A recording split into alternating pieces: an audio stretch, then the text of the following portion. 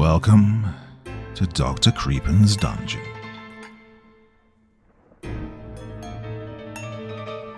Mad scientists terrify us because they embody the darkest possibilities of human ambition.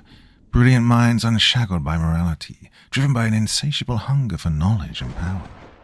Unlike traditional monsters, they're not bound by supernatural forces, but by their own arrogance, making them eerily plausible. They twist science into a weapon, blurring the line between progress and horror, often justifying atrocities in the name of discovery.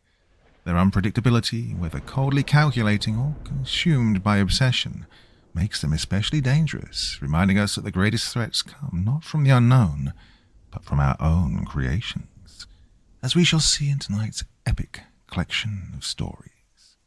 Now, as ever, before we begin, a word of caution. Tonight's tales may contain strong language as well as descriptions of violence and horrific imagery. That sounds like your kind of thing. Then let's begin.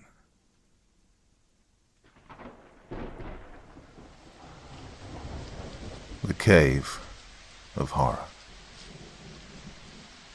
Screaming, the guardsman was jerked through the air. An unearthly screech rang through the cavern. The unseen horror of Mammoth Cave had struck again.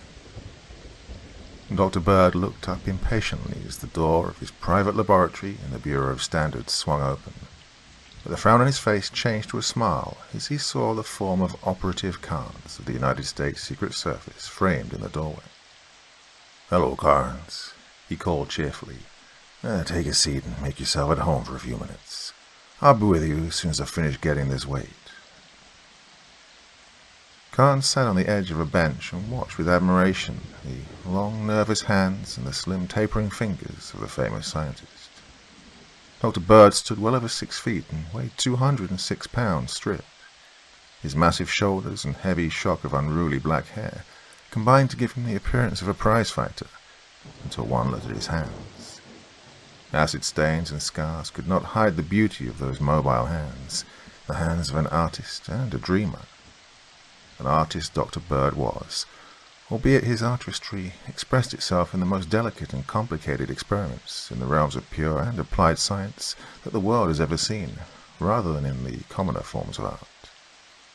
The doctor finished his task of weighing a porcelain crucible, set it carefully into a desiccator, and turned to his friend. "What's on your mind, Carnes?" he asked. "You look worried. Is there another counterfeit on the market?" The operative shook his head. "Have you been reading those stories that the papers have been carrying about Mammoth Cave?" he asked. Dr. Bird emitted a snort of disgust. "I read the first one of them partway through, on the strength of it being an Associated Press dispatch," he replied. "But that was enough. It didn't exactly impress me with its veracity, and from a viewpoint of literature, the thing was impossible. I have no time to pore over the lucubrations of an inspired press agent." "So you dismiss them as mere press agent work?" "Well, certainly. What else could they be? Things like that don't happen fortuitously, just as the tourist season's about to open. Well, I suppose that those yarns will bring flocks of the curious to Kentucky, though. The public always responds well to sea serpent yarns." "Well, Mammoth Cave has been closed to visitors for the season," said Carnes quietly. "What?" cried the doctor in surprise. Was there really something to those wild yarns? "Well, there was, and what's more to the point, there still is. At least there's enough to it that I'm leaving for Kentucky this evening. I came here for the express purpose of asking you whether you wanted to come along. Bolton suggested that I ask you. He said that the whole thing sounded to him like magic, and that magic was more in your line than in ours.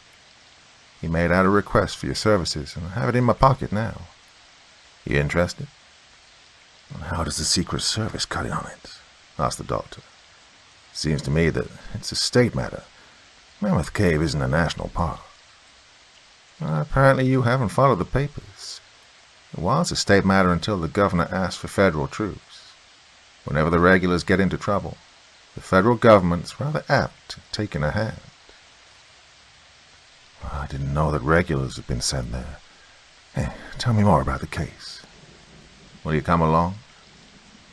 Dr. Bird shook his head slowly. "I really see how I can spare the time, Carnes, he said. I'm in the midst of some work of the utmost importance, and it hasn't reached the stage where I can turn it over to an assistant. Well, then I won't bother you with the details, replied Carnes as he rose. Sit down, damn you, cried the doctor. You know better than to try and pull that on me. Tell me a case, and then I'll tell you whether I'll go or not. But I can't spare the time, but on the other hand, if it sounds interesting enough. Carnes laughed. All right, Doctor, he said. I'll take enough time to tell you about it, even if you can't go. Now, do you know anything about it? No. I read the first story halfway through and then stopped. So start at the beginning and tell me the whole thing. Have you ever been to Mammoth Cave? Nope. It, or rather, they, for while it's called Mammoth Cave, it really is a series of caves, are located in Edmonson County in central Kentucky, on a spur railroad from Glasgow Junction on the Louisville and Nashville Railroad. They are natural limestone caverns with the customary stalactite and stalagmite formations, but are unusually large and very beautiful. Now, the caves are quite extensive, and they're on different levels, so a guide's necessary if one wants to enter them and be at all sure of finding the way out. Visitors are taken over a regular route and are seldom allowed to visit portions of the cave off these routes. Large parts of the cave have never been thoroughly explored or mapped. So much for the scene. Well, about a month ago, a party from Philadelphia who were motoring through Kentucky entered the cave with a regular guide. The party consisted of a man and his wife and their 2 children, a boy of 14 and a girl of 12. They went quite a distance back into the caves, and then, as the mother was feeling tired, she and her husband sat down, intending to wait until the guide showed the children some sights which lay just ahead and then return to them. The guide and the children never returned. What happened? Well, no one knows. All that is known is the bare fact that they've not been seen since. Kidnapping case? Apparently not. In the light of later happenings, although that was at first thought to be the explanation. Parents waited for some time. Mother says she heard faint screams in the distance some 10 minutes after the guide and the children left. But they were very far away, and she isn't sure she heard them at all. Well, at any rate, they didn't impress her at the time. When half an hour had passed, they began to feel anxious, and the father took a torch and started out to hunt for them. Well, the usual thing happened. He got lost. When he failed to return, the mother, now thoroughly alarmed, made her way by some uncanny sense of direction to the entrance and gave the alarm. In half an hour, a dozen search parties were on their way into the cave. The father was soon located, not far from the beaten trail. Despite 3 days of constant search, the children were not located. The only trace of them that was found was a bracelet which the mother identified. It was found in the cavern some distance from the beaten path and was broken, as though by violence. There were no other signs of a struggle. When the bracelet was found, the kidnapping theory gained vogue, for John Harrell, the missing guide, knew the cave well, and natives of the vicinity scouted the area that he might be lost in. Inspired by the large reward offered by the father, fresh parties began to explore the unknown portions of the cave. And then came the second tragedy. 2 of the searchers failed to return. This time there seemed to be little doubt of violence, for screams and a pistol shot were faintly heard by other searchers, together with a peculiar, screaming howl, as it was described by those who heard it. The search was at once made toward the spot where the bracelet had been picked up, and the gun of one of the missing men was found within 50 yards of the spot where the bracelet had been discovered. 1 cylinder of the revolver had been discharged. Were there any signs on the floor? Well, the searchers said that the floor appeared to be rather more moist and slimy than usual, but that was all. They also spoke of a very faint smell of musk, but this observation was not confirmed by others who arrived a few moments later. So what happened next? Well, the governor was appealed to, and a company of the National Guard was sent from Louisville to Mammoth Cave. They took up camp at the mouth of the cave and prevented everyone from entering. Soldiers armed with service rifles penetrated the caverns, but found nothing. Visitors were excluded, and the guardsmen established regular patrols and sentry posts in the cave, with the result that one night, when time came for a relief, The only trace that could be found of one of the guards was his rifle. It hadn't been fired. Double guards were then posted, and nothing happened for several days. And then another sentry disappeared. His companion came rushing out of the cave screaming. When he recovered, he admitted that both he and the missing man had gone to sleep, and when he awoke, he found his comrade gone. He called and he says that the answer he received was a peculiar whistling noise, which raised all the hair on the back of his neck. He flashed his electric torch all round, but couldn't see anything. He swears, however, that he heard a slipping, sliding noise approaching him, and he felt that someone was looking at him. He bared it as long as he could, and threw down his rifle and ran for his life. Had he been drinking? No. Wasn't delirium either, as was shown by the fact that a patrol found his gun where he'd thrown it, but no trace of the other sentry. After this second experience, the guardsmen weren't very eager to enter the cave, and the governor asked for regulars. A company of infantry was ordered down from Fort Thomas to relieve the guardsmen, but they fared worse than their predecessors. They lost 2 men the first night of their guards. Well, the regulars weren't caught napping, for the main guard had 5 shots fired. They rushed a patrol to the scene and found both of the rifles which had been fired, but the men were gone. The officer of the day made a thorough search of the vicinity and found, some 200 yards from the spot where the sentries had been posted, a crack in the wall through which the man of a body could be forced. Now, this body crack had fresh blood on each side of it. Several of his men volunteered to enter the hole and search, but the lieutenant would not allow it. Instead, he armed himself with a couple of hand grenades and an electric torch and entered himself. Well, that was last Tuesday, and he has not returned. Was there any disturbance heard from the crack? None at all. The guard was posted with 2 machine guns pointed at the crack in the wall, and a guard of 8 men and a sergeant stationed there.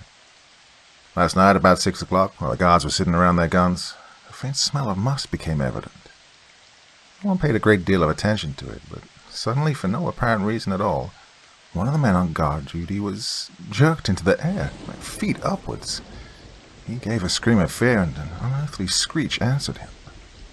The guards, with the exception of one man, turned tail and ran. One man stuck by his gun and poured a stream of bullets into the crack. The retreating man could hear the rattle of the gun for a few moments. Then there was a choking scream, followed by silence. When the officer of the day got back with the patrol, there was a heavy smell of musk in the air, and a good deal of blood was splashed around. The machine guns were both there, although one of them was twisted up until it looked like it had been through an explosion. The officer commanding the company investigated the place, ordered all the men out of the cave, and communicated with the War Department. The Secretary of War found it too tough a nut to crack, and he asked for help, so Bolton's sending me down there. Well, do you think, in view of this yarn, that your experiments can wait? The creases on Dr. Bird's high forehead had grown deeper and deeper as Carnes had told his story, but now they suddenly disappeared, and he jumped to his feet with a boyish grin. "How soon are we leaving?" he asked. "In 2 hours, Doctor. Car's waiting for us downstairs, and I have reservations booked for both of us on the Southern tonight. I knew you were coming. In fact, the request for your services had been approved before I came here to see you." Dr. Bird rapidly divested himself of his laboratory smock and took his coat and hat from a cupboard. "Well, I do hope you realize, Carnesy, old man," he said as he followed the operative out of the building, "that I have a real fondness for your worthless old carcass. I'm leaving the results of 2 weeks of patient work alone and unattended in order to keep you out of trouble. And I know that it'll be ruined when I get back. I wonder whether you are worth it." "Ah," retorted Carnes.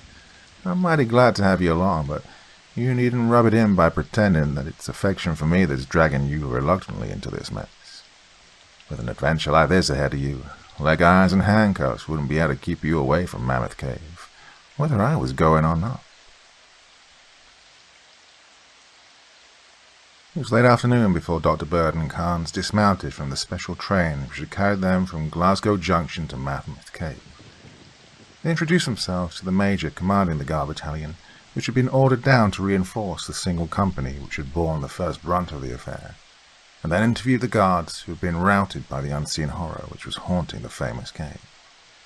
Nothing was learned which differed in any great degree from the tale which Carnes had related to the doctor in Washington, except that the officer of the day, who had investigated the last attack, failed to entirely corroborate the smell of musk which had been reported by the other observers. "It might have been musk, but to me it smelled differently," he said. "Were you ever near a rattlesnake den in the West?" Dr. Bird nodded. "Then you know the peculiar reptilian odor which such a place gives off. Well, this smell was somewhat similar, though not the same by any manner of means. It was musky, all right, but it was more snake than musk to me. Well, I rather like musk, but this smell gave me the horrors." "Did you hear any noises?" "None at all. The men described some peculiar noises, and Sergeant Jervis is an old file and pretty apt to get things straight, but they may have been made by men who were in trouble. I saw a man caught by a boa in South America once, and the noises he made might very well have been described in almost the same words as Jervis used." "Thanks, Lieutenant," replied the doctor. "I remember what you've told me. Now I think we'll go into the cave." "My orders are to allow no one to enter, Doctor." I beg your pardon. Now, Carnes, where's that letter from the Secretary of War?" Carnes produced the document. The lieutenant examined it and excused himself. He returned in a few moments with the commanding officer.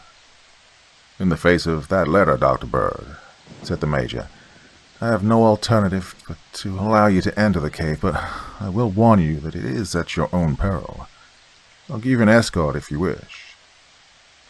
If Lieutenant Pierce will come with me as a guide, that'll be all I need." The lieutenant paled slightly, but threw back his shoulders. "Do you wish to start at once, sir?" he asked. "In a few moments. What's the floor of the cave like where we're going?" "Quite wet and slimy, sir." "Very slippery?" "Yes, sir."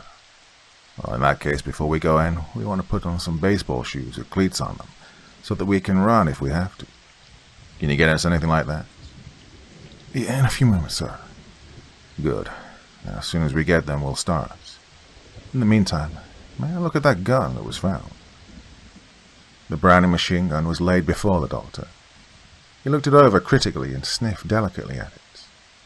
He took from his pocket a phial of liquid, moistened a portion of the water jacket of the weapon, and then rubbed the moistened part briskly with his hand. He sniffed again, and looked disappointed, and again examined the gun closely. "Carnes," he said at length, "do you see anything on this gun that looks like tooth marks?" "Nothing, Doctor." Neither do I. There are some marks here which might quite conceivably be fingerprints of a 40-foot giant, but those two parallel grooves look like the result of severe squeezing. But there are no tooth marks. Strange. There's no persistent odor on the gun, which is also strange. Well, there's no use in theorizing. We're confronted by a condition and not a theory, as someone once said. Now, let's put on those baseball shoes and see what we can find out. Dr. Bird led the way into the cave, Carnes and the lieutenant following closely with electric torches. In each hand, Dr. Bird carried a phosphorus hand grenade. No other weapons were visible, although the doctor knew that Carnes carried a caliber .45 automatic pistol strapped under his left armpit. As they passed into the cave, the lieutenant stepped forward to lead the way. "I'm going first," said the doctor. "Follow me and indicate the turns by pressure on my shoulder. Don't speak after we've started, and be ready for instant flight. Now, let's go." Forward into the interior of the cave they made their way. The iron cleats of the baseball shoes rang on the floor, and the noise echoed back and forth between the walls, dying out in little eerie whispers of sound that made Carnes' hair rise. Ever forward they pressed, the lieutenant guiding the doctor by silent pressure on his shoulder, and Carnes following closely. For half a mile they went on, until a restrainable pressure brought the doctor to a halt. The lieutenant pointed silently toward a crack in the wall before them. Carnes started forward to examine it, but a warning gesture from the doctor stopped him. Slowly, an inch at a time, the doctor crept forward, hand grenades in readiness. Presently he reached the crack and, shifting one of the grenades into his pocket, he drew forth an electric torch and sent a beam of light through the crack into the dark interior of the earth. For a moment he stood thus, and then suddenly snapped off his torch and straightened up in an attitude of listening. The straining ears of Carnes and Lieutenant Pierce could hear a faint slithering noise coming toward them, not from the direction of the crack, but from the interior of the cave. Simultaneously a faint, musky, reptilian odor became apparent. "Run!" shouted the doctor. "Run like hell! It's loose in the cave!" The lieutenant turned and fled at top speed toward the distant entrance of the cave, Carnes at his heels. Dr. Bird paused for an instant, straining his ears, and then threw a grenade. A blinding flash came from the point where the missile struck, and a white cloud rose in the air. The doctor then turned and fled after his companions. Not for nothing had Dr. Bird been an athlete of note in his college days. Well, despite the best efforts of his companions, who were literally running for their lives, he soon caught up with them. As he did so, a weird, blood-curdling screech rose from the darkness behind them. Higher and higher in pitch the note rose, until it ended suddenly in a gurgling grunt, as though the breath which had uttered it had been suddenly cut off. The slithering, rustling noise became louder on their trail. "Faster!" gasped the doctor, as he put his hand on Carnes' shoulder and pushed him forward. The noise of pursuit gained slightly on them, and a sound as of intense breathing became audible. Dr. Bird paused and turned and faced the oncoming horror. His electric torch revealed nothing, but he listened for a moment, and then threw his second grenade. Keenly he watched its flight. It flew through the air for 30 yards and then struck an invisible obstruction and bounded toward the ground. Before it struck, the downward motion ceased, and it rose in the air. As it rose, it burst with a sharp report, and a wild scream of pain filled the cavern with a deafening roar. The doctor and his companions fled again.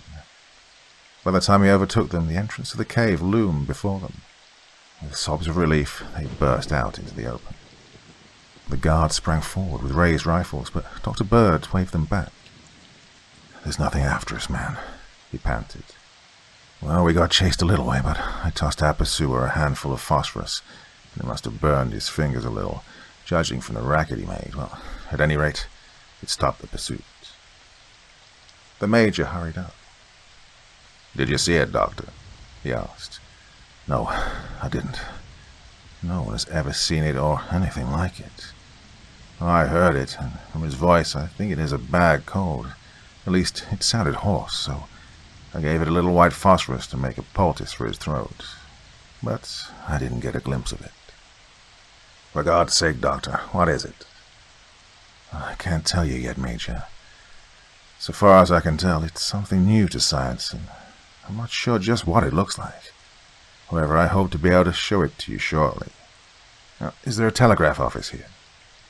"No, but we have a signal corps detachment with us, and they have a portable radio set which will put us in touch with the Army now." "Good. Can you place a tent at my disposal?" "Yeah, certainly, Doctor."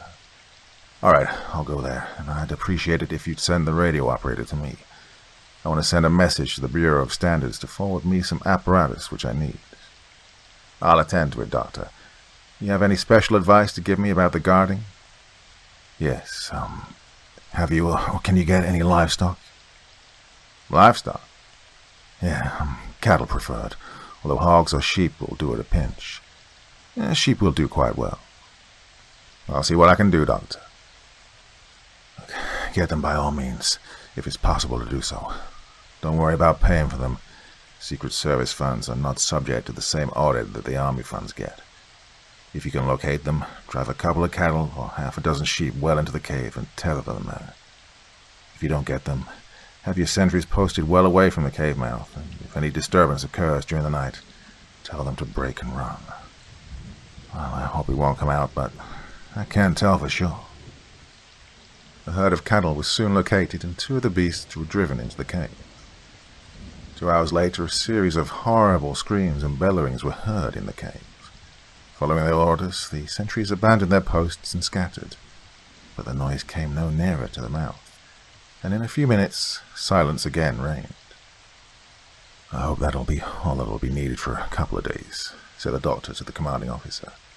"But you'd better have a couple more cattle driven in the morning. We want to keep the brood well fed. Now, is there a tank stationed at Fort Thomas?" "No, there isn't." "Then radio Washington, and I want the fastest three-man tank that the Army has sent here at once. Don't bother with military channels.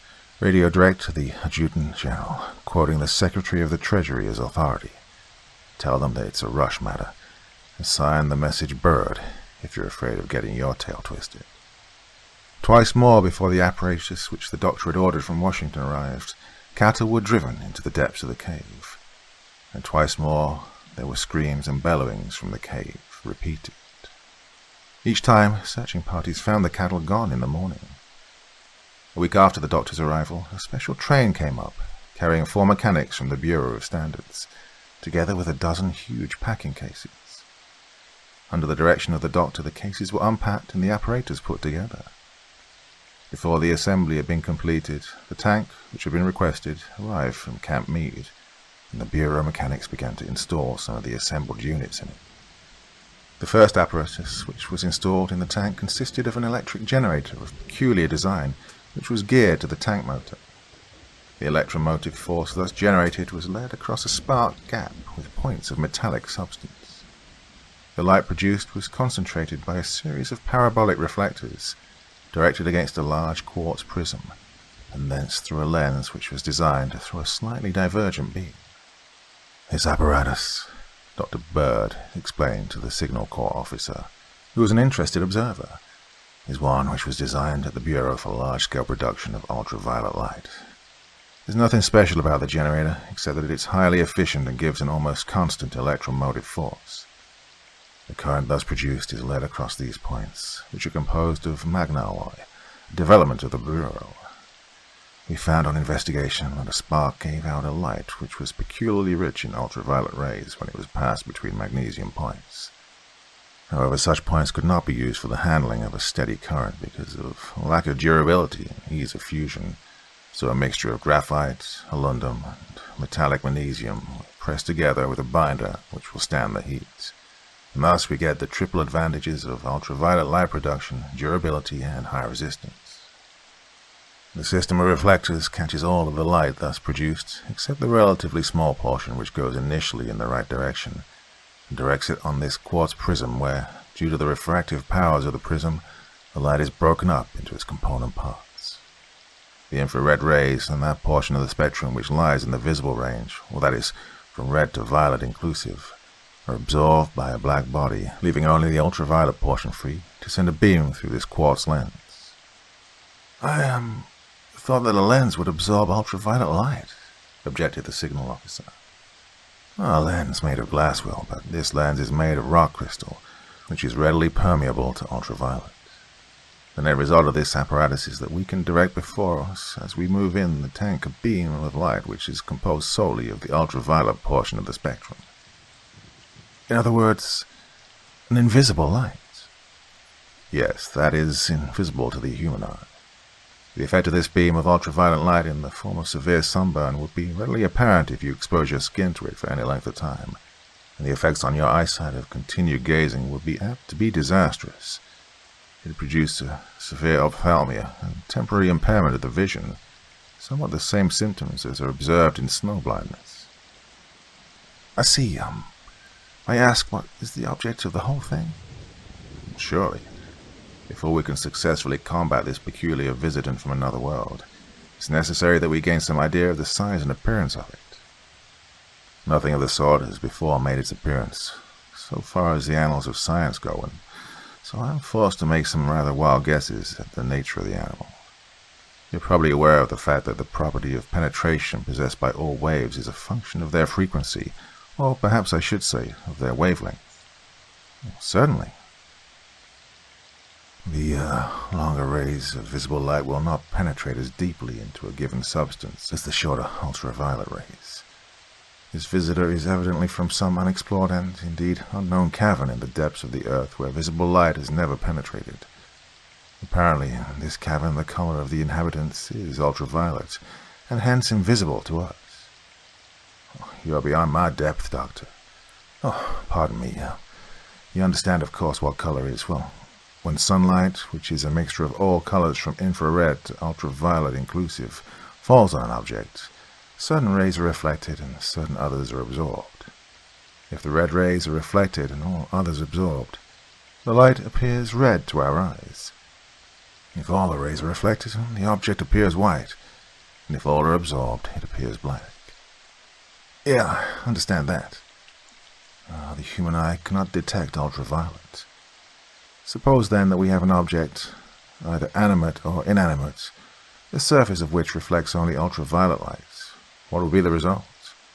Well, the object would be invisible. I should think it would be black if all the rays except the ultraviolet were absorbed. Well, it would, but, well, I didn't say the others were absorbed. Are you familiar with fluorescein? No. Well, I think you are. It's the dye used in making changeable silk. If we fill a glass container with a fluorescein solution and look at it by reflected light, it appears green. If we look at it by transmitted light, that is, light which has traversed the solution, it appears red. So, in other words, this is a substance which reflects green light, allows a free passage to red light, and absorbs all other light. Now, this creature that we're after, if my theory is correct, is composed of a substance which allows free passage to all the visible light rays, and at the same time reflects ultraviolet light. Do I make myself clear? Perfectly. Very well then, my apparatus will project forward a beam of ultraviolet light which will be in much greater concentration than exists in incandescent electric light. And it's my hope that this light will be reflected by the body of the creature to a sufficient amount to allow me to make a photograph of it. But won't your lens prevent the ultraviolet light from reaching your plates? Well, an ordinary lens made of optical glass would do so. But I have a camera here equipped with a rock crystal lens, which will allow ultraviolet light to pass through it practically unhindered, and with very slight distortion. When I add that I'll have my camera charged with X-ray film, a film which is peculiarly sensitive to the shorter wavelengths, you'll see that I'll have a fair chance of success. Well, it sounds logical. Would you allow me to accompany you when you make your attempt? Oh, I'll be glad of your company, if you can drive a tank. I want to take cons with me, and the tank will only hold 2 besides the driver. Well, I can drive a tractor. In that case, you should master the tricks of tank driving in short order. Get familiar with it, and we'll appoint you as driver. We'll be ready to go in tonight. But I'm going to wait a day. Our friend was fed last night, and there's less chance he'll be about. The early part of the next evening was marked by howls and screams coming from the mouth of the cave. As the night wore on, the noises were quite evidently coming nearer, and the sentries watched the cave mouth nervously, ready to bolt and scatter according to their orders at the first alarm. About 2 a.m., the doctor and Carnes climbed into the tank beside Lieutenant Leffingwell, and the machine moved slowly into the cave. A searchlight on the front of the tank lighted the way for them, and attached to a frame which held it some distance ahead of them was a luckless sheep. "Keep your eyes on the mutton, Carnes," cautioned the doctor. "As soon as anything happens to it, shut off the searchlight and let me try to get a picture. As soon as I have made my exposures, I'll tell you, and you can snap it on again. Lieutenant, when the picture's made, turn your tank and make for the entrance of the cave. If we're lucky, we'll get out." Forward, the tank crawled, the sheep bleating and trying to break loose from the bonds which held it. It was impossible to hear much over the roar of the motor, but presently Dr. Bird leaned forward, his eyes shining. "I smell musk," he announced. "Get ready for action." Even as he spoke, the sheep was suddenly lifted into the air. He gave a final bleat of terror, and then its head was torn from its body. "Quick, Carnes!" shouted the doctor.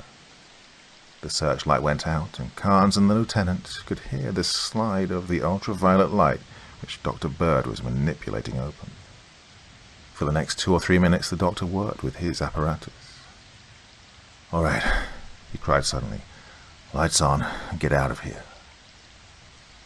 Khan snapped on the searchlight, and Lieutenant Leffingwell swung the tank around and headed for the cave mouth. For a few feet, their progress was unhindered, and then the tank ceased its forward motion, although the motor still roared and the track slid on the cave floor. Carnes watched with horror as one side of the tank bent slowly in toward him. There was a rending sound, and a portion of the heavy steel fabric was torn away. Dr. Bird bent over something on the floor of the tank. Presently, he straightened up and threw a small object into the darkness. There was a flash of light, and bits of flaming phosphorus flew in every direction. The anchor which held the tank was suddenly loosed, and the machine crawled forward at full speed, while a roar of escaping air, mingled with a bellowing shriek, burdened the smoke-laden air. "Faster!" cried the doctor, as he threw another grenade. Lieutenant Leffingwell got the last bit of speed possible out of the tank, and they reached the cave mouth without further molestation. "I had an idea that our friend wouldn't care to pass through a phosphorus screen," said Dr. Bird with a chuckle as he climbed out of the tank. "He must have been rather severely burned the other day, and once burned is usually twice shy. Where's Major Brown?" The commanding officer stepped forward. "Drive a couple of cattle into the cave, please, Major," directed Dr. Bird. "I want to fill that brood up, keep him quiet for a while. I'm going to go develop my films." Lieutenant Leffingwell and Carnes peered over the doctor's shoulders as he manipulated his films in a developing bath. Gradually, vague lines and blotches made their appearance on one of the films, but the form was indistinct. Dr. Bird dropped the films in a fixing tank and straightened up. "We have something, gentlemen," he announced, "but I can't tell yet how clear it is. It'll take those films 15 minutes to fix, and then we'll know."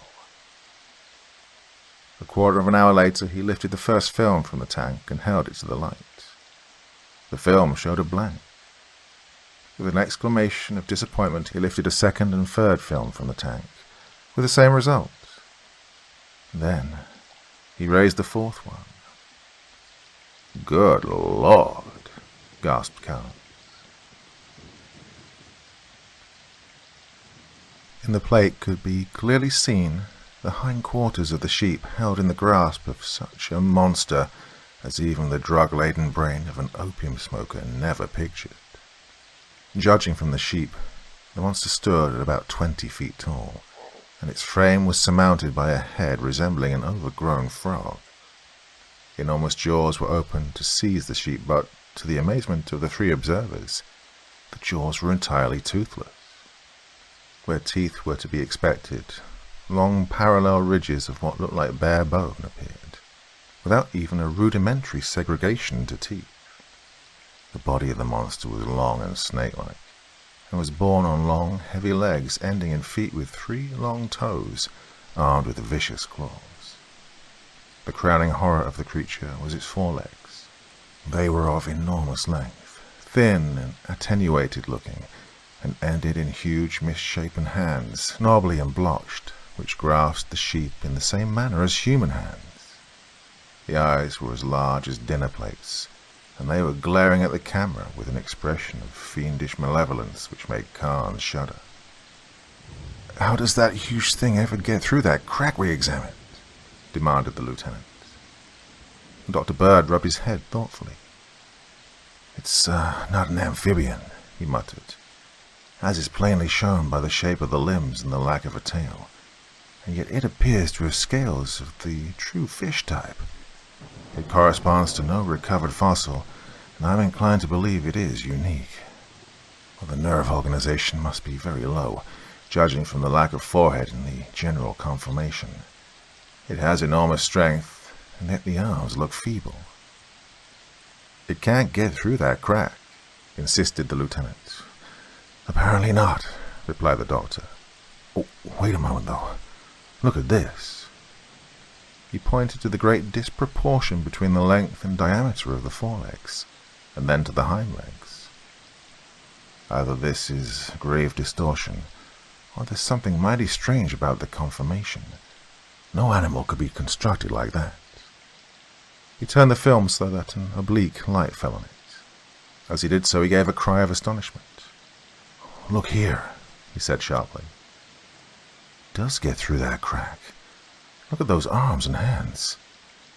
There's the answer. This creature is tall and broad, but from front to rear it can measure only a few inches. The same must be true of the frog-like head. That animal has been developed to live and move in a low-roofed cavern, and to pass through tiny openings only a few inches wide. Its bulk is all in 2 dimensions. I believe you're right," said Carnes as he studied the film. "There is no doubt of it," answered the doctor. "Look at those paws, too, Carnes. That substance isn't bone, it's gum. The thing is so young and helpless that it hasn't cut its first teeth yet. It must be a baby, and that's the reason why it made its way into the cave when no other of its kind ever has." "How large are the full-grown ones if this is a baby?" asked the lieutenant. "Oh, the Lord alone knows," replied Dr. Bird. "I hope that I never have to face one and find out. Well, now we know what we're fighting, we ought to be able to settle this." "High explosive?" suggested the lieutenant. I don't think so. With such a low nervous organization, we would have to tear it practically to pieces to kill it, and I'm anxious to keep it from mutilation for scientific study. I have an idea, but I'll have to study a while before I can be sure of the details. Send me the radio operator." The next day, the Bureau mechanics began to dismount the apparatus from the tank and to assemble another elaborate contrivance. Before they'd made an end to the work, though, additional equipment had arrived from Washington, which was incorporated into the new setup. At length, Dr. Bird pronounced himself ready for the attempt. Under his direction, 3 cattle were driven into the cave and there tethered.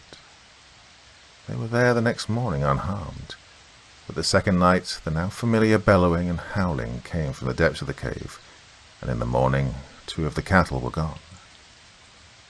"That'll keep him quiet for a day or 2, said the doctor.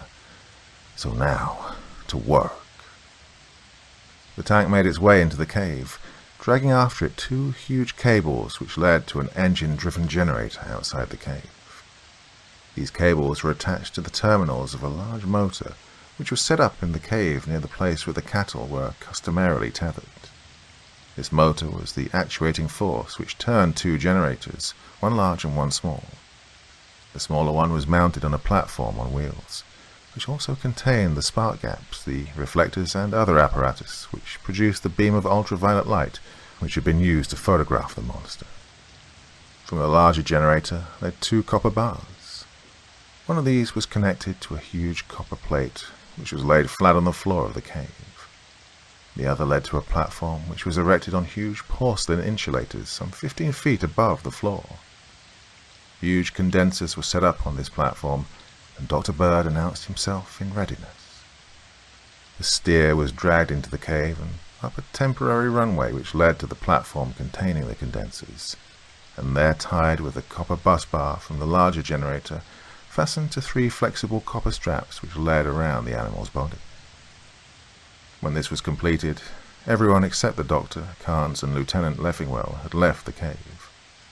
These 3 crouched behind the searchlight, which sent a mild beam of ultraviolet onto the platform where the steer was held. The engine outside the cave was started, and the 3 men waited with tense nerves. For several hours nothing happened. The steer tried from time to time to move, and, finding it impossible, set up plaintive bellows for liberty. "I wish something would happen," muttered the lieutenant. "This is getting on my nerves." "Something is about to happen," replied Dr. Bird grimly. "Listen to that steer." The bellowing of the steer had suddenly increased in volume, and, added to the note of discontent, was a note of fright which had previously been absent.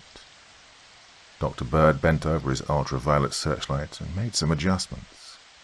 He handed a helmet-like arrangement to each of his companions and slipped one over his own head. "Can't see a thing, Doctor," said Carnes in a muffled voice. The objects at which you are looking absorb rather than reflect ultraviolet light," said the doctor. "This is a sort of fluoroscope arrangement, and it isn't perfect at all. However, when the monster comes along, I'm pretty sure that you'll be able to see it. You may see a little more as your eyes get accustomed to it." "I can see very dimly," announced the lieutenant. Dimly, the walls of the cave and the platform before them began to take vague shape. The three stared intently down the beam of ultraviolet light which the doctor directed down the passageway leading deeper into the cave. "Oh, good Lord," said Khan suddenly.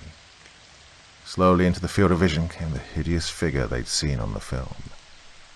As it moved forward, a rustling, slithering sound could be heard, even over the bellowing of the steer and the hum of the apparatus.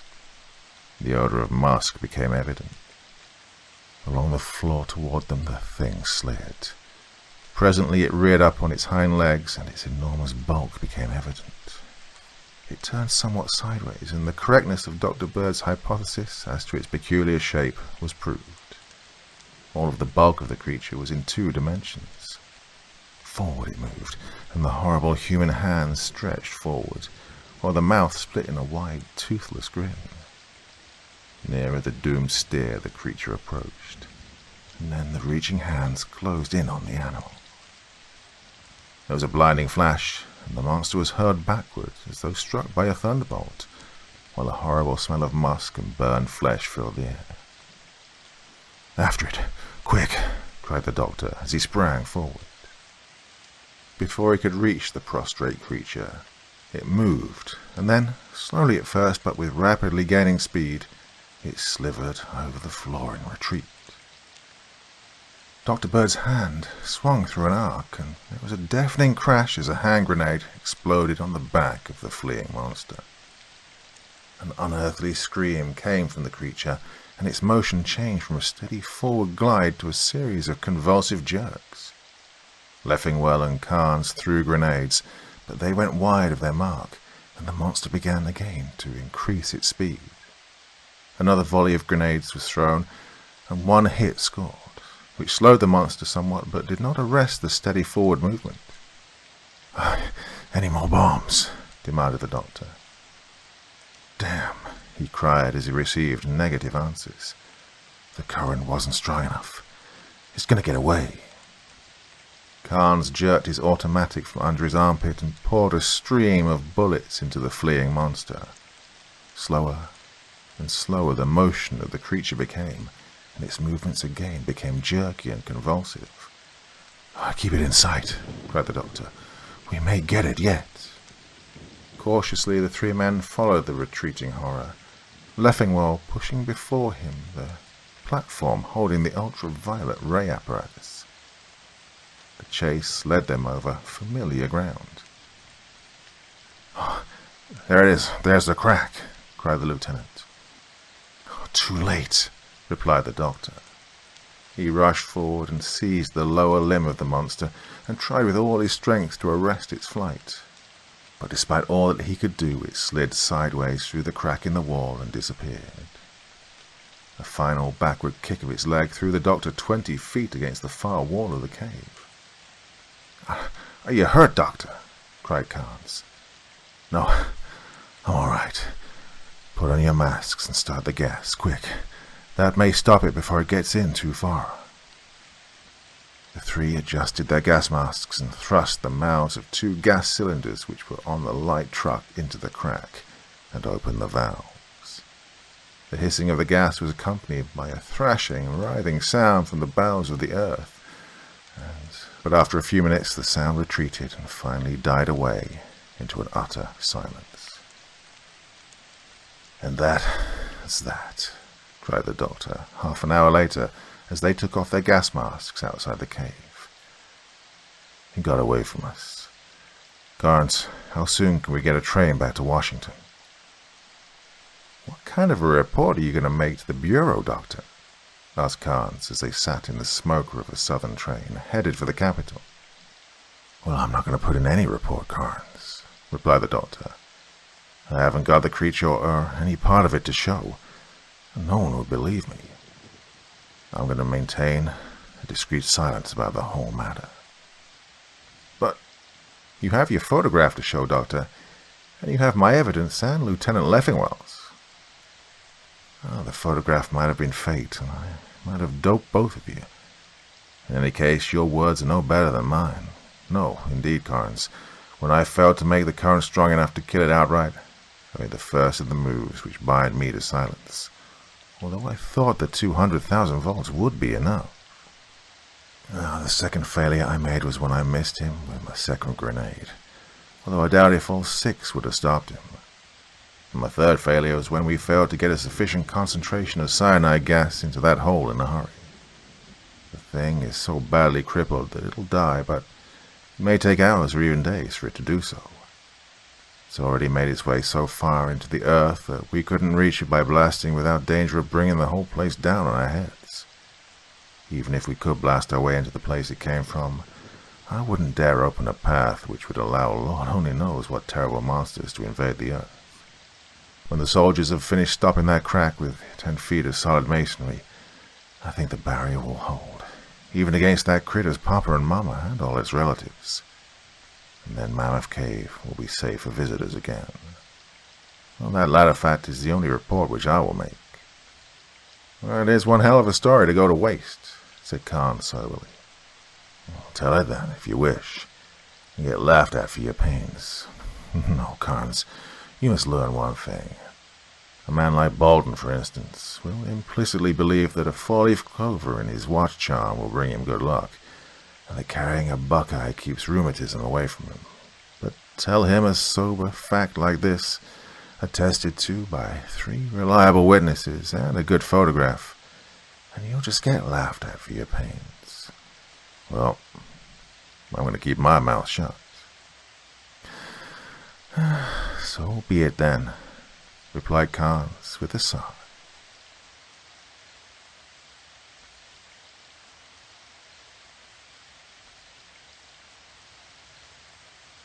The bodies had broken into pieces, as though they'd been made of glass. Cold Light, by Captain S. P. Mead. Oh, damn it, Carnes. I'm on my vacation. I know it, Doctor, and I hate to disturb you, but I felt that I simply had to. I have one of the weirdest cases on my hands that I've ever been mixed up in. And, well, I think you'll forgive me for calling when I tell you about it. Dr. Bird groaned into the telephone. I took a vacation last summer. Tried to. You hauled me away from the best fishing I've found in years to help you on a case. This year I've traveled all the way from Washington to San Francisco to get away from you, and the very day that I get here, you're after me. Oh, I won't have anything to do with it. Hey, where are you, anyway? I'm at Fallon, Nevada, Doctor. I'm sorry that you won't help me out because the case promises to be unusually interesting. Hey, let me tell you about it at least. Dr. Bird groaned louder than ever into the telephone. All right, go ahead and tell me about it, if it'll relieve your mind. But I've given you my final answer. I am not a bit interested in it. That's quite all right, Doctor. Don't expect you to touch it. I hope, however, that you'll be able to give me an idea of where to start. So, did you ever see a man's body broken in pieces? You mean badly smashed up? No, indeed I mean just what I said. Broken in pieces. Legs snapped off as though the entire flesh had become brittle. No, I haven't. Neither did anyone else. Well, I've seen it, Doctor. What have you been drinking? Operative Carnes of the United States Secret Service chuckled softly to himself. The voice of the famous scientist of the Bureau of Standards plainly showed an interest which was quite at variance with the words he'd spoken. Oh, I was quite sober, Doctor. So was Hughes. We both saw it. Who is Hughes? Well, he's an airmail pilot. One of the crack flyers of the Transcontinental Airmail Corporation. Hey, why don't I tell you the whole thing in order? All right. I do have a few minutes to spare, but I'll warn you again that I don't intend to touch this case. Yeah, suit yourself, Doctor. Well, I have no authority to requisition your services. As you know, the TAC has been handling a great deal of transcontinental airmail with a pretty clean record on accidents. The day before yesterday, a special plane left Washington to carry 2 packages from there to San Francisco. One of them was a shipment of jewels valued at $250,000, consigned to a San Francisco firm, and the other was a sealed packet from the War Department. No one was supposed to know the contents of that packet except the Chief of Staff, who delivered it to the plane personally. But rumors got out, as usual, and it was popularly supposed to contain certain essential features of the Army's war plans. Well, this much is certain. The plane carried not only the regular TAC pilot and courier, but also an Army courier, and it was guarded during the trip by an Army plane armed with small bombs and a machine gun. You know what? I rode in it. My orders were simply to guard the ship until it landed at Mills Field, then to guard the courier from there to the Presidio of San Francisco till his packet was delivered personally into the hands of the commanding general of the 9th Corps area. Well, the trip was quiet and monotonous until after we left Salt Lake City at dawn this morning. Nothing happened until we were about 100 miles east of Reno. We'd taken elevation to cross the Stillwater Mountains and were skimming low over them, my plane trailing the TAC plane by about a half a mile. I wasn't paying any particular attention to the other ship when I suddenly felt our plane leap ahead. Well, it was a fast one, and the pilot gave it the gun and made it move, I can tell. I yelled into my phone, asked him what the reason was. The pilot yelled back that the plane ahead was in trouble. Now, as soon as it was called to my attention, I could see myself that it wasn't acting normally. It was losing elevation and was pursuing a very erratic course. Before we could reach it, it lost flying speed and fell into a spinning nosedive and headed for the ground. Well, I watched, expecting every minute to see the crew make parachute jumps, but they didn't, and the plane hit the ground with a terrific crash. It caught fire, I suppose. No, Doctor. That's one of the funny things about the accident. It didn't. It hit the ground in an open place free from brush and literally just burst into pieces. But it didn't flame up. We headed directly for the scene of the crash, and we encountered another funny thing. We almost froze to death. What do you mean? Well, exactly what I say. Well, of course, it's pretty cold at that altitude all the time, but this cold was like nothing I'd ever encountered. It seemed to freeze the blood in our veins, and it congealed frost on the windshields, and it made the motor miss for a moment. It was only momentary, and it only existed directly over the wrecked plane. We went past it and swung around in a circle and came back over the wreck. But we didn't feel that cold again. Next thing we tried to do was find a landing place. And that country is pretty rugged and rough, and there wasn't a flat place for miles that was large enough to land a ship on. Hughes and I talked it over. There didn't seem too much of anything that we could do except to go on until we found a landing place. I had no experience in parachute jumping, and I couldn't pilot the plane if Hughes jumped. So we swooped down over the wreck as close as we dared, and that was when we saw the condition of the bodies. God, the whole plane was cracked up pretty badly. But the weird part of it was the fact that the bodies of the crew had broken into pieces, as though they'd been made of glass. Arms and legs were detached from the torsos and lying at a distance. There was no sign of blood on the ground. We saw all this with our naked eyes from close at hand, and verified it by observations through binoculars from a greater height. And when we'd made our observations and marked the location of the wreck as closely as we could, we headed east until we found a landing place near Fallon.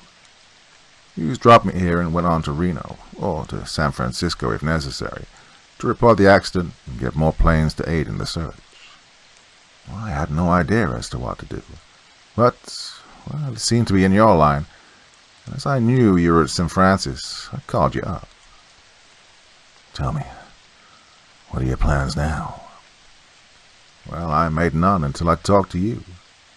The country where the wreck occurred is unbelievably wild, and We can't get near it with any transportation other than burros. The only thing that I can see to do is to gather together what transportation I can and head for the wreck on foot to rescue the packets and to bring out the bodies. So, can you suggest anything better? Tell me, when do you expect to start? As soon as I can get my pack train together. Possibly in 3 to 4 hours. Lawrence, tell me, are you sure that those bodies were broken into pieces? An arm or a leg might easily be torn off in a complete crash. No, they were smashed into bits as nearly as I could tell, Doc. Hughes is an old-time flyer, and he's seen plenty of crashes, but he's never saw anything like this. It beats anything that I ever saw, too. If your observations were accurate, there could be only one cause, and that one is a patent impossibility. I haven't got any equipment with me, but I expect that I can get most of the stuff that I want from the University of California across the bay at Berkeley. I can get a plane at Crizzy Field. Here, I'll tell you what to do, Carnes. Get your burro train together. Start as soon as you can. But leave me a half-dozen burros and a guide at Fallon. I'll get up there as soon as I can, and I'll try to overtake you before you get to the wreck. And if I don't, please don't disturb anything any more than you can help until my arrival. Do you understand? I thought you were on your vacation, Doctor. Shut up, will you? Like most of my vacations, this one will have to be postponed. I'll move as swiftly as I can. I ought to be at Fallon tonight if I'm lucky, and don't run into any obstacles. Burros are fairly slow, but I'll make the best time possible. Well, I rather expected you would, Doctor. Look, I can't pack my train together until this evening, so I'll wait for you right here. And I'm really glad that you're going to get in on it. Part 2. Silently, Carnes and Dr. Bird surveyed the wreck of the TAC plane. The observations of the Secret Service operative had been correct. The bodies of the unfortunate crew had been broken into fragments.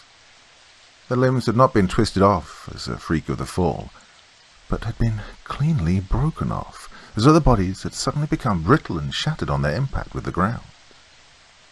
Not only the bodies, but the ship itself had been broken up. Even the clothing of the men was in pieces or had long splits in the fabric, whose edges were as clean as though they'd been cut with a knife. Dr. Bird picked up an arm which had belonged to the pilot and examined it. The brittleness, if it had ever existed, was gone now, and the arm was limp. No rigor mortis, commented the doctor. How long ago was the wreck? About 72 hours ago. What about those packets that were on the plane? Khan stepped forward and gingerly inspected first the body of the army courier, and then that of the courier of the TAC. Yeah, both gone, Doctor, he reported, straightening up. Dr. Bird's face fell into grim lines. There's more to this case than appears on the surface, Carnes, he said. This was no ordinary wreck. Now bring up that third burro. I want to examine these fragments a little. He then went on to one of the two guides who had accompanied them from Fallon. You and Wallace scout around the ground and see what you can find out. I especially wish to know whether anyone had visited the scene of the wreck. The guides consulted a moment and then started on their way. Carnes drove up the burro the doctor had indicated, and Dr. Bird unpacked it. He opened a mahogany case and took from it a high-powered microscope. Setting the instrument up on a convenient rock, he subjected portions of the wreck, including several fragments of flesh, to careful scrutiny. When he completed his observations, he fell into a brown study, from which he was aroused by Carnes. What did you find out about the cause of the wreck, Doctor? I don't know what to think. The immediate cause was that everything was frozen. The plane ran into a belt of cold which froze up the motor, which probably killed the crew instantly. It was undoubtedly the aftermath of that cold which you felt when you swooped down over the wreck. Yeah, it seems impossible that it could have gotten cold enough to freeze everything up like that. Yeah, it does. Yet I'm confident that that's what happened. It was no ordinary cold, Carnes. It was cold of the type that infests interstellar space. Cold beyond any conception you have of cold. Cold near the range of the absolute zero of temperature.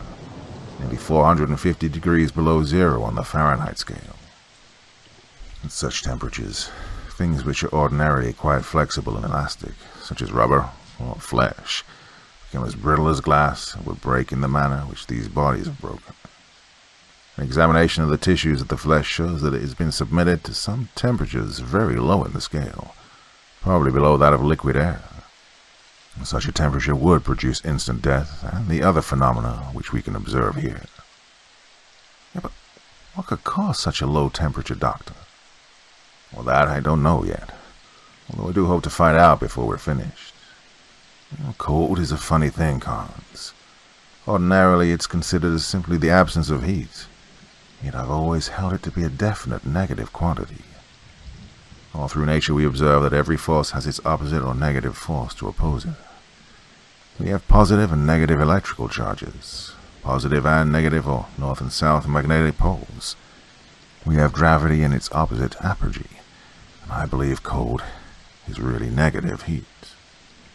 Well, I never heard of anything like that, Doctor. I always thought that things were cold because heat was taken from them, not because cold was added. It sounds preposterous. Such is the common idea, and yet I cannot accept it, for it does not explain all the recorded phenomena. Now, you are familiar with the searchlight, are you not? Well, in a general way, yeah.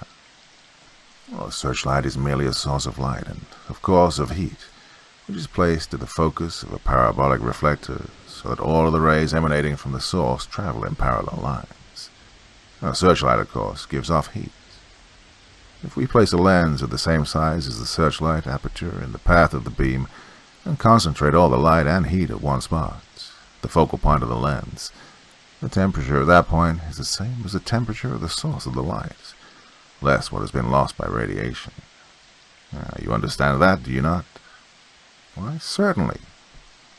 Now, suppose that we place at the center of the aperture of the searchlight a small opaque disc, which is permeable neither to heat nor light, in such a manner as to interrupt the central portion of the beam. As a result, the beam will go out in the form of a hollow rod or pipe of heat and light with a dark, cold core. This core will have the temperature of the surrounding air plus the small amount which was radiated into it from the surrounding pipe. If we now pass this beam of light through a lens in order to concentrate the beam, both the pipe of heat and the cold core will focus. If we place a temperature measuring device near the focus of the dark core, we'll find that the temperature is lower than the surrounding air. And this means that we have focused, or rather concentrated, the cold. It sounds impossible, but, well, I can offer no other criticism. Nevertheless, it is experimentally true. It's one of the facts which lead me to consider cold as negative heat. However, this is true of cold, as it is of the other negative forces. They exist and manifest themselves only in the presence of the positive forces. No one has yet concentrated cold except in the presence of heat, as I have outlined to you. How this cold belt which the TAC plane encountered came to be there is another question indeed. The thing which we have to determine is whether it was caused by natural or artificial forces. Both of the packets which the plane carried are gone, Doctor, observed Carnes. Yeah, that seems to add weight to the possibility that the cause was artificial, but it's far from conclusive. The packets might not have been on the men when the plane fell, or someone may have passed later and taken them for safekeeping. Well, the doctor's remarks here were interrupted by the guides. Someone's been out here since the wreck, Doctor, said Bill. Warder and I found tracks where two men came up here and prowled around for some time, and left by the way they came. They went off toward the northwest. We followed their trail for about 40 rods, then we lost it. We weren't able to pick it up again. Thanks, Bill, replied the doctor. Well, Carnes, that seems to add more weight to the theory that the spot of cold was made, and it didn't just happen naturally. If the prospecting party had just happened along, he would either have left the wreck alone, or they would have made some attempt to intern the bodies. That coal belt must have been produced artificially by men who planned to rob this plane after bringing it down, and who were nearby to get their plunder. So, is there any chance of following that trail? I doubt it, Doc. Oh, Waller and I scouted around quite a lot. We couldn't pick it up again. Is there any power line passing within 20 miles of here? Well, none that Waller and I know of, Doc. Funny. Such a device as must have been used would need power, and lots of it for operation. Well, I'll try my luck. Guards, help me unpack and set up the rest of my apparatus.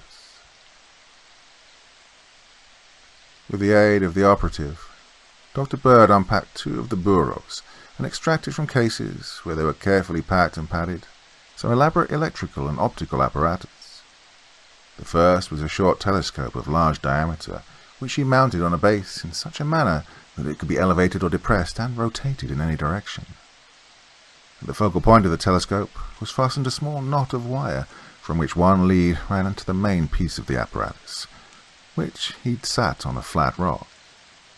The other lead from the wire knot ran into a sealed container surrounded by a water bath, under which a spirit lamp burned. From the container, another lead led to the main apparatus. This main piece consisted of a series of wire coils mounted on a frame and attached to the 2 leads. The doctor took from a padded case a tiny magnet suspended on a piece of wire of exceedingly small diameter, which he fastened in place inside the coils. Cemented to the magnet was a tiny mirror. "Hey, what is that apparatus?" asked Carnes as the doctor finished his setup and surveyed it with satisfaction. "Merely a thermocouple attached to a Darson valve galvanometer," replied the doctor. "This large squat telescope catches and concentrates on the thermocouple, and the galvanometer registers the temperature." Whew, you're way out of my depth here. What's a thermocouple?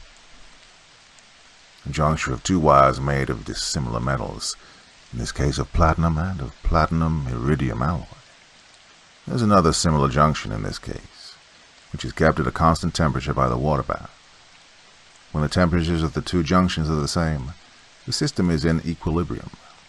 When there are different temperatures, an electrical potential is set up, which causes a current to flow from one to the other through the galvanometer. The galvanometer consists of a magnet set up inside coils through which the current I spoke of flows. This current causes the magnet to rotate, and by watching the mirror, the rotation can be detected and measured. Now, this device is one of the most sensitive ever made, and is used to measure the radiation from distant stars. Currents as small as you can imagine have been detected and measured. This particular instrument is not that sensitive to begin with, and has its sensitivity further reduced by having a high resistance in one of the leads. So, what are you going to use it for? I'm hoping to try and locate somewhere in these hills a patch of local coal.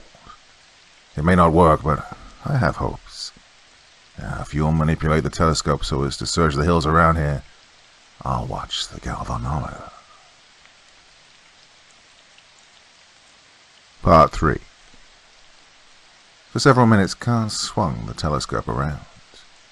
Twice Dr. Bird stopped him and decreased the sensitiveness of his instrument by introducing more resistance in the lines in order to keep the magnet from twisting clear around, due to the fluctuations in the heats received on account of the varying conditions of reflection. As Carnes swung the telescope again, the magnet swung around sharply, nearly to a right angle to its former position. "Stop!" cried the doctor. "Now, read your device."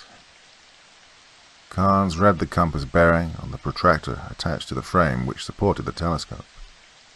Dr. Bird took a pair of binoculars and looked long and earnestly in the indicated direction. With a sigh, he laid down the glasses. "Now, I can't see a thing, Carnesy," he said. "We'll have to move over to the next crest and make a new setup. Plant it right on the hill so we can get a compass bearing and get the airline distance with a rangefinder. On the hilltop which Dr. Bird had pointed out, the apparatus was again set up. For several minutes Khan swept the hills before an exclamation from the doctor told him to pause. He checked the new reading, and the doctor laid off the 2 readings on a sheet of paper with a protractor and made a few calculations. I don't know, he said reflectively when he'd finished his computations. This damn instrument is still so sensitive that you may have merely focused on a deep shadow or a cold spring or something of that sort. But the magnet kicked clear around, and it may mean that we've located what we were looking for. It should be about 2 miles away, almost due west of here. Well, there's no spring that I know of, Doc, and I think I know every waterhole in this country, remarked Bill. It could hardly be a spring at this elevation anyway, replied the doctor. Maybe it is what we're seeking. We'll start out in that direction anyway. Bill, you'd better take the lead, for you know the country. Spread out a little so we won't be too bunched if anything happens. For 3/4 of an hour, the little group of men made their way through the wilderness in the direction indicated by the doctor. Presently, Bill, who was in the lead, held up his hand with a warning gesture. The other 3 closed up as rapidly as cautious progress would allow. What is it, Bill? Asked the doctor in an undertone. Well, I'll slip up ahead and look over that crest. The doctor obeyed the instructions. As he glanced over, he gave vent to a low whistle of surprise, a motion for Carnes to join him. The operative crawled up and glanced over the crest. In a hollow before them was a crude 1-storied house, and directed on an open space before it was a massive piece of apparatus. It consisted of a large number of huge metallic cylinders, from which lines ran to a silvery concave mirror mounted on an elaborate frame which would allow it to be rotated so as to point in any direction. What is it? Whispered Carnes. It's some kind of a projector, muttered the doctor. Never seen one quite like it, but it's meant to project something. Can't make out the curve of that mirror. It isn't a parabola, and it isn't an ellipse. It must be a high degree subcatenary, or else building a transcendental function. He then raised himself to get a clearer view, and as he did so, a puff of smoke came from the house, to be followed in a moment by a sharp crack as a bullet flattened itself a few inches from his head. The doctor tumbled back over the crest out of sight of the house. Bill and Walter hurried forward, their rifles held ready for action. Right, get out on the flanks, man, directed the doctor. The man we want is in a house on that hollow. He's armed, and he means business. Bill and Walter crawled under the shelter of the rocks to a short distance away, and then, rifles ready, advanced to the attack. A report came from the hollow, and a bullet whined over Bill's heads. Then almost instantly a crack came from Walter's rifle, and splinters flew from the building in the hollow a few inches from a loophole, through which projected the barrel of a rifle. The rifle barrel swung rapidly in a circle, and barked in Walter's direction. But as it did so, Bill's gun spoke, and again splinters flew from the building. Good work, said Dr. Bird, as he watched the slow advance of the 2 guides. If we just had rifles, we could join in the party, but we're a little too far away for effective pistol work. Right, let's go ahead. We may get close enough to do a little shooting ourselves. Pistols in hand, Carnes and the doctor crawled over the crest and joined in the advance. Again and again the rifle spoke from the hollow, and was answered by the vicious barks of the rifles in the hands of the guides. Carnes and the doctor resting their pistols on rocks, and sending an occasional bullet toward the loophole. The conditions of light and the moving target were not conducive to making good marksmanship on the part of the besieged man, and none of the attackers were hit. Quickly, Walter succeeded in sending a bullet through the loophole. The rifle barrel suddenly disappeared. With a shout, the 4 men rose from their cover and advanced toward the building at a run. As they did so, an ominous whirring sound came from the apparatus in front of the house, and a sudden chill filled the air. Back, shouted Dr. Bird. Back below the hill if you value your lives. He then turned and raced at full speed toward the sheltering crest of the hill, the others following him closely. The whirring sound continued, and the concave reflector turned with a grating sound on its gears. As the path of its rays struck the ground, the rocks became white with frost, and one rock split with a sharp report, one fragment rolling down the slope, carrying others in its trail.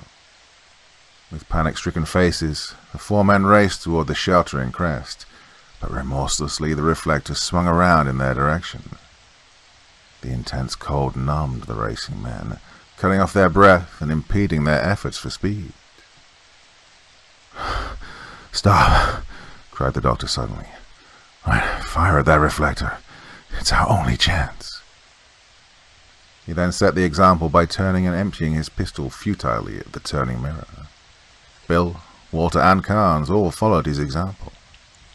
But nearer and nearer to them came the deadly ray. Bill was the nearest to its path, and he suddenly stiffened and fell forward, his useless gun still grasped in his hands. As his body struck the ground, it rolled down the hill for a few feet, the deadly ray following it. Then his head struck a rock, and Carnes gave out a cry of horror as it smashed into fragments. Walter threw his rifle to his shoulder and fired again and again at the rotating disc. The cold had become intense, and he couldn't control the actions of his muscles, and his rifle wavered about everywhere. He then threw himself flat on the ground and, with an almost superhuman effort, steadied himself for a moment and fired. His aim was true, and with a terrific crash the reflector split into 1,000 fragments. And Dr. Bird staggered to his feet. "Right, he's out of order for a short while," he cried. "Quick, to the house while we can." As swiftly as his numb feet would allow him, he stumbled toward the house. The muzzle of his rifle again projected from the loophole, and with its crack the doctor staggered for a moment, and then fell. Walter's rifle spoke again, and the rifle disappeared through the loophole with a spasmodic jerk. Carnes stumbled his way over to the doctor. "Hey, you hit badly?" he gasped through chattering teeth. "I'm not hit at all," muttered the doctor. "I stumbled and fell just as he fired. Hey, look out, he's going to shoot again." The rifle barrel came slowly into view through the loophole. Walter fired, but his bullet missed. Carnes then threw himself behind a rock for protection. The rifle had swung in Walter's direction now, and paused. As it did so, from the house came a strangled cry and a sound of a blow. The rifle barrel disappeared, and the sounds of a struggle came from the building. "Come on now," cried Carnes as he rose to his feet, and made his way stumbling forward, the others following at the best speed which their numbed limbs would allow. As they reached the door, they became aware of a struggle which was going on inside. With all the strength he could muster, the doctor threw his massive frame against the door. It creaked, but the solid oak from which it was composed was proof against the attack, and he drew back for another onslaught. From inside the house came a pistol shot, followed by a despairing cry and a guttural roar. Joined now by Carnes, the doctor threw his weight against the door again. With a rending crash it gave in, and they fell sprawling into the cabin. The doctor was the first one to his feet. Part 4. "Who are you?" asked a voice from one corner. The doctor whirled around like a flash and covered the speaker with his pistol. "You, hands up," he said tersely. "I'm unarmed," the voice replied. "Who are you?" "We're from the United States Secret Service," replied Carnes, who had now gained his feet. "The game is up for you, and you better realize that quick." "Oh, Secret Service. Oh, thank God," cried the voice. "You get Koskov. He has the plans. He's gone out through that tunnel." "Where is it?" demanded Carnes. The entrance is that iron plate on the floor." Carnes and the doctor jumped at the plate and tried to lift it, without any result. There was no handle or projection on which they could take hold. "Oh, not that way," cried the voice. "That cover is fastened on the inside. No, go outside the building. He'll come out about 200 yards north. You gotta shoot him as soon as he appears or he'll get away." Well, the three men nearly tumbled over each other to get through the doorway into the bitter cold outside. As they emerged from the cabin, the gaze of the guide swept the surrounding hills. "Hey, there he goes." "Let's get him," said Carnes sharply. Walter ran forward a few feet and dropped prone to the ground, cuddling the stock of his rifle to his cheek. 200 yards away, a figure was scurrying over the rocks away from the cabin. Walter drew in his breath, and his hand grew suddenly steady as his keen grey eyes peered through the sights. Carnes and the doctor held their breath in sympathy. Suddenly, there was a rifle shot, and the fleeing man threw up his arms and fell forward on his face. "Got him," said Walter laconically. "Go and bring in the body, Carnes," exclaimed the doctor. "I'll take care of that chap inside." "Oh, did you get him?" asked the voice eagerly as the doctor stepped inside. "Well, he's dead all right," replied the doctor grimly. "Hell, who the hell are you and what are you doing here?" "Look, there's a light switch on the left of the door as you come in," was his reply. Dr. Bird found the switch and snapped on the light. He turned toward the corner from whence the voice had come, and then recoiled in horror. Propped in the corner was the body of a middle-aged man, daubed and splashed with blood which ran from a wound in the side of his head. "God damn," he said. "Here, let me help you." "There's not much use," replied the man rather faintly. "I'm done in. This face wound doesn't amount to much, but I'm shot through the body and I'm bleeding internally. If you try to move me, it'll easily kill me. Just leave me alone until your partners come back." The doctor drew a flask of brandy from his pocket and then advanced towards the corner. "Here, take a few drops of this," he advised. With an effort, the man lifted the flask to his lips and gulped down a little of the fiery spirit. A sound of trampling feet came from the outside, and then a thud as though a body had been dropped. Carnes and Walter then entered the cabin. "He's as dead as a mackerel," said Carnes in answer to the doctor's look. "Walter got him through the neck and broke his spinal cord. He never knew what hit him." "And the plants?" came in a gasping voice from the man in the corner. "We got them too," replied Carnes. "He had both of those packets inside his coat. They've been opened, but guess they're all here. Hey, who the hell are you?" "Well, since Kossoff is dead and I'm dying, there's no reason why I shouldn't tell you," was the answer. "I'll leave that brandy handy to keep up my strength. I only have a short time. I can't repeat this. Now, as to who I am or what I was, doesn't really matter. Kossoff knew me as John Smith, and that'll pass as well as any other name. Let my past stay buried. I am, or was, a scientist of some ability, but fortune frowned on me, and I was driven out of the world. Money would rehabilitate me. Money will do anything nowadays, so I set out to get it. And in the course of my experimental work, I discovered that cold was a negative heat and reacted to the laws which governed heat." "Well, I knew that," cried Dr. Bird, "but I could never prove it." "And, who are you?" demanded John Smith. "Dr. Bird, Bureau of Standards."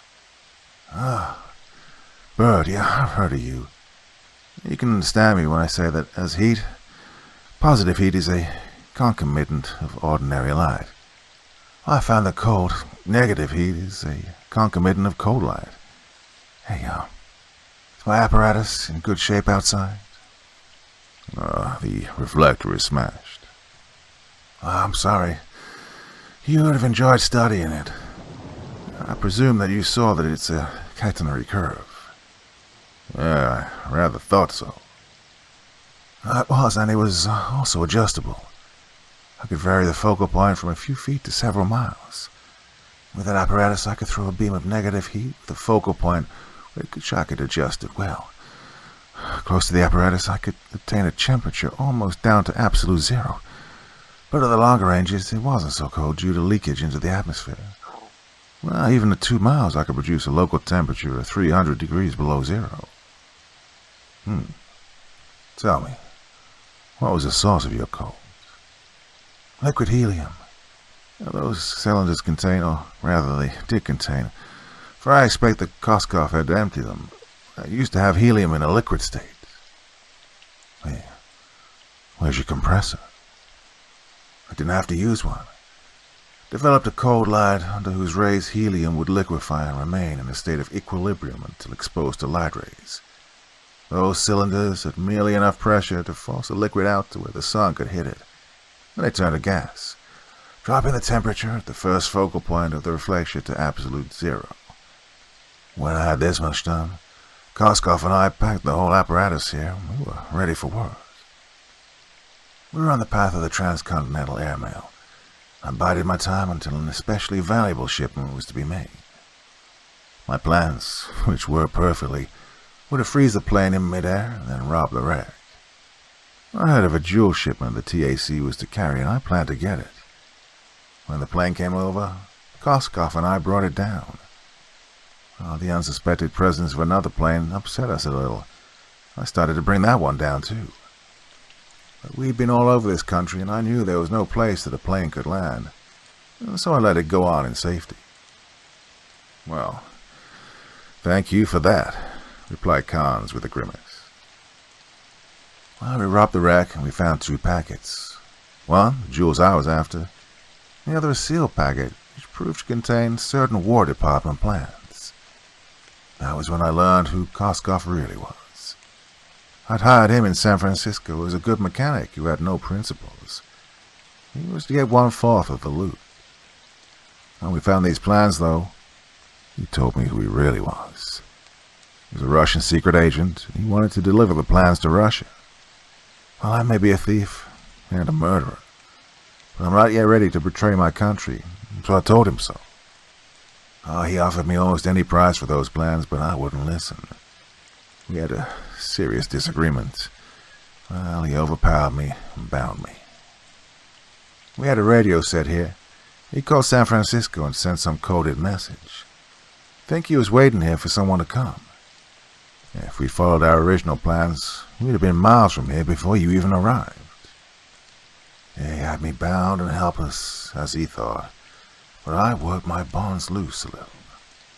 I made sure not to let him know it, because I knew that the plane I had let get away would guide a party here. I thought I might be able to help out. When he came and attacked the house, I worked at my bonds until they were loose enough to throw off.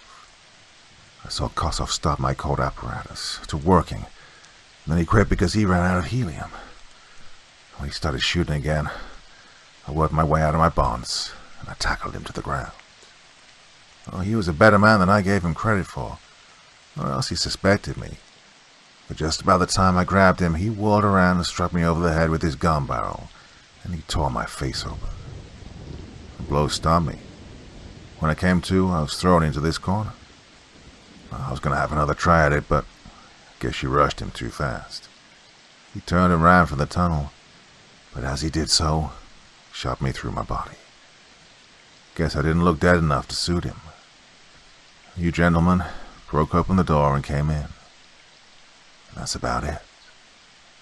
Oh, no, it isn't, not by a long shot, exclaimed Dr. Bird. Where is that cold light apparatus of yours? It's in the tunnel. How'd you get into it? If you open that cupboard on the wall, you'll find an open knife switch on it. Just close it. Dr. Bird found the switch, and did so. As he did, the cabin rocked on its foundations, and both Carnes and Walter were thrown to the ground. The thought of a detonation deep in the earth came to their ears. "Hey, what was that?" cried the doctor. "That," replied Smith with a smile, "was the detonation of 200 pounds of TNT. When you dig down into the underground cave where we use the cold light apparatus, you'll find it in fragments. That was my only child, and I'll sure as hell take it with me." As he finished, his head slumped forward on his chest. With an exclamation of dismay, Dr. Bird sprang forward and tried to lift his prostrate form. Then, in annoyance, the doctor tightened his grip on the dying man's shoulder, but Smith had collapsed into a heap.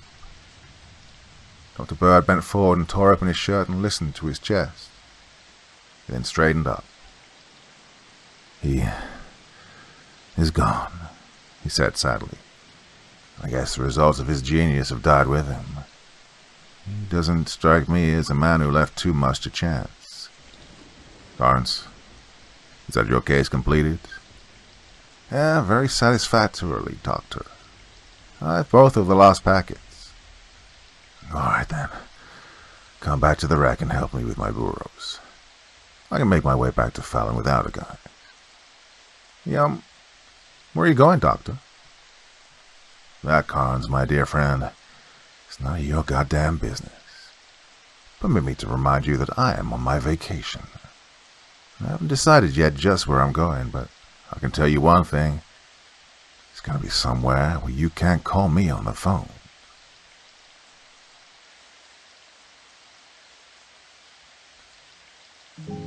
The Ray of Madness by Captain S.P. Meek. A knock sounded at the door of Dr. Bird's private laboratory in the Bureau of Standards. The famous scientist paid no attention to the interruption, but rather bent his head lower over the spectroscope with which he was working. The knock was repeated with a quality of quiet insistence upon recognition. The doctor smothered an exclamation of impatience and strode over to the door and threw it open to the knocker.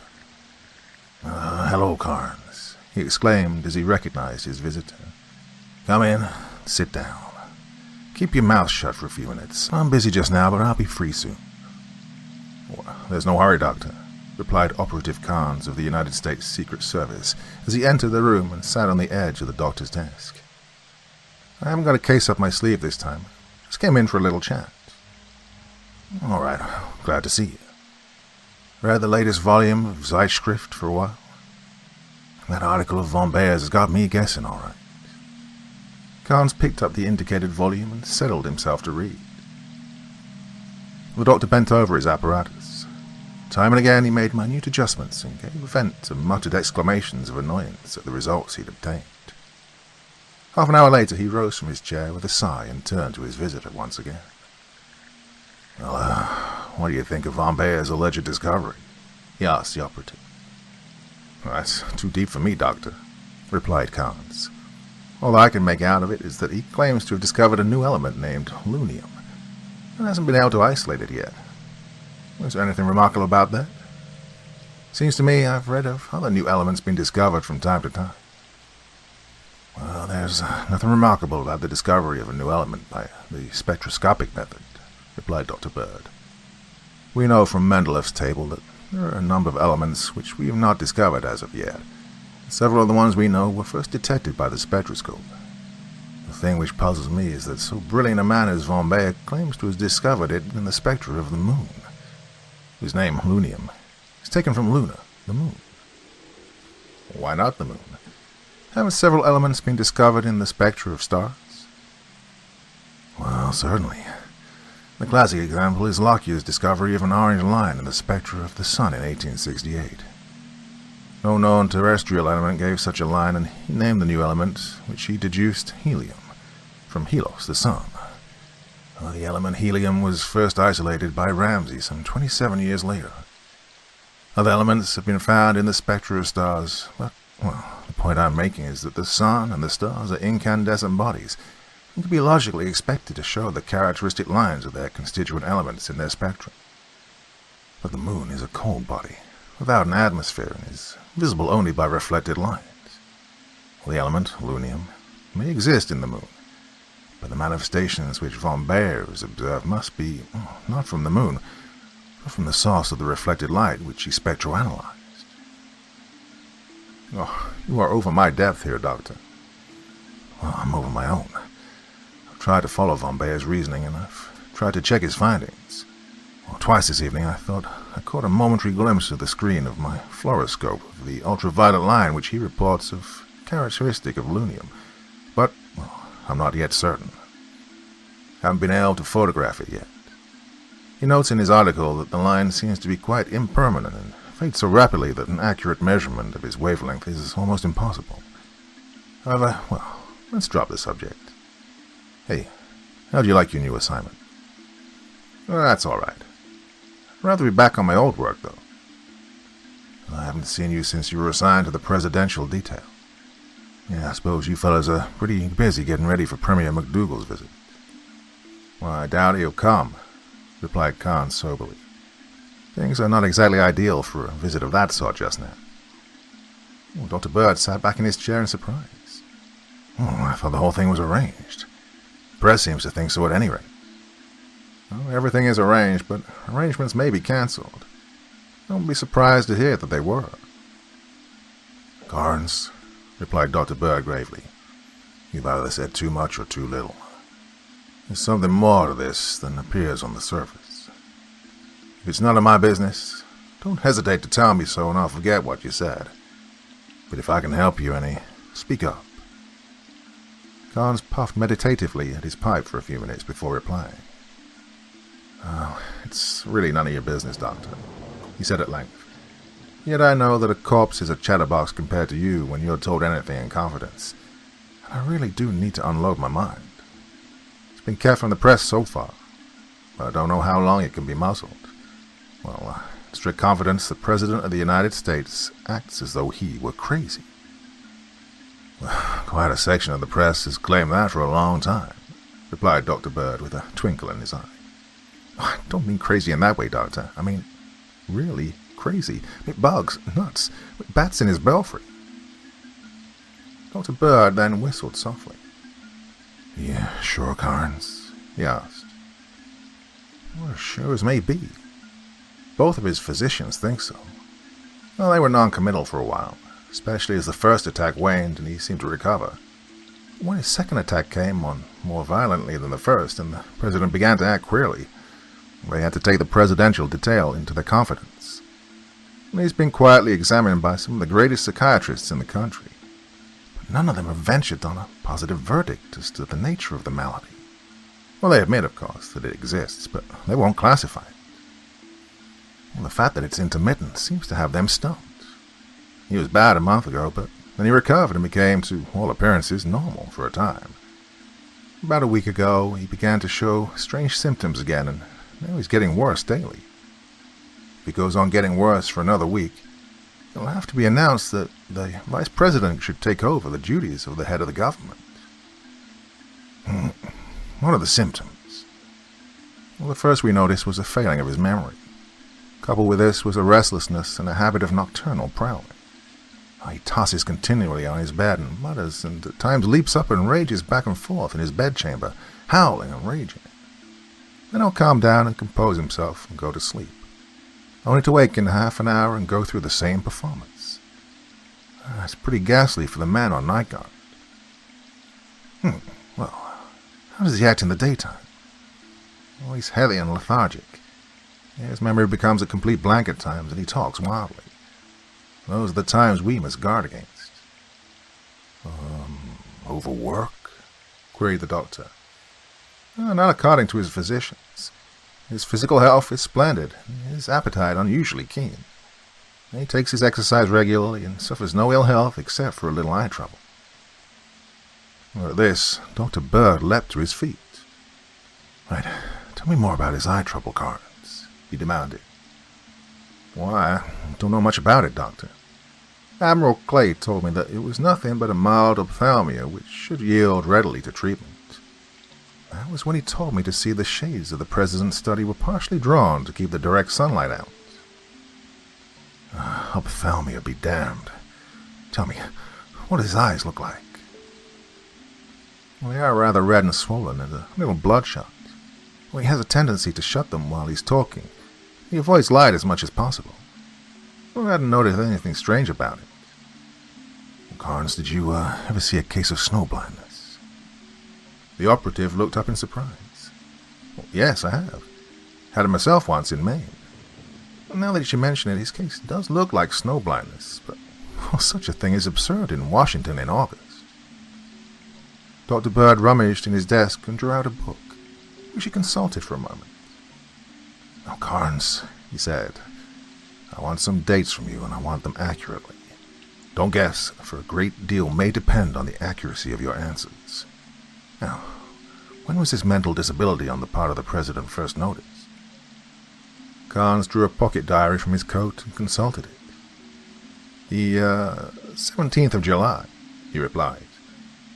That is, we are sure, in view of later developments, that was the first date it came on. We didn't realize that anything was wrong until the 20th. On the night of the 19th, the President slept very poorly, getting up and creating a disturbance twice. And on the 20th, he acted so strange that it was necessary to cancel 3 conferences. Dr. Bird checked off the dates on the book before him and nodded. Go on, he said, and described the progress of the malady by days. Well, it got progressively worse until the night of the 23rd. On the 24th, he was no worse. On the 25th, a slight improvement was noticed. He got steadily better until by the 3rd or 4th of August, he was apparently normal. After the 12th, he began to show signs of restlessness, which have increased daily during the past week. Last night, the 19th, he slept only a few minutes, and Brady, who was on guard, said that his howls were terrible. His memory has been almost a total blank today, and all of his appointments were cancelled, ostensibly because of his eye trouble. If it gets any worse, it probably will be necessary to inform the country as to his true condition. When Carnes had finished, Dr. Bird sat for a time in concentrated thought. Well, you, did exactly right in coming to me, Carnes, he said presently. I don't think that this is a job for a doctor at all. I believe that it needs a physicist and a chemist and possibly a detective to cure him. Right. Let's get busy. What do you mean, Doctor? Demanded Carnes. You think that some exterior force is causing the President's disability? Well, I think nothing, Carnes, replied the doctor grimly. But I intend to know something before I'm through. Now, don't ask for explanations. This is not the time for talk. It's the time for action. Now, can you get me into the White House tonight? Well, I doubt it, Doctor, but I'll try. What excuse shall I give? I'm supposed to have told you anything about the President's illness. We'll get Bolton, your chief, on the phone and tell him that you've talked to me when you shouldn't have. Oh, he'll blow up, but after he's through exploding, tell him that I smell a rat, that I want him down here at once with carte blanche authority to do as I see fit in the White House. And if he makes any fuss about it, remind him of the fact that he's considered me crazy several times in the past, but eventually sure that I was right. And if he won't play ball after that, let me talk to him.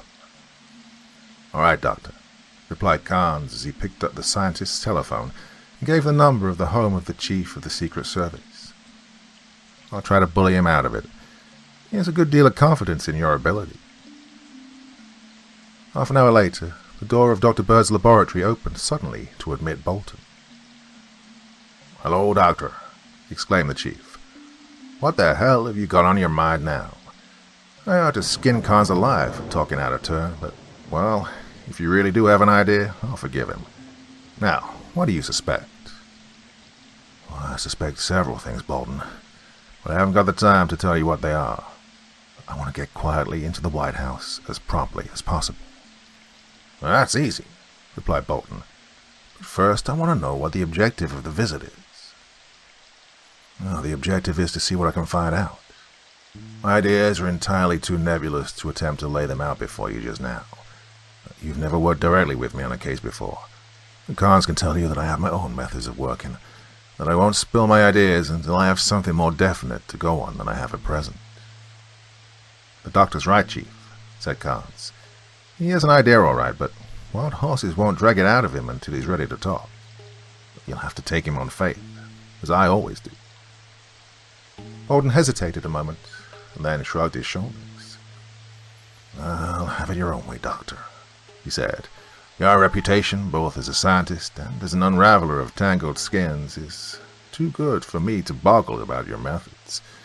Tell me what you want, and I'll try my best to get it." "I want to get into the White House without undue prominence being given to my movements, and listen outside the President's door for a short time. Later, I will want to examine his sleeping quarters carefully, and to make a few tests. Look, I may be entirely wrong in my assumptions, but I believe that there's something there that requires my attention." "Well, come along," said Bolton.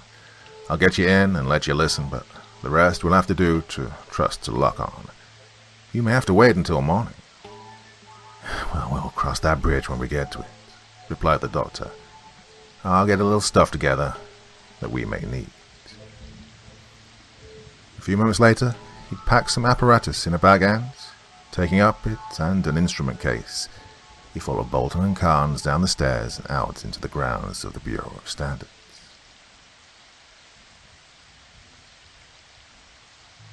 Part 2. "It's a beautiful moon, isn't it?" he observed. Carnes assented absently to the doctor's remark, but Bolton paid no attention to the luminous disk overhead, which was flooding the landscape with its mellow light. "My car is waiting," he announced. "All right, old man, but stop for a moment and admire this moon," protested the doctor. "Have you ever seen a finer one?" "Oh, come on and leave the moon alone," snorted Bolton. "Oh, my dear man, I absolutely refuse to move a step until you pause in your headlong devotion to duty and pay the homage due to Lady Luna. Don't you realize, you benighted fool, that you are gazing upon what has been held to be a deity, or at least a visible manifestation of deity, for ages immemorial?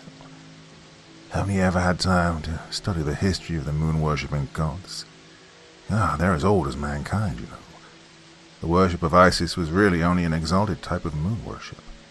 The crescent moon, you may remember, was one of her most sacred emblems." Bolton paused and looked at the doctor suspiciously. "What are you doing? Pulling my leg?" he demanded. "Oh, not at all, my dear fellow. Carnes, does the sight of the glowing orb of night influence you to pious meditation upon the frailty of human life and the insignificance of human ambition?" "Well, not to any very great degree," replied Carnes dryly. "Oh, Carnesy, old man, I fear that you're a crass materialist. I'm beginning to lose hope of ever teaching you any respect for the finer and subtler things of life. Well, I must try, though, Bolton. Now, Bolton, have you ever seen a finer moon? Remember that I won't move a step until you've carefully considered the matter and fully answered my question." Bolton looked first at the doctor, then at Carnes, and finally he looked reluctantly at the moon.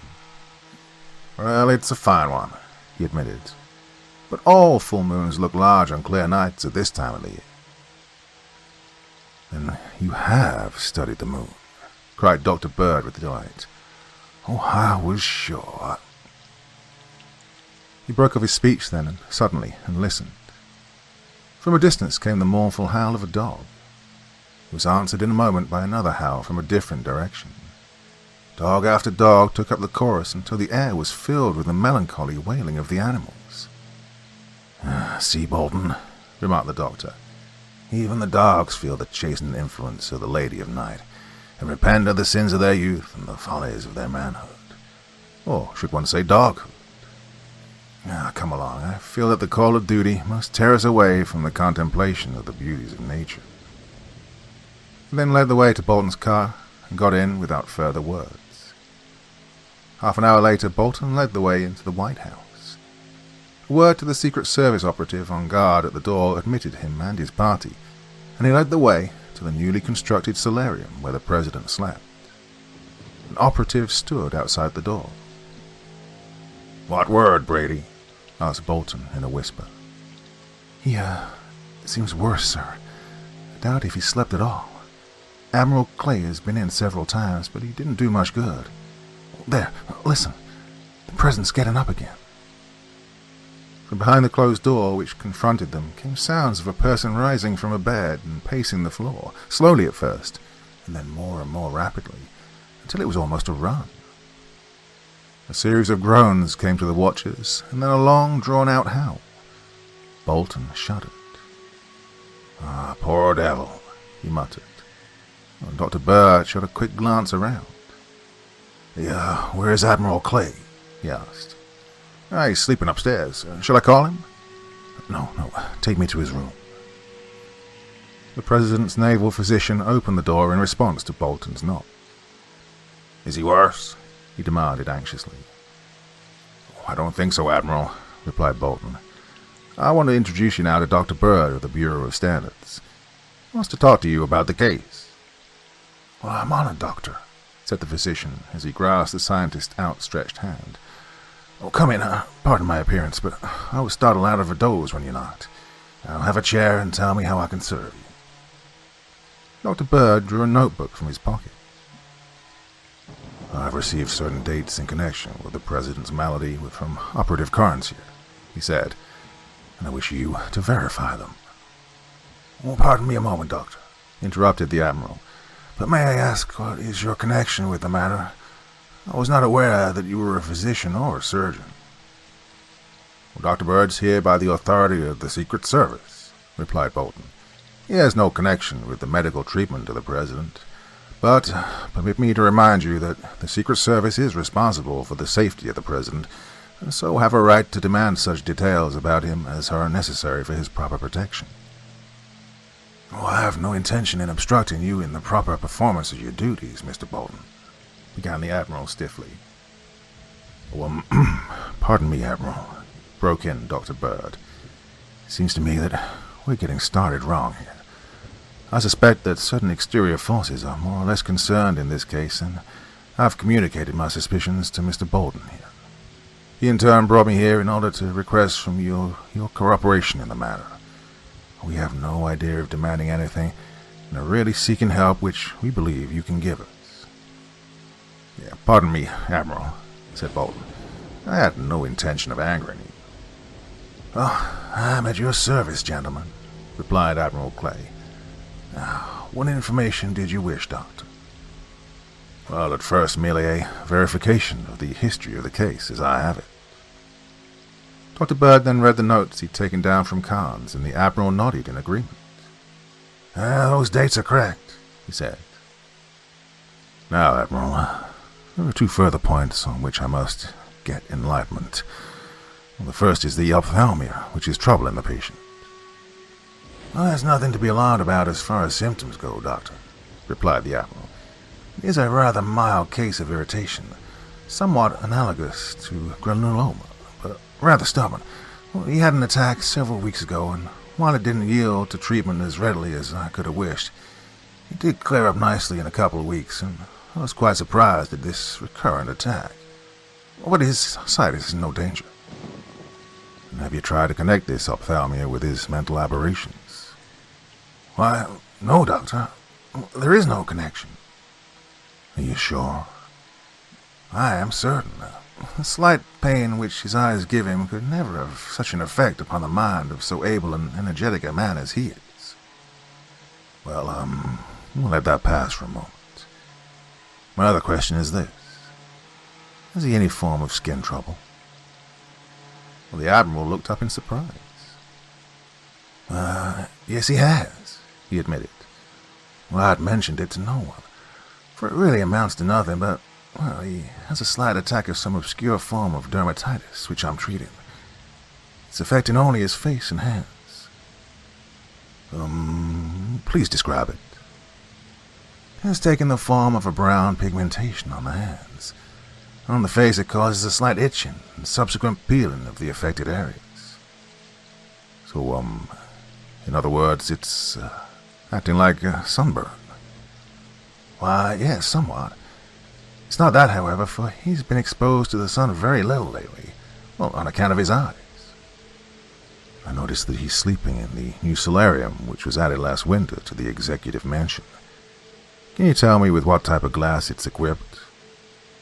"Yeah, it's not equipped with glass at all, rather with fused quartz. When did he start to sleep there? As soon as it was completed. And all the time the windows have been infused quartz? No.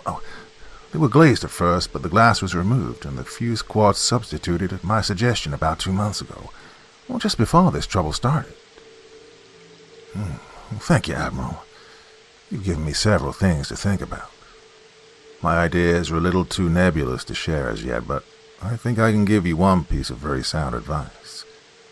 The President is spending a very restless night right now. If you'd remove him from the solarium and get him to lie down in a room which is glazed with ordinary glass, and pull down the shades so that you'll be in the dark, I think you'll pass a better night. Admiral Clay looked keenly into the piercing black eyes of the Doctor. I know something of you by reputation, Bird, he said slowly, and I will follow your advice. Will you tell me why you make this particular suggestion? So that I can work in that solarium tonight without interruption, replied Dr. Bird. I have some tests which I wish to carry out while it's still dark. If my results are negative, forget what I've told you. If they yield any information, I'll be glad to share it with you at the proper time.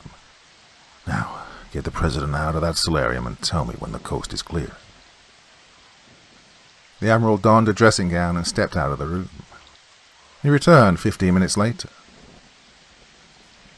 Well, the solarium is at your disposal, Doctor, he announced. Shall I accompany you? Oh, if you wish, assented Dr. Bird as he picked up his apparatus and strode out of the room. In the solarium, he glanced quickly around, noting the position of each of the articles of furniture. Well, I presume that the President always sleeps with his head in this direction, he remarked, pointing to the pillow on the disturbed bed. The Admiral nodded. Dr. Bird opened the bag which he'd packed in his laboratory, took out a sheet of cardboard covered with a metallic-looking substance, and placed it on the pillow. He stepped back and donned a pair of smoked glasses, watching it intently. Without a word, he took off the glasses and handed them to the Admiral. The Admiral then donned them and looked at the pillow. And as he did so, an exclamation broke from his lips. What? That plate, it seems to glow, he said in an astonished voice. Dr. Bird stepped forward and laid his hand on the pillow. He was wearing a wristwatch with a radiolite dial. The substance suddenly increased its luminescence and began to glow fiercely, long, luminous streamers seeming to come from the dial. The Doctor took his hand away and substituted a bottle of liquid for the plate on the pillow. Immediately the bottle began to glow with a phosphorescent light. Oh, what on earth is it? Gasped Carnes. Excitation of a radioactive fluid, replied the Doctor. The question is, what is exciting it? Now, somebody get a stepladder. While Bolton was gone after the ladder, the Doctor took from his bag what looked like an ordinary pane of glass. Here, take this, Carnes, he directed, and start holding it over each of those panes of quartz, which you can reach, that is, and stop when I tell you to. The operative held the glass over each of the panes in succession, but the Doctor, who kept his eyes covered with the smoked glass and fastened on the plate which he'd replaced on the pillow, said nothing. When Bolton arrived with the ladder, this process went on. One end and most of the front of the solarium had been covered before an exclamation from the Doctor halted the work. Yeah, that's the one, he exclaimed. Now hold the glass there for a moment. Hurriedly he removed the plate from the pillow and replaced the phial of liquid. There was only a very feeble glow. Good enough, he cried. I'll take away the glass, but mark that pane and be ready to replace it when I give the word. From the instrument case he'd brought, he took out a spectroscope. He turned back the mattress and mounted it on the bedstead. Right, cover that pane, he directed. Carnes did so, and the Doctor swung the receiving tube of the instrument until it pointed at the covered pane. He glanced into the eyepiece, then held a tiny flashlight for an instant opposite the third tube. Right, uncover that pane, he said. Carnes took down the glass plate, and the doctor gazed into the instrument, then made some adjustments. You familiar with spectroscopy, Admiral? He asked. Somewhat. Right. Take a squint in here and tell me what you see. The Admiral applied his eye to the instrument and looked long and earnestly. There are some lines there, Doctor, he said, but your instrument is badly out of adjustment. They're in what should be the ultraviolet sector, according to your scale. I forgot to tell you that this is a fluoroscopic spectroscope designed for the detection of ultraviolet lines, replied Dr. Bird. Those lines you see are ultraviolet, made visible to the eye by the activation of a radioactive compound whose rays in turn impinge on a zinc blende sheet. Now, you recognize those lines? No, I don't. Small wonder. I doubt there are a dozen people in the whole world who would. I've never seen them before, although I recognize them from descriptions that I've read. Hey, Bolton, come here. Sight along this instrument and look through that plate of glass which Carnes is holding, and tell me what office that window belongs to. Bolton sighted as directed up at the side of the State, War and Navy building. Can't tell exactly at this time of night, Doctor, he said, but I'll go into the building and find out. Please do so. Hey, you have a flashlight? Yeah.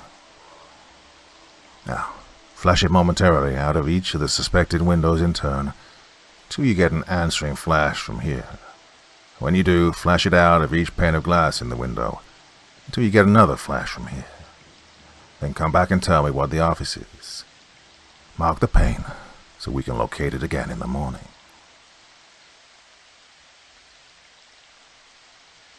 Part 3. It's the office of the Assistant to the Adjutant General of the Army, reported Bolton 10 minutes later. What's there in the room?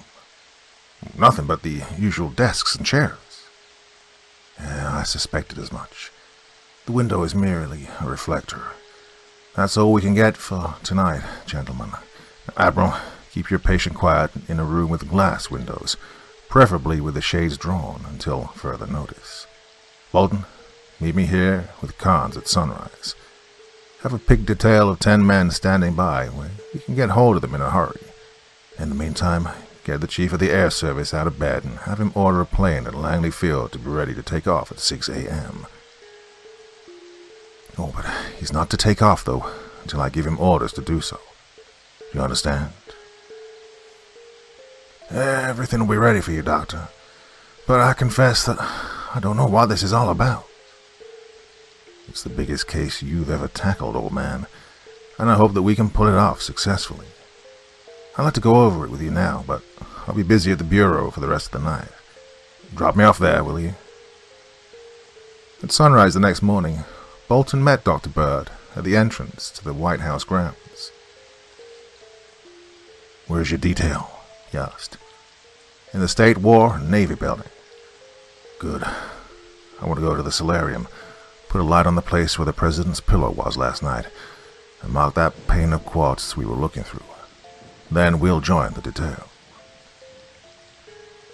Dr. Bird placed the light and walked with Carnes across the White House grounds. Bolton's badge secured admission to the State, War and Navy building for the party, and they made their way to the office of the Assistant to the Adjutant General. Did you mark the pane of glass through which you flashed your light last night, Bolton? Asked the doctor. The detective touched one of the panes. Good, the doctor exclaimed. I noticed that this window has hooks for a window washer's belt. Get a life belt, will you? When the belt was brought, the doctor turned to Carnes. Carnes, he said, hook on this lifesaver and climb out on the window ledge. Take this piece of apparatus with you.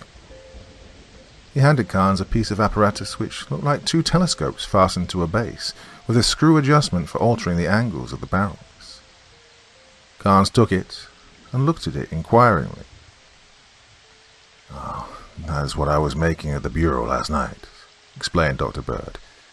It's a device which will enable me to locate the source of the beam which was reflected from this pane of glass onto the President's pillow. I'll show you how to work it.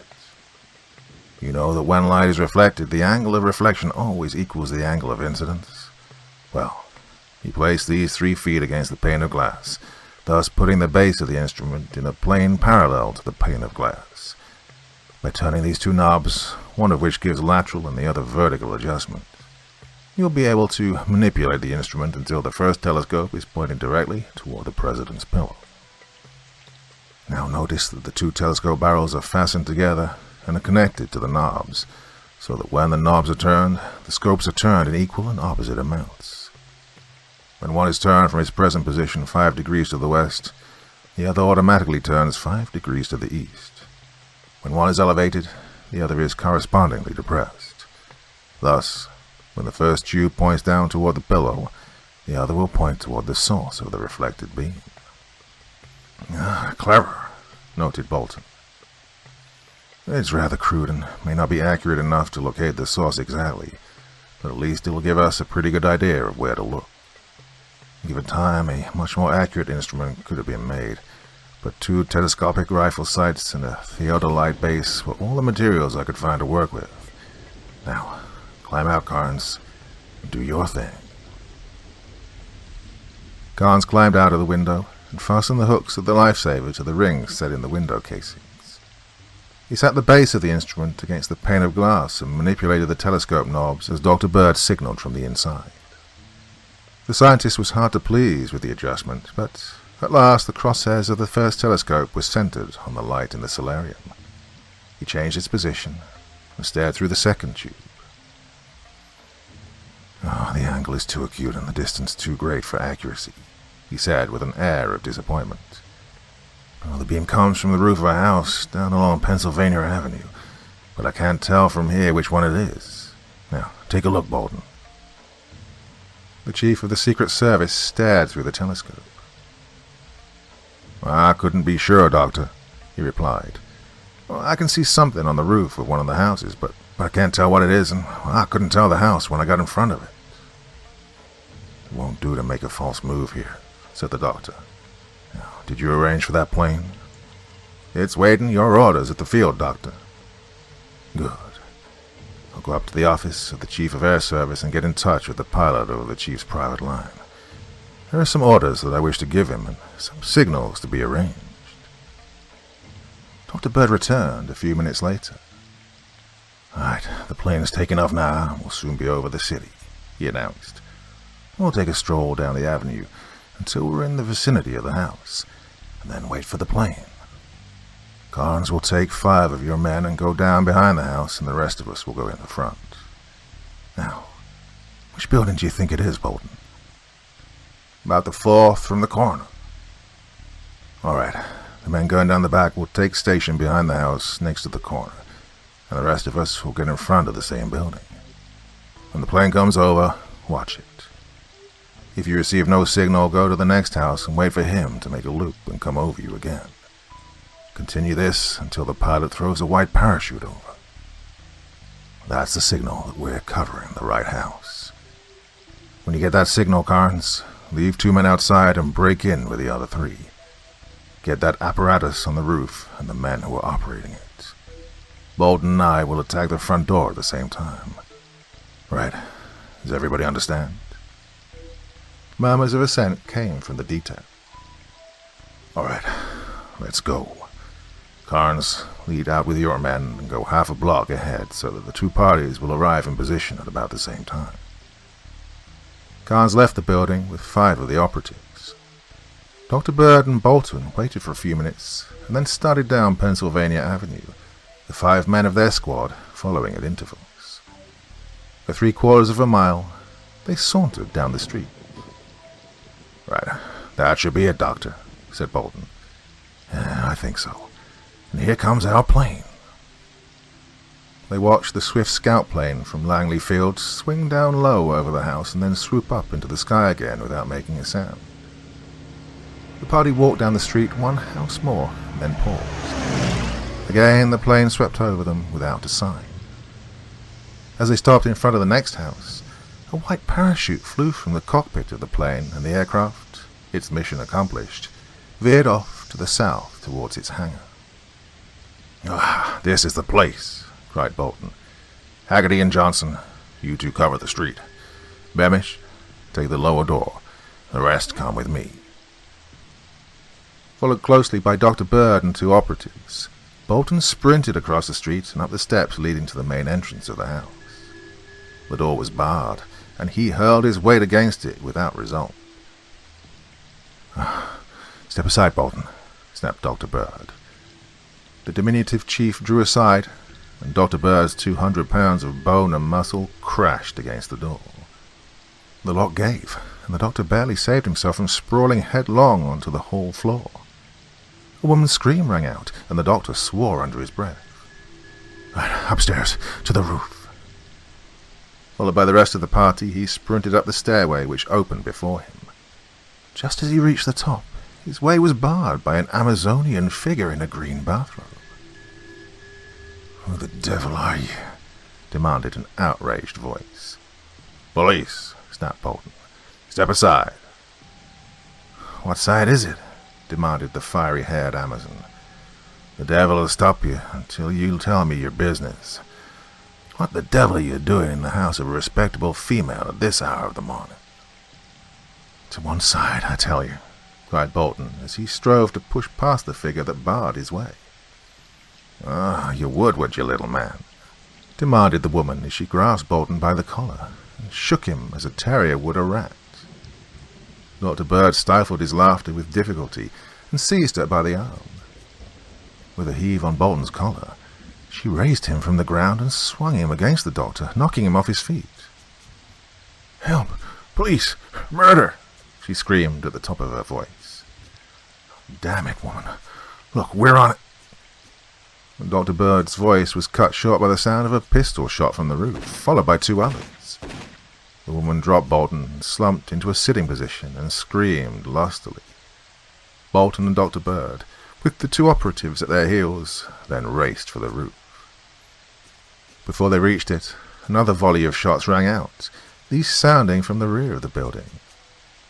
They made their way to the upper floor and found a ladder running to a skylight in the roof. At the foot of the ladder stood one of Carnes' party. "What is it, Williams?" demanded Bolton. "I don't know, Chief. Carnes and the other two went up there. Then I heard shooting. My orders were to let no one come down the ladder." As he spoke, Carnes' head appeared at the skylight. "That's the right place, all right, Doctor," he called. "Come on up. The shooting's all over."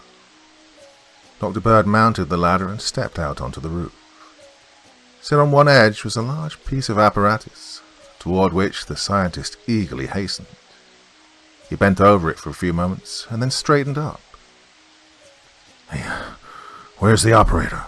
he asked. Carnes silently led the way to the edge of the roof and pointed down. Dr. Bird leaned over. At the foot of the fire escape, he saw a crumpled, dark heap, with a Secret Service operative bending over it. "Is he dead, Olmsted?" called Carnes. "Dead as a mackerel," came the reply. "Richards got him through the head on his first shot." "Right. Good business," said Dr. Bird. "Probably could never have secured a conviction, and the matter is best hushed up anyway. Bolton, have two of your men help me get this apparatus up to the bureau. I want to examine it a little. Have the body taken to the morgue and shut up the press. Find out which room the chap occupied and search it, and bring all of his papers to me. Now, from a criminal standpoint, the case is settled, but I want to look into the scientific end of this a little more." "Well, I'd like to know what it was all about, Doctor," protested Bolton. "Now, I've followed your lead blindly, and now I have a house break-in without search warrant and a killing to explain, and still I'm about as much in the dark as I was at the beginning." "Yeah, excuse me, Bolton," said Dr. Bird contritely. "I didn't mean to slight you. Admiral Clay wants to know about it, and so does Carnes, although he knows me too well to say so. Now, as soon as I've digested the case, I'll let you know, and I'll go over the whole thing with you." Part 4. A week later, Dr. Bird sat in conference with the President in the executive office of the White House. Beside him sat Admiral Clay, Carnes, and Bolton. "I've told the President as much as I know, Doctor," said the Admiral, "and he'd like to hear the details from your lips. He's fully recovered from his malady, and there's no danger of exciting him." "Well, I cannot read Russian," said Dr. Bird slowly, "and so was forced to depend on one of my assistants to translate the papers which Mr. Bolton found in Stokowski's room. There's nothing in them to definitely connect him with the Russian Union of Soviet republics, but there's little doubt in my mind that he was a Red agent and that Russia supplied the money which he spent. It would be disastrous to Russia's plans to have too close an accord between this country and Britain, and I have no doubt that the coming visit of Premier MacDougall was the underlying cause of this attempt. And that's it for the reason. Now, as to how I came to suspect what was happening, the explanation is very simple. When Carnes first told me of your malady, Mr. President, I happened to be checking von Bayer's results in the alleged discovery of a new element, lunium. In the article describing his experiments, von Bayer mentions that when he tried to observe the spectra, he encountered a mild form of ophthalmia, which was quite stubborn to treat. And he also mentions a peculiar mental unbalance and intense exhilaration which the rays seemed to cause both in himself and his assistants. The analogy between his observations and your case struck me at once. For ages the moon has been an object of worship by various religious sects, and some of those obscene orgies of which we have record occurred in the moonlight. The moon seems to affect dogs to a state of partial hypnosis, with a consequent howling and evident pain in the eyes. And certain feeble-minded persons have been known to be adversely affected by moonlight, as well as some cases of complete mental aberration. In other words, while moonlight has no practical effect on the normal human in its usual concentration, it does have an adverse effect on certain types of mentality, and despite the laughter of medical science, there seems to be something in the theory of moon madness. Now, this effect von Bayer attributed to the emanations of lunium, the element which he detected in the spectra of the moon, in the form of a wide band in the ultraviolet region. I obtained from Carnes a history of your case. When I found that your attacks grew violent with the full moon and subsided with the new moon, I was sure that I was on the right track. Although I had I had no way of knowing whether it was from natural or artificial causes that the effect was being produced. I interviewed Admiral Clay and found that you were suffering from a form of dermatitis resembling sunburn. And that convinced me that an attack was being made on your sanity, for an excess of ultraviolet light will always tend to produce sunburn. I inquired about the windows of your solarium, for ultraviolet light will not pass through a lead glass. When the Admiral told me that the glass had been replaced with fused quartz, which is quite permeable to ultraviolet, and that the change had been almost coincident with the start of your malady, I asked him to get you out of the solarium and let me examine it. By means of certain fluorescent substances which I used, I found that your pillow was being bathed in a flood of ultraviolet light, and the fluorospectroscope soon told me that lunium emanations were present in large quantities. These rays were not coming to you directly from their source, but one of the windows of the State War and Navy building, which was being used as a reflector. I located the approximate source of the ray by means of an improvised apparatus, and we surrounded the place. Stokowski was killed while attempting to escape, and I guess that's about all there is to it. "Well, thank you, Doctor," said the President. "I'd be interested in a description of the apparatus which you used to produce this effect." Well, the apparatus was quite simple, sir. Merely a large collector of moonlight, which was thrown after a collection onto a lunium plate. The resultant emanations were turned into a parallel beam by a parabolic reflector and focused through a rock crystal lens with an extremely long focal length onto your pillow. "Then Stokowski has isolated von Bayer's new element?" asked the President. I'm still in doubt whether it's a new element or merely an allotropic modification of the common element cadmium. The plate which he used has a very peculiar property. When moonlight or any other reflected light of the same composition falls on it, it acts on the ray much as the button of a Röntgen tube acts on a cathode ray. As the cathode ray is absorbed, an entirely new ray, the X-ray, is given off by the button, so is reflected moonlight absorbed and a new ray of ultraviolet light given off. This is the ray which von Baer detected. I thought I could catch traces of von Baer's lines in my spectroscope, and I think now that it's due to a trace of lunium in the cadmium plating of the barrels. Well, von Baer could have easily made the same mistake.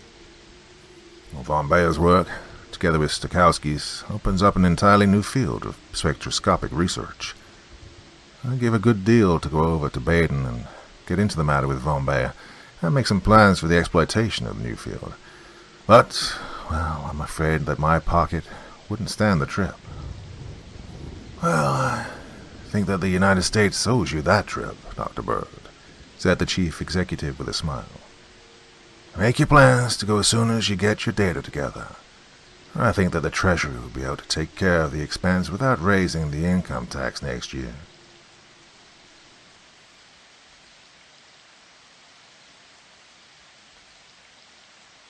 In tonight's story, Dr. Bird and his friend Carnes unravel another criminal web of scientific mystery. The Black Lamp by Captain S. P. Meek. The clue, Carnes, said Dr. Bird slowly, lies in those windows. Operative Carnes of the United States Secret Service shook his head before he glanced at the windows of the famous scientist's private laboratory on the top floor of the Bureau of Standards. I usually defer to your knowledge, Doctor, he said, but this time I think you're off on the wrong foot.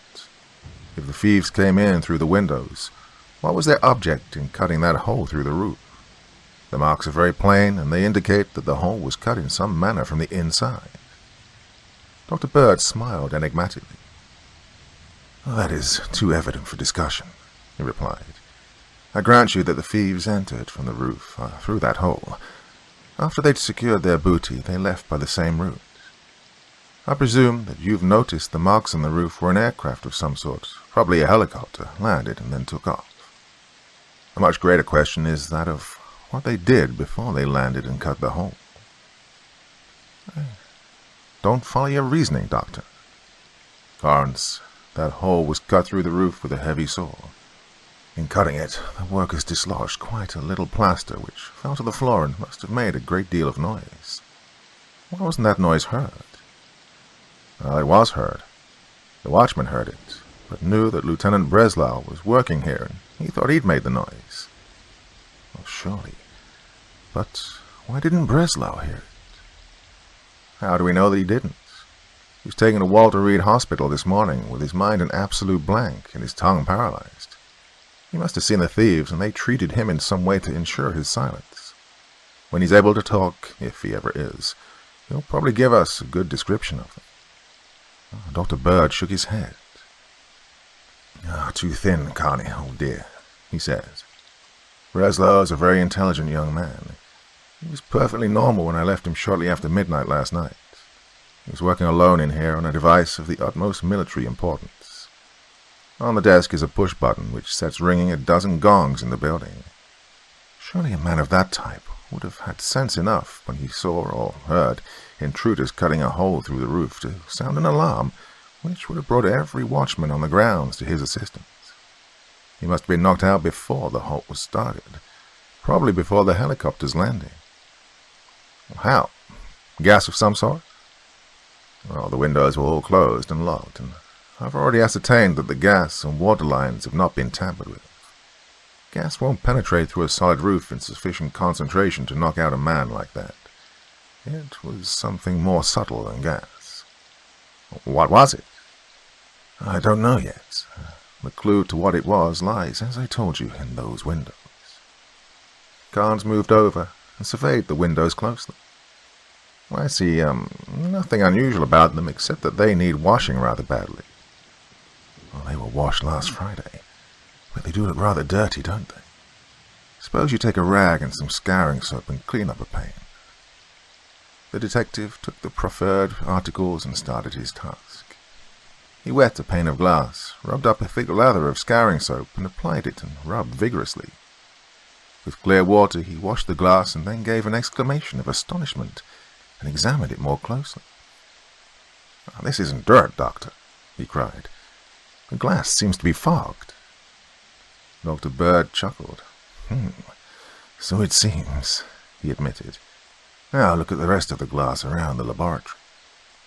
Carnes looked around and then walked to a table littered with apparatus and examined a dozen pieces carefully. "It's all fogged in exactly the same way, Doctor," he said. "The only piece of clear glass in the room is that piece of plate glass on your desk." Dr. Bird picked up a hammer and struck the plate on his desk a sharp blow. Carnes ducked instinctively, but the hammer rebounded harmlessly from the plate. "This isn't glass, Carnes," said the doctor. "That plate is made of vitriline, a new product which I have developed. It looks like glass, but it has entirely different properties. It's of enormous strength and is quite insensitive to shock. It has one most peculiar property. While ultraviolet and longer rays will penetrate it quite readily, it's a perfect screen for X-rays and other rays of shorter wavelength. It appears to be the only piece of transparent substance in my laboratory which has not been fogged, as you call it." "Do short waves fog glass, Doctor?" "Ah, not as far as I know at present. But you must remember that very little work has been done with the short wavelengths.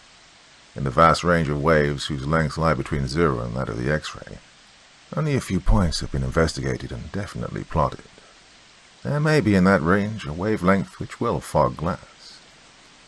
Well, then your theory is that some sort of ray machine was put in operation before the helicopter landed?" "Oh, it's too early to attempt any theorizing, Carnes. Let us confine ourselves to the known facts. Lieutenant Breslau was normal at midnight and was working in this room. Sometime between then and 7 this morning, he underwent certain mental and physical changes which prevent him from telling us what he observed. During the same period, a hole was cut in the roof and things of great importance stolen. At the same time, all the glass in the laboratory became semi-opaque. The problem is to determine what connection there is between the three events. I'll handle the scientific end here, but there is some outside work to be done, and that'll be your share." "Give your orders, Doctor," said the detective briefly. "Well, to understand what I'm driving at, I'll have to tell you what's been stolen. Now, naturally, this is highly confidential. Some rumors have leaked out as to my experiments with radite, as I've named the new radium-containing disintegrating explosive on which I've been working. But no one short of the Secretary of War and the Chief of Ordnance and certain of their selected subordinates knows that my experiments have been successful and that the United States is in a position to manufacture radite in almost unlimited quantities from the pitch-blende ore deposits of Wyoming and Nevada. The effects of radite will be catastrophic on the unfortunate victim on whom it is first used. The only thing left to do was to develop a gun from which radite shells could be fired with safety and precision. Ordinary propellant powders are too variable for this purpose, but I found that radite B, one form of my new explosive, can be used for propelling the shells from a gun. The ordinary gun will last only 2 or 3 rounds due to the erosive action of the radite charge on the barrel, and ordinary ordnance is heavier and more cumbersome than is necessary. When this was found to be the case, the Chief of Ordnance detailed Lieutenant Breslau, the Army's greatest expert on gun design, to work with me in an attempt to develop a suitable weapon. Breslau is a wizard at that sort of work, and has made a miniature working model of a gun with a vitriline-lined barrel, which is capable of being fired with a miniature shell. The gun will stand up under the repeated firing of radite charges, and is very light and compact, and gives an accuracy of fire control heretofore deemed impossible. From this he planned to construct a larger weapon, which would fire a shell containing an explosive charge of 2 1/2 ounces of radite at a rate of fire of 200 shots per minute. The destructive effect of each shell will be greater than that of the ordinary high-explosive shell fired from a 16-inch mortar, and all of the shells can be landed inside a 200-foot circle at a range of 15 miles. The weight of the completed gun will be less than half a ton, exclusive of the firing platform. It is Breslau's working model which has been stolen." Carnes whistled softly between his teeth. "The matter will have to be handled pretty delicately to avoid international complications," he said. "It's hard to tell just where to look. There are a great many nations who will give any amount for a model of such a weapon. Well, the matter must be handled delicately, and also in absolute secrecy, Carnes. We're not yet ready to announce to the world the fact that we have such a weapon in our armory. It's the plan of the President to have a half-dozen of these weapons manufactured and given a demonstration of their terrible effectiveness to representatives of the powers of the world. Think what an argument the existence of such a weapon will be for the furtherance of his plans for disarmament and universal peace. Public sentiment will force disarmament on the world, for even the worst jingoists could no longer defend armaments in the face of America's offer to scrap these super engines of destruction and to destroy the plans from which they were made. If the model has fallen into the hands of any civilized power, the damage is not irreparable, for public opinion would force its surrender in return. Oh, it is among the uncivilized powers that our search must first be made. Well, that makes the problem of where to start more complicated. Oh, on the contrary, it simplifies it immensely. At the head of the uncivilized powers stands one which has the brains, the scientific knowledge, and the manufacturing facilities to make terrible use of such a weapon. In addition, the aim of that power is to overthrow all world governments and set up in their stead its own tyrannical disorder. Need I name it? You refer to Russia? No, not to Russia, the great slumbering giant who will someday take her place in the sun in fellowship with the other nations, but rather to Bolsheviki, that empire within an empire, that horrible power which is holding sleeping Russia in chains of steel and blood. It is there that our search must first be made. Well, of course, they have no official representative in America. No, but the young Labour Party is as much their accredited representative as the British ambassador is of Imperial Britain. The first task will be to trail down and locate every leader of that group and to investigate his present activities. Well, I can tell you where most of them are without investigation. Denberg, Semensky, and Karuska are in Atlanta. Fedorovich and Kaspar are in Leavenworth.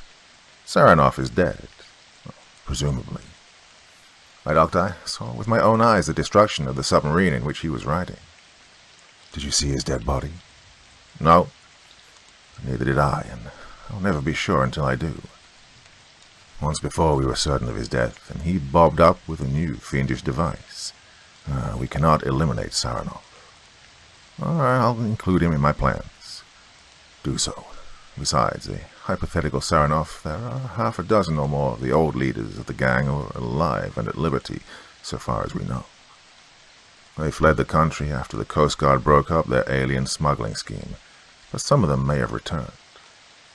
There are also 30 or 40 underlings who should be located and checked upon, and, in addition, we must not lose sight of the fact that the new heads of the organization may have been smuggled into the United States.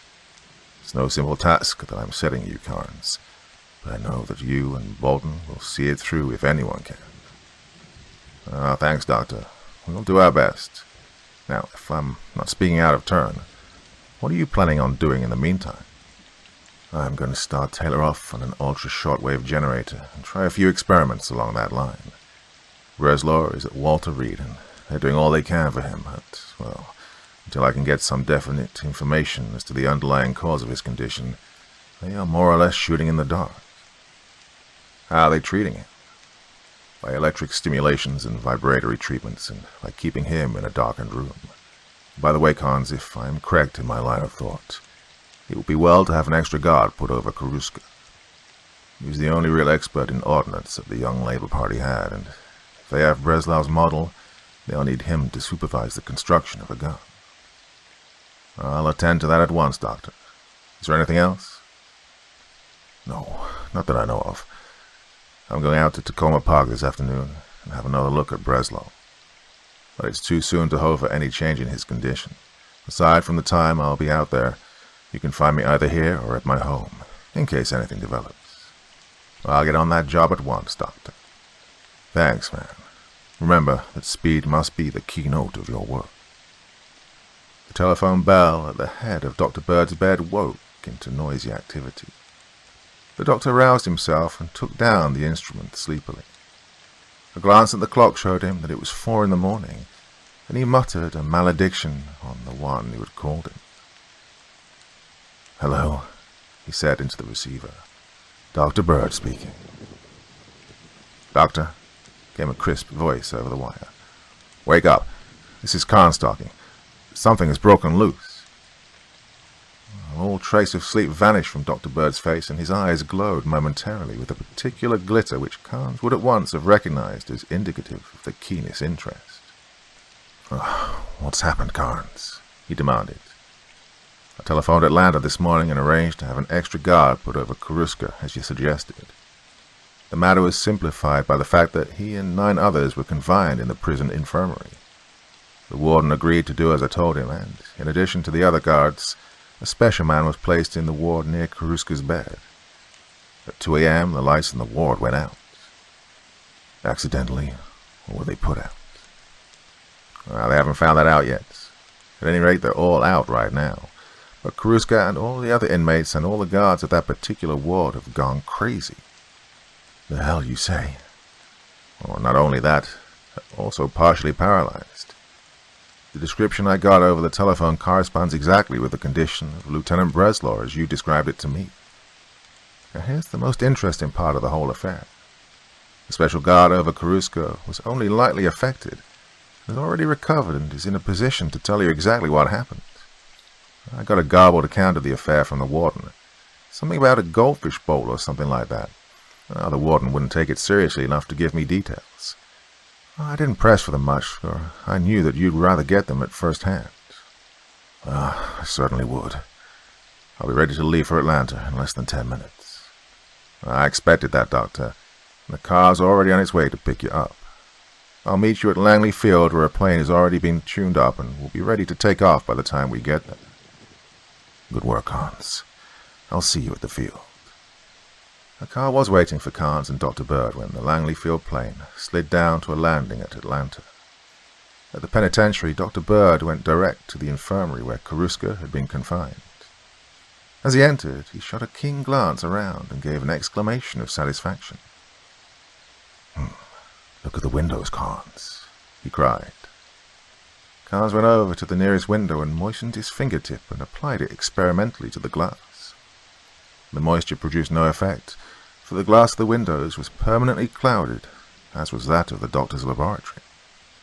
"Whatever happened in my laboratory the night before last was repeated here last night with a similar object," said the doctor. "The object there was to steal a gun model.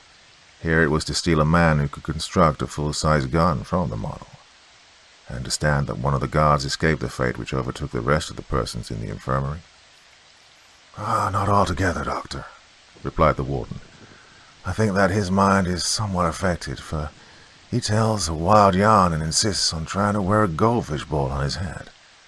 I have him under observation in the psychopathic ward." Dr. Bird shot a scornful glance at the warden. "There are none so blind as those who will not see," he murmured. "Yeah, by all means, I wish to see him," he went on aloud. "Will you have him brought here at once, please?" The warden nodded and spoke to one of the attendants. In a few moments, a tall, fair-haired young giant stood before the doctor. Dr. Bird pushed back his unruly shock of black hair with his fingers, those long, slim, mobile fingers which alone betrayed the artist in his makeup, and shot a piercing glance from his black eyes into the blue ones, which returned the gaze unabashed. "What's your name?" he asked. "Bailey, sir." "You were on guard here last night?" "Yes, sir. I was detailed as a special guard over number 9764. "Tell me in your own words what happened. Don't be afraid to speak out. I'm not going to disbelieve you. And above all, tell me everything, no matter how unimportant it may seem to you. I'll judge the importance of things for myself. I'm Dr. Bird of the Bureau of Standards." The guard's face lit up at the doctor's words. "I've heard of you, Doctor," he said in a relieved tone, "and I'll be glad to tell you everything. 10 o'clock last night, I received Carragher as special guard over number 9764. Carragher reported that the prisoner was somewhat restless and hadn't been asleep as of yet. I sat down about 15 feet from his bed and prepared to keep an eye on him until I was relieved at 6 o'clock this morning. Well, nothing happened until about 2 o'clock. Number 9764 was restless, as Carragher had said. But toward midnight, he quieted down and apparently went to sleep. Well, I was sleepy myself. I got up and took a turn around the room every 5 minutes to be sure that I kept awake. And that's how I'm so sure of the time, sir. Dr. Bird nodded. At 5 minutes to 2, just as I got up, I heard a noise outside like a big electric fan. Sounded like it came from directly overhead, and I went to the window and looked out. I couldn't see anything, but I could hear it pretty plainly. And then I heard a noise like someone had fallen on the roof. Almost at the same time there came a sort of high-pitched whine, a good deal like the noise an electric motor makes when it's running at high speed. I thought of giving an alarm. I didn't want to stir things up unless I was sure that there was some necessity for it. So I started for the door to ask one of the outside guards if he'd heard anything. As I turned toward number 9764, I saw that he'd been sitting up in bed while my back was turned. As soon as he saw that I'd noticed him, he lay back real quick and pulled the covers over his head. He moved pretty quick, but not so quick that I couldn't see that he had something that glittered like glass before his face. I started over toward his bed to see what he was doing, and then it was that the light started to get dim. "Go on," said the doctor as Bailey paused. His eyes were glittering brightly now. "Well, sir, doctor, I don't hardly know how to describe what happened next. The lights were getting dim, but not as they ordinarily do when the current starts to go off. The filaments were shining as bright as they ever did, but well, the light didn't seem to be able to penetrate the air. The whole room seemed to be filled with a blackness that stopped the light. No, sir, it wasn't like fog. It was more like something more powerful than the lights was in the room and was killing them. It wasn't only the lights which were affected. It was me as well. Blackness, whatever it was getting into me as well as into the room. I couldn't seem to make myself think like I wanted to. Tried to yell to give an alarm. I found that I could hardly whisper. Went toward the bed and I saw number 9764 sit up again. He had like a goldfish bowl pulled down over his head. It was evident that it was keeping the blackness away, for I could see him plainly and his eyes were as bright as ever. The nearer I got to him, the funnier I felt. I began to be afraid that I'd go out. Number 9764 got up out of bed, and I could see him grinning at me through the bowl.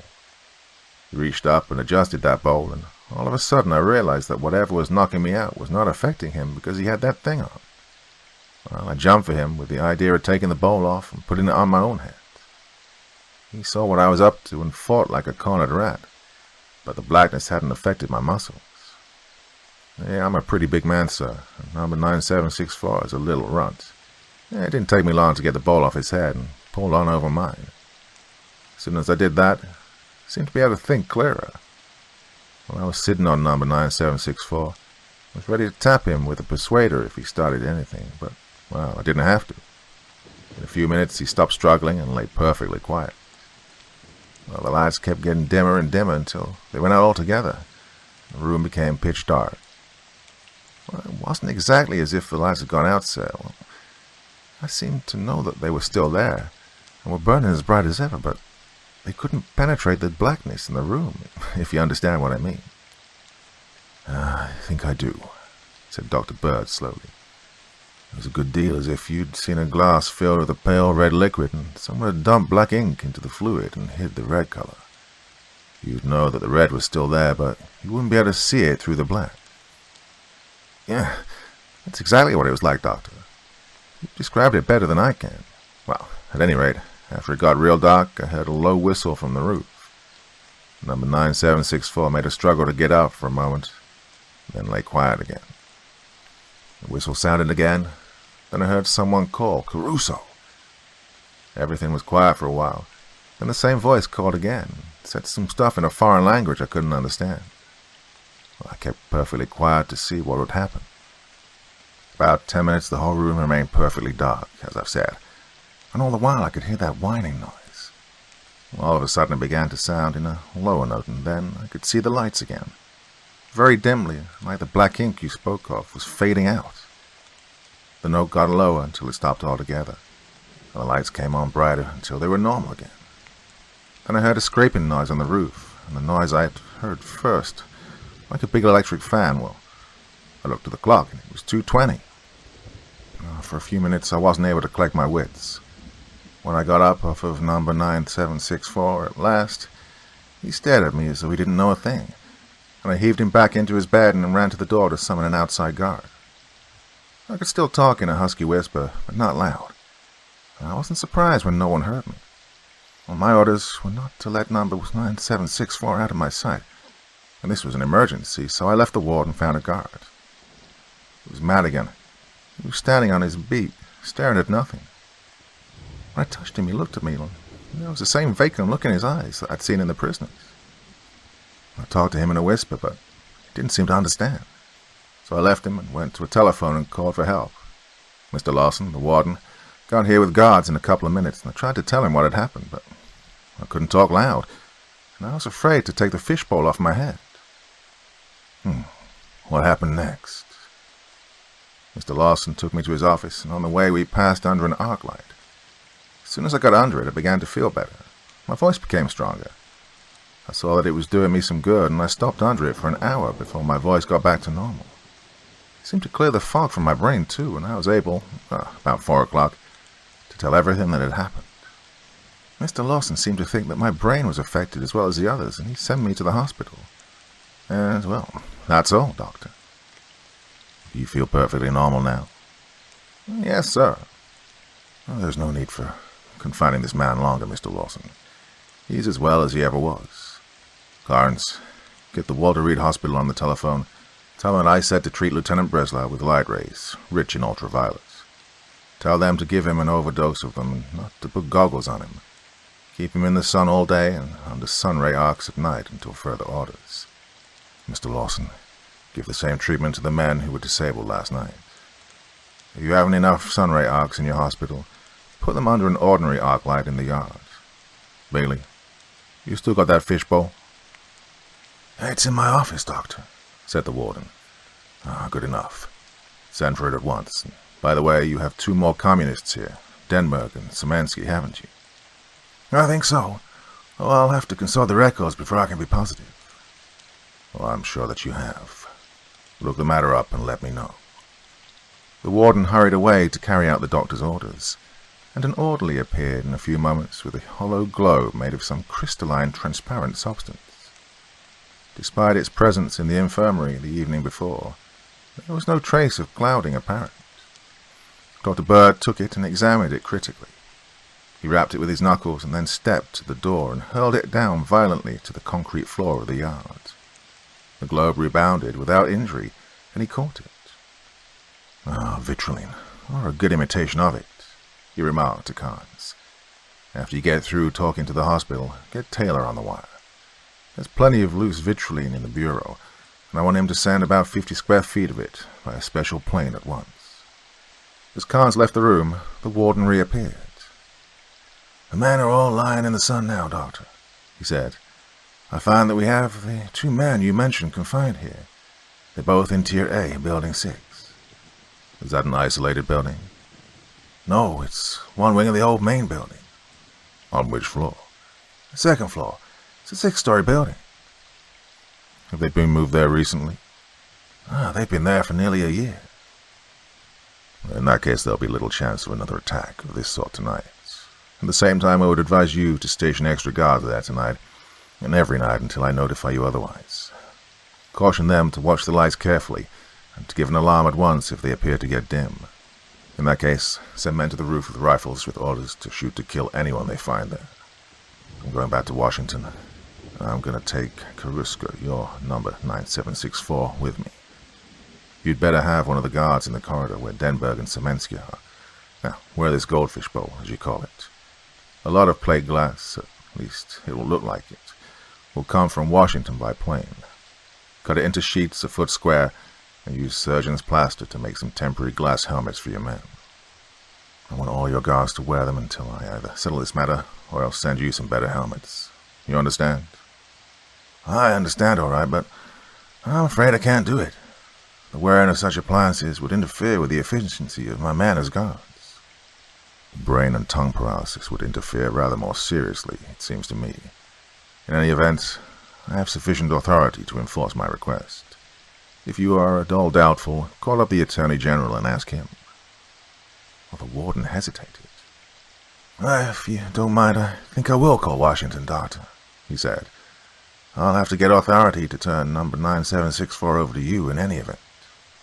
Call all you wish, Mr. Lawson. Mr. Carnes is talking to Washington now, and we'll have a clear line for you in a few minutes. Meanwhile, get a set of shackles on Karuska and get him ready to travel by plane. He appears to be suffering from mental paralysis, but I don't know how his case will develop. He may go violently insane at any moment, and I don't care to be left in a plane with an unbound maniac. Major Martin looked up from the prone figure of Karuska. His condition duplicates that of Lieutenant Breslau, Dr. Bird, he said. We received your telephone message this afternoon, and we kept Breslau in a flood of sunlight until dusk, then put him under sunray lamps. I don't know how you got onto that treatment, but it's having a very beneficial effect. He can already make inarticulate sounds, and his eyes are not quite as vacant as they were. If he keeps on improving as he has, he should be able to talk intelligently in a few days. If you wish to question this man, why not give him the same treatment? I haven't time, Major. I must make him talk tonight, if it's humanly possible. I called you in because you're the most eminent authority on the brain in the government service.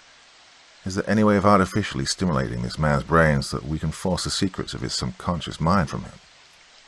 The Major sat for a moment, in profound thought. Oh, there is a way, Doctor, he said at length, but it is a method which I would not dare to use. By applying high-frequency electrical stimulations to the medulla oblongata, at the same time bathing the cerebellum with ultraviolets. It may be done, but, well, the chances are that either death or insanity would result. I would not do it. Major Martin, this man is a reckless and dangerous international criminal. If his gang carries out the plan which I fear they've formed, the lives of thousands, well, of millions, may pay for your hesitation. I will assume full responsibility for the test if you'll make it, and I have the authority of the President of the United States behind me. Well, in that case, Doctor, I have no choice. The President is the Commander-in-Chief of the Army, and if those are his orders, the experiment will be carried out. As a matter of form, I will ask that your orders be reduced to writing. I will write them gladly, Major. Please proceed with the experiment without delay. Major Martin bowed and spoke to a waiting orderly. The prostrate figure of Karuska was wheeled down a corridor into the electrical laboratory, and with the aid of the laboratory technician, the surgeon made his preparations. The moss lamp was arranged to throw a flood of ultraviolet over the Russian's cranium, while the leads from a deep therapy X-ray tube was connected, one to the front of Karuska's throat and the other to the base of his brain. At a signal from the Major, a nurse began to administer ether. I guarantee nothing, Dr. Bird, said the Major. The paralysis of the vocal cords may be physical, in which case the victim will still be unable to speak, regardless of the brain stimulation. If, however, the evident paralysis is due to some obscure influence on the brain, it may work. In any event, I'll hold you blameless and thank you for your help, replied the doctor. Please start the stimulation. Major Martin closed a switch, and the hum of a high-tension alternator filled the laboratory. The Russian quivered for a moment and then lay still. Major Martin nodded, and Dr. Bird stepped to the side of the operating table. Ivan Karuska, he said slowly and distinctly. Do you hear me?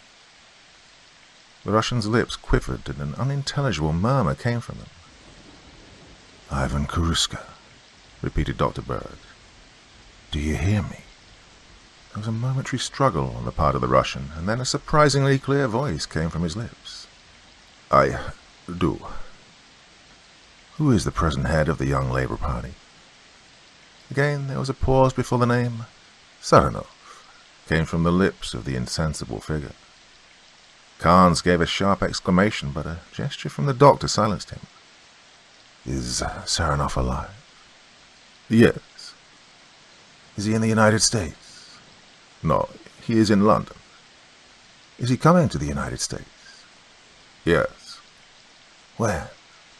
I do not know. Soon. As soon as we are ready for him. Where is he living in London? I don't know. How did you get word that you were to be rescued from Atlanta? A message was smuggled into me by O'Grady, a guard in our pay. What was the vitriline helmet for? to protect me from the effects of the black lamp. What's the black lamp? I do not know exactly. Satanov invented it. It gives a black light and it kills all other light except sunlight, and it paralyzes the brain. Did you know that the model of the Breslau gun had been stolen? Yes. What were you going to do after you were rescued from jail? I was going to make a full-sized gun.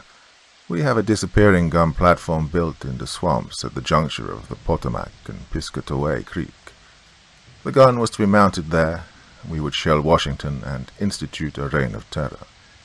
It would be a signal for uprisings all over the country. Is there a black lamp at that gun platform? Yes, the black lamp will kill both the flash and the report.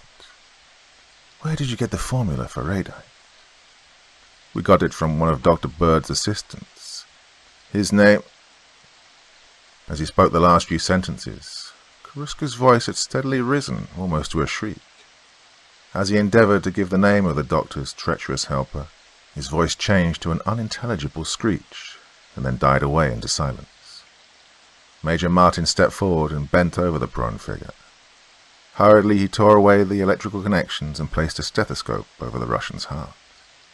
He listened for a moment, and then straightened up, his face pale. "I hope that the information you obtained is worth a life, Dr. Bird," he said, his voice trembling slightly, "because it has cost one." "It may easily save thousands of lives. I thank you, Major, and I will see that no blame attaches to you for your actions. I only wish that he'd lived long enough to tell me the name of my assistant, who sold me out to Saranov. However, we'll get that information in other ways. Garns, telephone Lawson at Atlanta to slam O'Grady into a cell pending investigation, while I get Camp Meade on the wire and order up a couple of tanks. We're going to attack that gun emplacement at daybreak. The telephone bell in the laboratory jangled sharply. Major Martin answered it and turned to Carnes. "You're wanted on the telephone, Mr. Carnes." The detective stepped forward and took the transmitter. "Carnes speaking," he said. "Yeah, oh, hello, Bolton. Yeah, we have Karuska here, or rather his body. Yes, Dr. Bird is here right now." "You've what? Great Scott. Wait a minute. Dr. Bird," he cried eagerly, turning from the telephone. "Bolton has located the Washington headquarters of the Young Labor Party." Dr. Bird sprang to the instrument. "Bird speaking, Bolton," he cried. "You've located their headquarters? Who's running it? Strensky, eh? Oh, you're on the right track. He used to be Saranov's right-hand man. Where's the place located? Don't seem to recollect the spot. You have it well surrounded? Where are you speaking from? All right, we'll join you as quickly as we can. Now, keep your patrols out and don't let anyone get away." He then hung up the receiver and turned to Carnes. "Did you have the car wait?" he asked. Good enough. We'll jump for the bureau and pick up all the vitriol laying around loose and join Bolton. He thinks he has the whole outfit bottled up." Bolton was waiting as the car rolled up and Dr. Bird leaped out. "Where are they?" demanded the doctor eagerly. "In an abandoned factory building about 300 yards from here," replied the chief of the Secret Service. "I traced them through New York. We've been watching the place ever since yesterday noon, and I know that Stanesky is in there with half a dozen others. No one has tried to leave since we set our watch. Funny things happened. One funny thing. About an hour ago, a peculiar red glow suffused the whole building. It's died down a good deal since, but we can still see it through the windows. Can you tell us what that means?"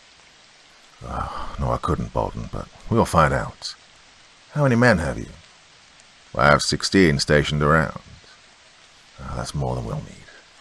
I have only vitriline shields and helmets, enough to equip 6 men.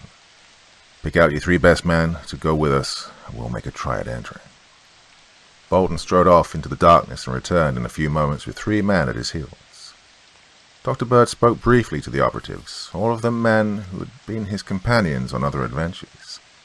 He explained the need for the vitriline helmets and shields, and without comment the 6 donned their armor and followed Bolton as he strode toward the building.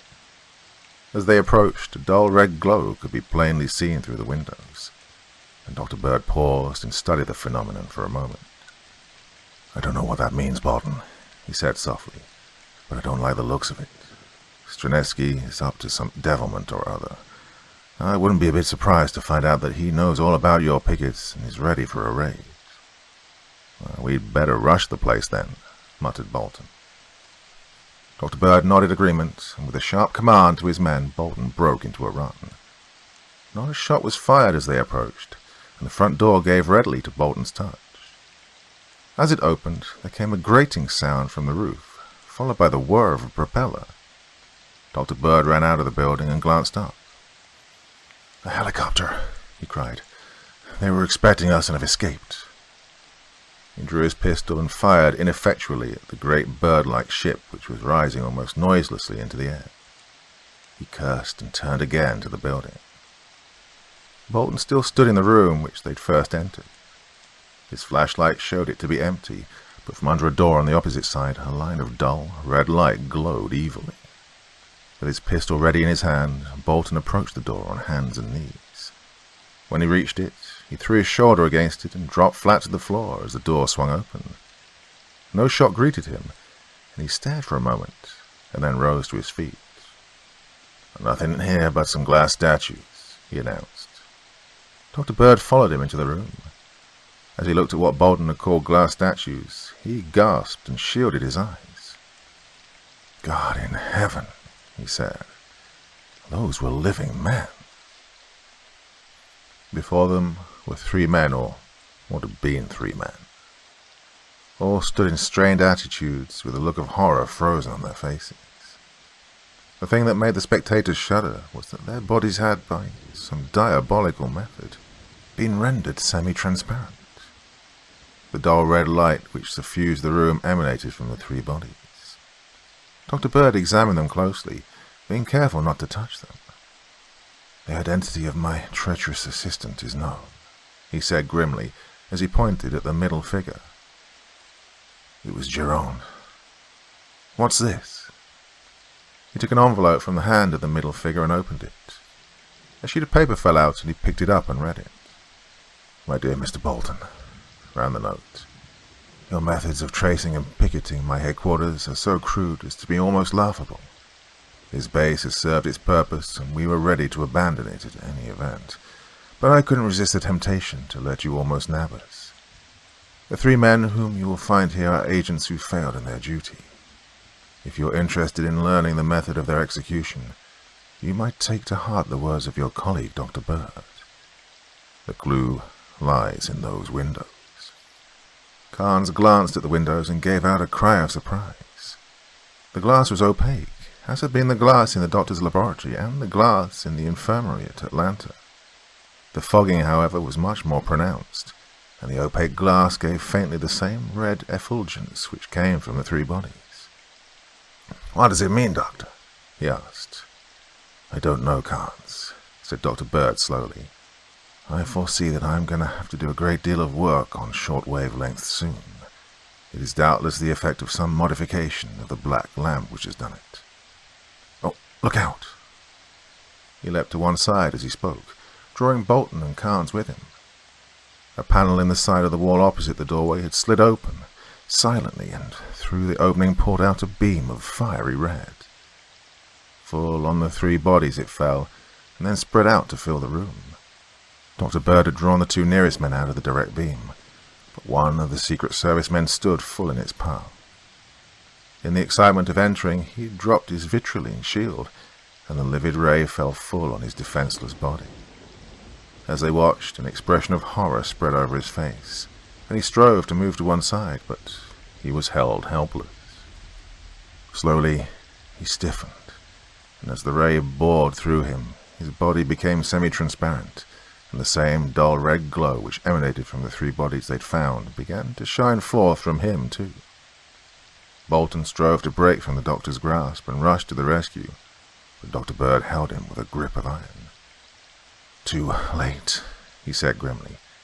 "Chalk up another murder to the arch-fiend who has committed the others. I don't know the nature of that ray, and vitriline may not be an adequate defense against his full force. We'd better get out of here and attack the place from the rear." Carefully edging their way around the sides of the room, the 5 men made their way out through the door. Dr. Bird slammed the door shut behind him and led the way out of the building and around to the rear. The door loomed before them, and he cautiously tried it. It gave to his touch as he entered, and as he set foot on the threshold, a terrific explosion came from the interior of the building. "Run!" he shouted as he led the way in retreat. "If that is a radite explosion, it will act for several seconds." From a safe distance they watched. One corner of the building had been torn off by the force of the explosion, and as they watched, the rest of the building gradually collapsed and sank into a pile of ruins. "They planned on a visit from us, all right," said Dr. Bolton grimly. "They had a surprise for us any way we jumped. If we went in the front door, that devil's ray was to finish us. And if we went in the back door, the whole place was arranged to blow up as we entered. I only hope that Sterinsky thinks he's got us all and doesn't expect an attack on his next base in the morning. If he doesn't, I think we may give him a rather unpleasant surprise. Of course, that lamp is smashed into atoms and buried under the debris, but I don't know what other devil's contraptions that ruin holds. Bolton, have your men picket it and allow no one near it until I get back. I've got to get to a telephone and get a couple of tanks from Meade and a plane or 2 from Langley Field." 2 tanks made their way slowly across country. The front of each tank was protected by a heavy sheet of vitriolene, while the turrets of the tanks projected the wicked-looking muzzles of 37mm guns. Overhead, 2 airplanes from Langley Field soared, scouting the country. Dr. Bird and Carnes rode in the leading tank. "They ought to be somewhere near here, unless Karuska lied," said Carnes as he swept the country with a pair of binoculars. "He didn't lie," returned Dr. Bird. "It was his subconscious mind that spoke, and it never lies. He spoke of the gun emplacement as being in a swamp, and I have a strong idea that it's a submersible. Of course, it's bound to be well camouflaged, both from land and from air observation." The plane circled around again and again, quartering the air like a pair of well-trained bird dogs would quarter a hunting field.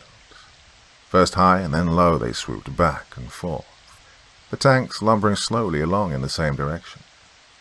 Presently the occupants of the leading tank saw one of the planes bank sharply and swing around.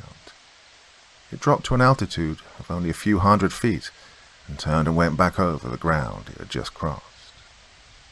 "I believe that fellow sees something," exclaimed Carnes. As he spoke, 3 green very lights came from the cockpit of the plane. The tank driver gave a grunt of satisfaction and turned the nose of his vehicle in that direction. The second tank followed. Hardly had they turned in the new direction before the ground began to get soft under their tracks and the heavy vehicles began to sink. The driver of the doctor's tank forced it ahead, but the tank sank deeper in the mire until water flowed in around the feet of the occupants.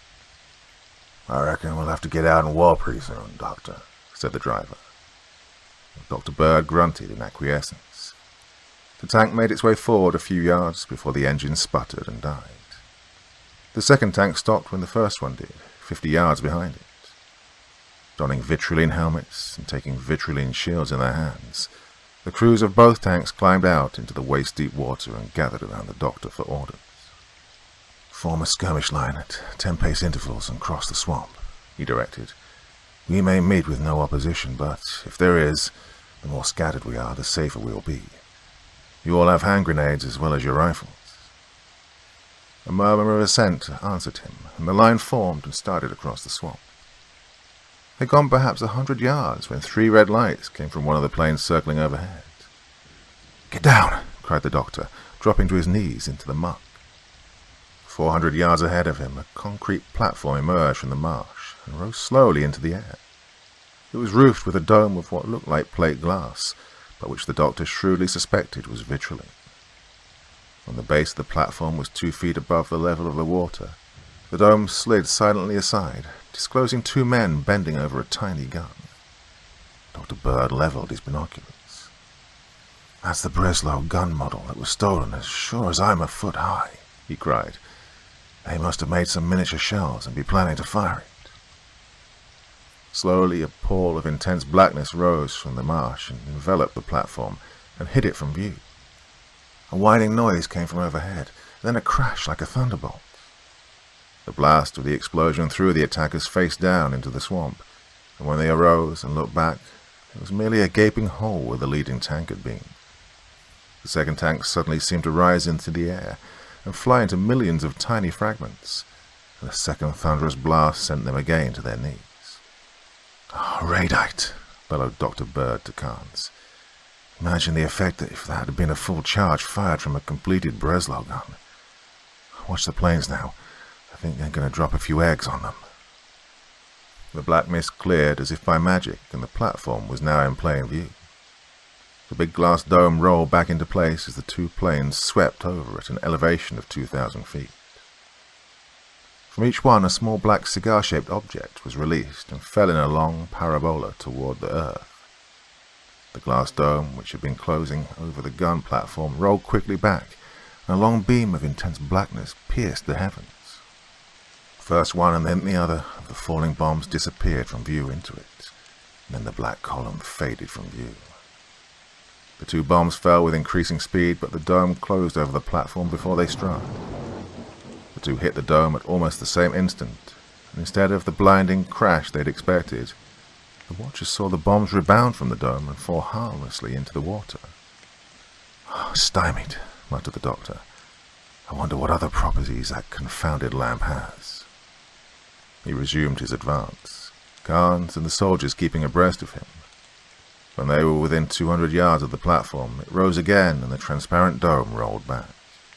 A beam of black shot forth over the swamp, searching them out and hiding them from view.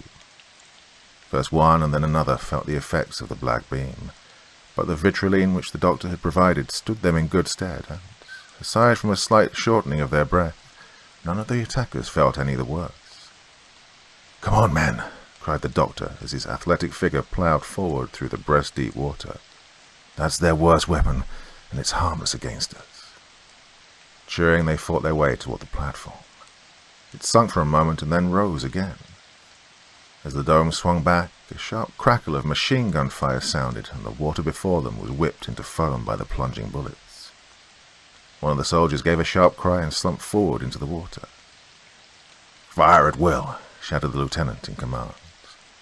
A crackle of rifle fire answered the tattoo of the machine gun, and the sharp ping of bullets striking on the dome could be plainly heard. An occasional shot kicked up a spurt of white dust from the concrete, but the machine gun kept up a steady rattle of fire, and the soldiers kept their heads almost at the level of the water.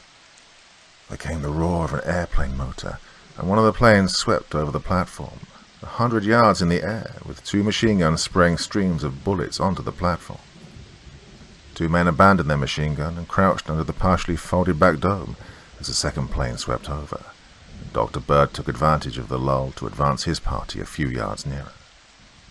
Again, the defenders of the platform rushed to their gun, but the first plane had turned and swooped down with both guns going, and again they were forced to take shelter while the doctor and his force made another advance.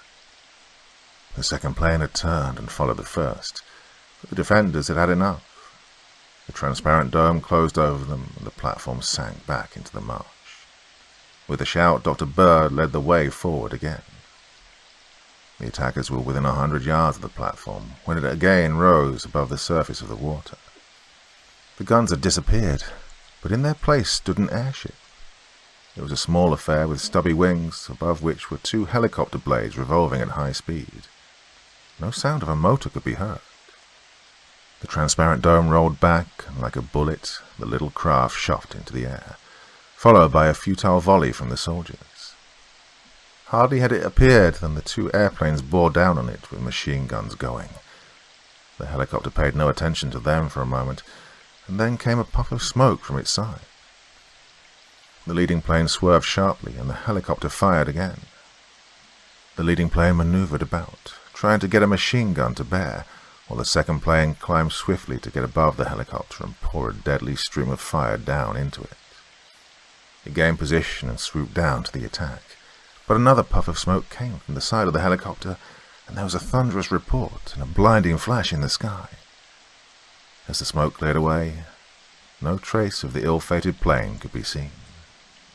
The helicopter hung motionless in the air, as though daring the remaining plane to attack. Well, the plane accepted the challenge and bore down at full speed on the stranger. Again came a puff of smoke, but the plane swerved and an answering shot came from its side. It was above the helicopter, and the shell which missed its mark plunged to the ground. When it struck, there came a roar and a flash, and the whole earth seemed to shake. The helicopter shot upward into the air and forward, both its elevating fans and its propellers whirling blurs of light. The airplane followed at its sharpest climbing angle, but was helpless to compete with its swifter climbing rival. "He's got away," groaned Carnes. "Not yet, my friend," cried the doctor, hopping with excitement. "He isn't safe yet. I never told you, but one Breslau gun had been made, and it's on that plane. It has deadly accuracy and is good for 15 miles. That's Lieutenant Dreen at the controls and Mason at the gun." As he spoke, the plane swung around and made a half loop. For a few yards it flew upside down and then whirled swiftly. As it turned, there came a sharp report and a puff of smoke from its rear cockpit. High above, the helicopter had ceased climbing and hovered motionless. As the plane fired, the helicopter shot forward like an arrow from a bow, and thereby spelled its doom. Not for nothing did Captain Mason bear the title of the best aerial gunner in the Air Corps. He'd foreseen what the action of his opponent would be, and had allowed for just such a move. Far up in the sky came a blinding flash and a cloud of smoke. When the smoke cleared, the sky was empty, except for a little scattered debris falling slowly to the ground. "And that's that," exclaimed Dr. Bird as he finished his examination of the underground laboratory with which the gun platform connected. "The lamp has gone to glory with Breslau's gun model and 2 of the best brains of the Young Labour Party. I'm sure that Stanesky was one of those 2 men, and I wish the whole gang had been on board. Don't you think that this is the end of it, Doctor?" "Oh, no, Carnes, I don't. We know that the real brains of this outfit is Saranoff, and Saranoff is still alive. He probably won't try to use his black lamp again because I'll have a defense against it in a short time, now that I've seen it in action, but he will try something else. The whole object of life to a loyal citizen of Bolshevikia is to reduce the whole world to the barbarous level in which they hold Russia, and they will spare no pains or effort to accomplish it. The greatest obstacle to their success at present is the President of the United States. He's loved and respected by the whole world, and if he is spared, he will forge the world into a great machine for the preservation of peace and universal goodwill. That would be fatal to Bolshevikia's plans, and they will spare no effort to remove him. By the grace of God, we have saved him from harm so far, but until we remove Saranoff permanently from the scene, I will never feel safe for him." "What do you suppose they'll try next, Doctor?" "Well, that, Carnes, time alone will tell."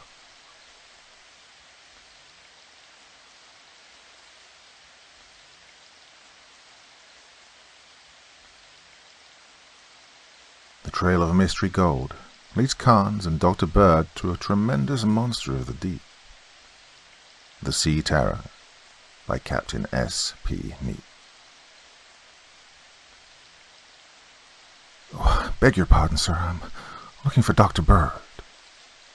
The famous Bureau Standard Scientist appraised the speaker rapidly. Keen blue eyes stared questioningly at him from a mahogany brown face, crisscrossed with 1,000 tiny wrinkles. The tattooed anchor on his hand and the ill-fitting blue serge suit smacked of the sea, while the squareness of his shoulders and the direct gaze of his eye spoke eloquently of authority. "I'm Dr. Bird, Captain. What can I do for you?" "Thank you, Doctor, but I'm not a captain. My name's Mitchell, and I am, or rather was, the first mate of the Arethusa." "The Arethusa?" Operative Carnes of the United States Secret Service sprang to his feet. "You said the Arethusa? There were no survivors." "Well, I believe that I'm the only one." "Where have you been hiding? Why haven't you reported the fact of your rescue to the proper authorities? Tell the truth now. I'm a federal officer." Carnes flashed the gold badge of the Secret Service, and an expression of anger crossed Mitchell's face. "If I'd wished to talk to an officer, I could have found plenty in New York," he said shortly. "I came to Washington in order to tell my story to Dr. Bird." The seaman and the detective glared at one another for a moment, and then Dr. Bird intervened. Pipe down, Carnes," he said softly. "Mr. Mitchell undoubtedly has reasons, excellent reasons, for his actions. Now, sit down, Mr. Mitchell, and have a cigar." Mitchell accepted the cigar which the doctor preferred and took a chair. He lit the weed, and after another glance of hostility toward the detective, he pointedly ignored him and addressed his remarks to Dr. Bird. "I have no objection to telling you why I haven't spoken earlier, Doctor," he said. "When the Arethusa sank, I must have hit my head on something, for next thing I knew, I was in the Marine Hospital in New York. I'd been picked up unconscious by a fishing boat and brought in, and I lay there a week before I knew anything. When I knew what I was doing, I heard about the loss of my ship and was told that there were no survivors, and, well, I didn't know what to do. The story I had to tell was so weird and improbable that I hesitated to speak to anyone about it. I wasn't sure at first that it wasn't a trick of a disordered brain, but since my head is cleared, I'm convinced of the truth of it. And yet I know that it can't be so. I've read about you and some of the things you've done, and so as soon as I was able to travel, I came here to tell you about it. You'll be better able to judge than I whether what I tell you really happened or was only a vision." Dr. Bird leaned back in his chair and put the tips of his fingers together. Long, tapering fingers they were, sensitive and well-shaped, though sadly marred by acid stains. It was in his hands alone that Dr. Bird showed the genius in his makeup, the artistry that inspired him to produce those miracles of experimentation which had made his name a household word in the realms of science. Aside from those hands, he more resembled a pugilist than a scientist. A heavy shock of unruly black hair surmounted a face with beetling black brows and a prognathous jaw. His enormous head, with the breadth and height of forehead which were amazing, rose from a pillar-like neck which sprang from a pair of massive shoulders and the arching chest of the trained athlete. Yes, Dr. Bird stood 6 feet 2 inches in his socks and weighed over 200 pounds. As he leaned back, a curious spark, which Card had learned to associate with keen interest, showed for an instant in his eyes. "I'll be glad to hear your story, Mr. Mitchell," he said softly. "Tell it in your own way, and try not to omit any detail, no matter how trivial it may be." The seaman nodded and sat silently for a moment, as though collecting his thoughts. "The story really starts the afternoon of May 12th, he said, although I didn't realize the importance of the first incident at the time. We were sailing along at good speed, hoping to make New York before we were too late for quarantine, when a hail came from the forward lookout. I was on watch, and I went forward to see what was the matter. The lookout was Louis Green, an able-bodied seaman and a good one, but, well, a confirmed drunkard. I asked him what the trouble was, and he turned toward me with a face that was haggard with terror. "I've seen a sea serpent, Mr. Mitchell," he said. "Nonsense," I replied sharply. "You've been drinking again." Well, he swore that he hadn't, and I asked him to describe what he'd seen. His teeth were chattering, so he could hardly speak, but he gasped out a story about seeing this monstrous head a half-mile across, he said, with a long snake body stretching out over the sea until the end of it was lost on the horizon. I turned in the direction he pointed, and, of course, there was nothing to be seen. The man's condition was such as to make him worse than useless as a lookout, and so I relieved him and ordered him below. I took it for a touch of delirium. Well, we were bucking a headwind, although not a very stiff one. We didn't make port until after dark, so we anchored at Quarantine, just off Staten Island, in 40 fathoms of water, and Captain Murphy radioed for a Coast Guard boat to come out and lay by us for the night. As you probably heard, we were carrying $4 billion in gold bars consigned to the Federal Reserve Bank of New York from the Bank of England. Dr. Bird and Carnes nodded. The inexplicable loss of the Arethusa had occupied much space in the papers 10 days earlier. Well, the cutter came out, signaled, and dropped anchor about 300 yards away. So far, everything was exactly as it should be. I walked to the stern of the boat and looked out across the Atlantic. Then I realized that Green wasn't the only one who could see things. The wind had fallen, and it was getting pretty dark, but not too dark to see things a pretty good distance away. As I looked, I thought I saw, a huge black leathery mass come to the surface a mile or so away. There were two things on it that looked like eyes, but I had a feeling as though some malignant thing was staring at me. I rubbed my eyes and looked again, but the vision persisted, and I went forward to get a glass. When I came back, the thing, whatever it was, had disappeared, but the water where it had been was boiling as though there were a great spring or something of the sort under the surface. Well, I trained my glass on the disturbed area, and I'll take my oath that I saw a huge body like a snake emerging from the water. It lay in long undulations on the waves, and moved with them as though it were floating. It was quite a bit nearer than the first thing had been, and I could see it plainly with the glass. I'd judge it to be 15 or 20 feet thick, and it actually seemed to disappear in the distance as Green had described it. The sight of the thing sent shivers up and down my spine, and I gave a hoarse shout-out.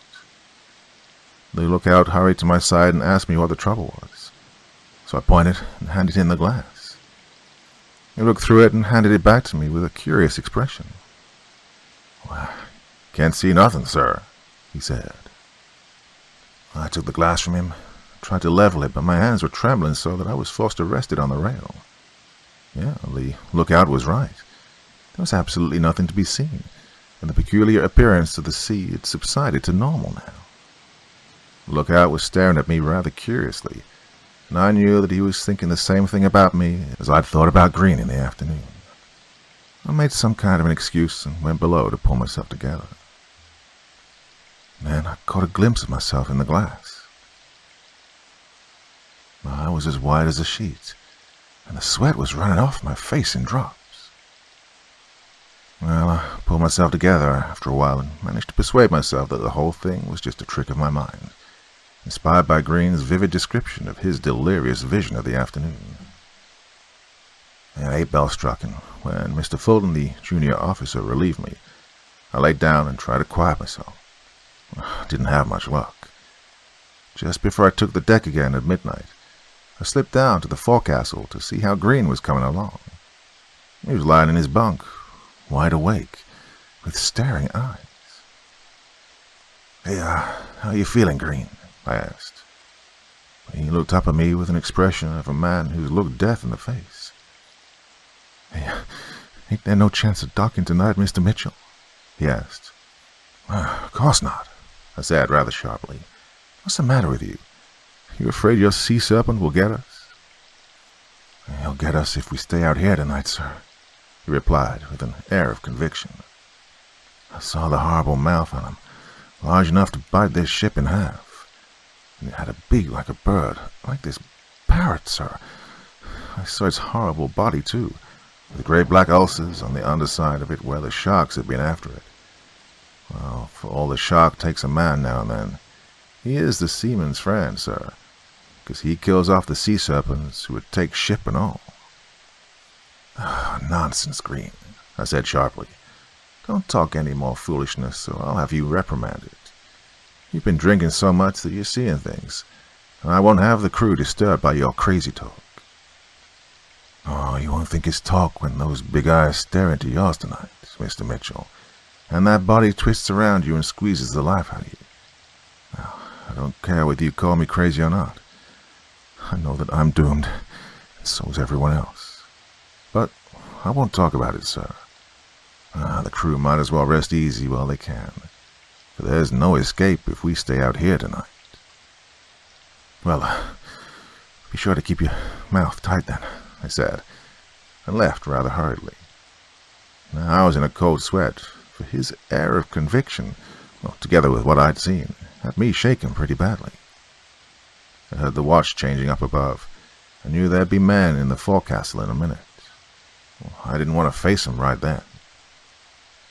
Mr. Fulton reported everything quiet when I went on deck to relieve him. And although I surveyed the water through a night glass for as far as I could see, there was nothing out of the way, nothing untoward. The Coast Guard's lights were shining less than a quarter of a mile away, and things looked peaceful enough. The wind had gone down with the sun, and the sea was almost glassy, and there was a bright moon. After going around the ship, I relieved all of the watch except 2 men for lookouts, and sent them below to get a good night's sleep. Well, if I hadn't done that, some of them might be alive now. I paced the deck for an hour, trying to quiet my nerves, but really getting more nervous with every passing minute. 3 bells struck, and I walked forward and leaned on the rail to watch the water. I saw a peculiar swirl as though some large body were coming to the surface from below. And then I saw it. Now, Dr. Bird, I take a drink once in a while when I'm on shore, but never at sea and never in excess. And I know it wasn't a vision of drunk delirium. And I felt perfectly normal aside from my nervousness. I don't think it was fever. Well, either I saw it or I am insane, for it is as vivid to me now as it was when I was standing on the Arethusa's deck, and that monstrous horror was rising once more before my eyes. The seaman's face had become drawn and white as he talked, and drops of sweat were trickling from his chin. Garn sat forward, absorbed in his narrative, while Dr. Bird sat back with a glitter in his black eyes and an expression of great attention on his face. "Go on, Mr. Mitchell," the doctor said soothingly. "Tell me just exactly what you saw." Mitchell shuddered and glanced quickly around the laboratory, as though to assure himself that he was safe within these 4 walls. "Well, from the surface of the sea," he went on, "there was a massive body, black and with the appearance of wet leather. Must have been a couple of 100 yards across, although the size of objects is often magnified by moonlight, and my terror may have added to its size. In the midst of it were 2 great discs, 30 feet across, which glowed red with the reflected moonlight. And it stared for a moment and then rose higher until it towered above the ship. And then I thought I saw, that huge, gaping beak. It was as Green had described it, large enough to bite the Arethusa in half, and she was a ship of 3,000 tons. I was frozen with horror and couldn't move or cry out. As I watched, I saw the long snake-like body emerge from the water, when that estimate I'd made of the size in the afternoon seemed pitifully inadequate. Then a second and a third snake arose from the water, and then more, till the whole sea and the air above it seemed like a writhing mass of huge snakes.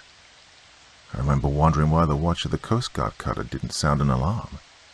Then I realized that the thing had arisen on our port side, and the cutter was on the starboard. The massive snakes writhed backward and forward, and then 2 of them rose in the air and hung over the ship. I could see the underside, and I saw what Green had called the scars where the sharks had attacked. They were great cup-shaped depressions with vile white edges, and they did resemble huge sores or ulcers. They wavered over the ship for an instant, then both of them dropped down on the deck. I suddenly found my voice. I think I gave a yell, but even as I opened my mouth, I realized the futility of it. The Arethusa was sucked down into the sea as though it had been a tiny chip. I saw the water rising to the rail, and I think I cried out again. The ship tilted, and I felt myself falling. Well, the next thing I knew was when I was in the hospital, and I was told that I'd been raving mad for a week.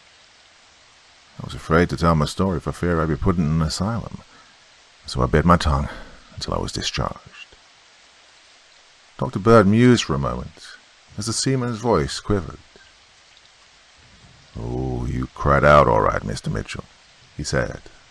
"You gave 2 distinct shouts, both of which were heard by the watch of the Wren, the Coast Guard cutter. They reported that at 1:30 a.m., the Arethusa sank without warning. As soon as he heard your shouts, the watch gave the alarm and the crew piled on deck. Well, the Arethusa was gone completely, and the Wren was tossing about like a chip in a whirlpool, as they graphically described it. The Wren then moved full power as they fought the waves and sailed over to your anchoring ground looking for survivors. But they found none. The sea gradually subsided, and they did the only thing they could do. Dropped a buoy to guide the salvage people, and radioed for assistance. The Robin came out and joined them, and both cutters stood by until daylight. But nothing unusual was seen. Well, the insurance people are trying to salvage the wreck now, but so far they've made very little headway. Well, that brings me to the rest of the story. The part that made me decide to come to you, Doctor, said the seaman. Did you, see what happened to the divers yesterday? Dr. Bird nodded. I saw a brief account of it, he said. Seems the two of them were lost through their lines getting fouled and their air connections being severed in some way. I don't believe the bodies have been recovered yet. They'll never be recovered, Doctor. I was discharged from the hospital yesterday, and the papers were just out with an account of it. Went down to the dock where the John McClane, the salvage ship, ties up, and I talked to Captain Starley, who commands it. Well, I've known him casually for some years, although just an acquaintance, and he gave me a few more details that the press hadn't got. Well, he didn't connect me at first with the Mitchell who was reported lost on the Arethusa. Well, the first man to go down from the McClane was Charlie Melrose, an expert diver. He went down in a pressure outfit to the bottom and started to work. Everything was going along fine until the telephone suddenly rang and the man who answered it heard him say, "Raise me. For God's sake, hurry." Well, the signal for raising was given, but they hadn't got him more than 30 feet from the bottom before there came a tug on the line, and he was gone. The airline, the lifting cable, and the telephone cord floated free and were reeled in. Melrose had been plucked off the end of that line as you or I would pluck off a grape. Dr. Bird leaned forward with the curious glitter again in his eye. "Go on," he said tersely. Well, Blake, the other diver, quickly donned a suit and insisted on being lowered at once. Starley tried to dissuade him, but he insisted on going down. They lowered him over the side with a 12-foot steel shot pike in his hand. But he never got to the bottom. He'd not been lowered more than 100 feet when a scream came over the phone, and again there was a jerk on the lines which threatened to wreck the reel. And the line came aboard with no diver on the end of it. At the same time, Starley told me, the sea boiled and churned as though the whole bottom were coming up, and his ship was tossed about as though it were in a violent storm, even though it was calm enough for 40-fathom salvage work, and that's pretty quiet, you know. Well, half the time his screws were out of the water, and he had a hard time to keep from being capsized. Well, he fought his way out of the disturbed area, and as soon as he did, it started to quiet down. Then, in 10 minutes, it was all calm again. Starley was pretty badly shaken, and besides, he'd lost both of his divers, so he came in and I saw him at the dock. When I heard his yarn, I took him into my confidence and told him what I'd seen, and that I proposed coming to you and asking your advice. Well, I was afraid, until I heard his story, that it was merely a vision that I'd had, but it was certainly no vision that plucked those two divers off their lines. Has Captain Starley told that story to anyone else yet? No, Doctor. He hasn't. He promised not to talk until after I'd seen you. I'll vouch for him. He'll keep his word through anything, and he's keeping his whole crew on board until he hears from me.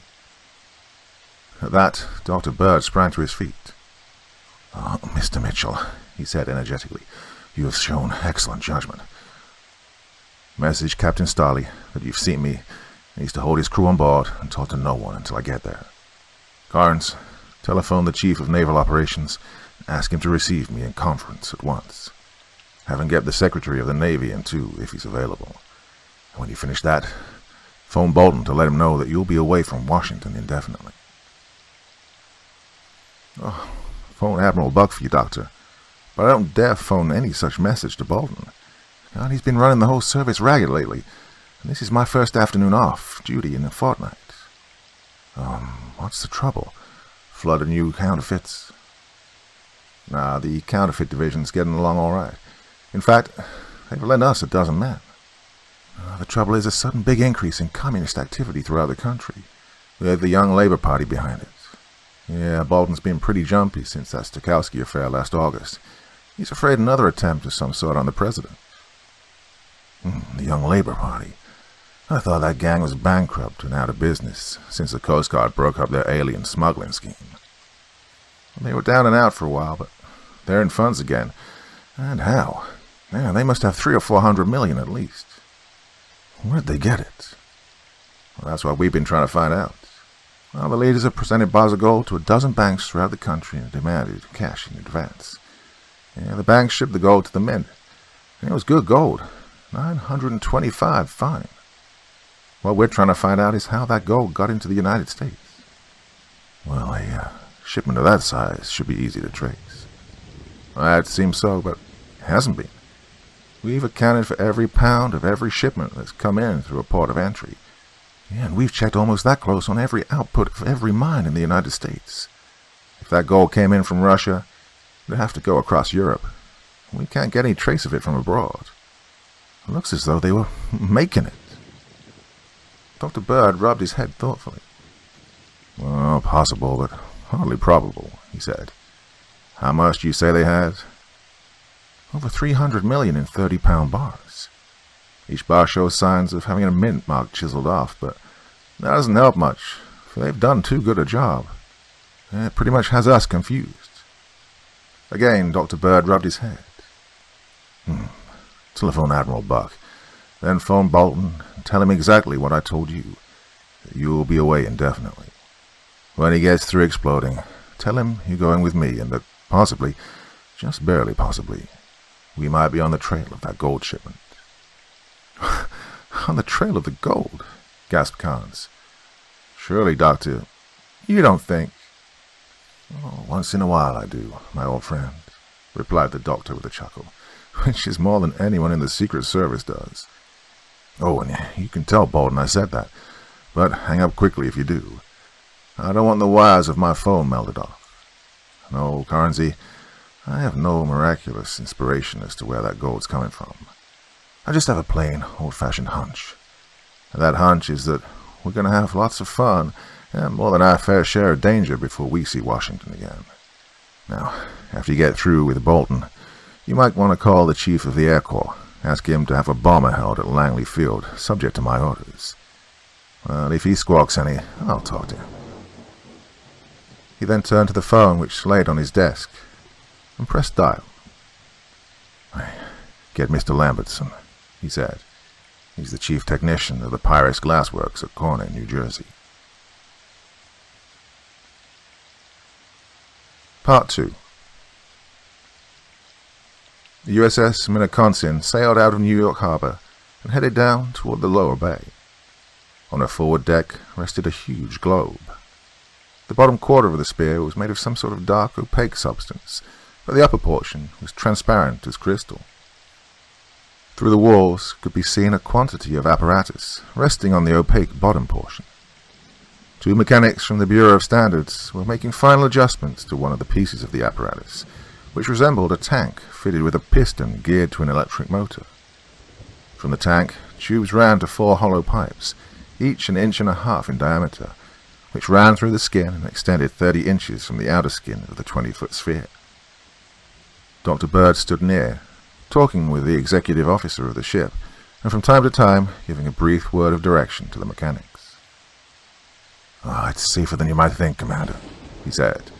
In the first place, that globe is not made of ordinary glass. It's made of vitriline, a new semi-malleable glass which was developed at the Bureau, and which has been made on an experimental scale for us by the Pyrex people. It's much stronger than ordinary glass, and it's not sensitive to shock. It's also perfectly transparent to ultraviolet light, being superior even to rock crystal or fused quartz in that respect. Now, the walls, as you've noticed, are 4 inches thick, and I've calculated that the bore will stand a uniform external pressure of 3,500 atmospheres, pressure which will be encountered at a depth of about 20 miles. I believe the little stand squeezes 6,000 tons without buckling. and it's impossible to fracture it by shock. And it could be dropped from the top of the Empire State Building, and it'd just bounce. Well, it seems incredible that it could stand such a pressure as you've named. Oh, my figures are conservative ones. Lambertson calculated them even higher, but we allowed for the fact that this is the first large mass of the material to be cast, and we lowered them a bit. But suppose your lifting cable should break, objected the naval officer. The outfit weighs a good many tons. You notice that the lower quarter is made of lead. The specific gravity of the entire globe, when sealed up tight with 2 men in it, is only a little more than unity. In the water its weight is so little that a 3-inch manila hawser could raise it, let alone a steel cable. I have another safety device, though. And in case that cable should snap, I detach the lead from it, and it would shoot to the surface like a rocket. So how long can you remain underwater in it? A week, if necessary. I have an oxygen tank and a carbon dioxide removing apparatus which will keep the air in good condition. The globe is electrically lighted and can be heated if necessary. If my phone doesn't work, I have a radio set which will enable me to communicate with you. I can't see that it's especially dangerous, not nearly as much as a submarine. And, what is your objective in going down there, if I may ask? Well, to take pictures and to explore the wreck if we can. The globe is equipped with huge floodlights and excellent cameras. The salvage people are having a little trouble, and we're just trying to help them out. You mentioned exploring. Can you leave the globe while it's underwater?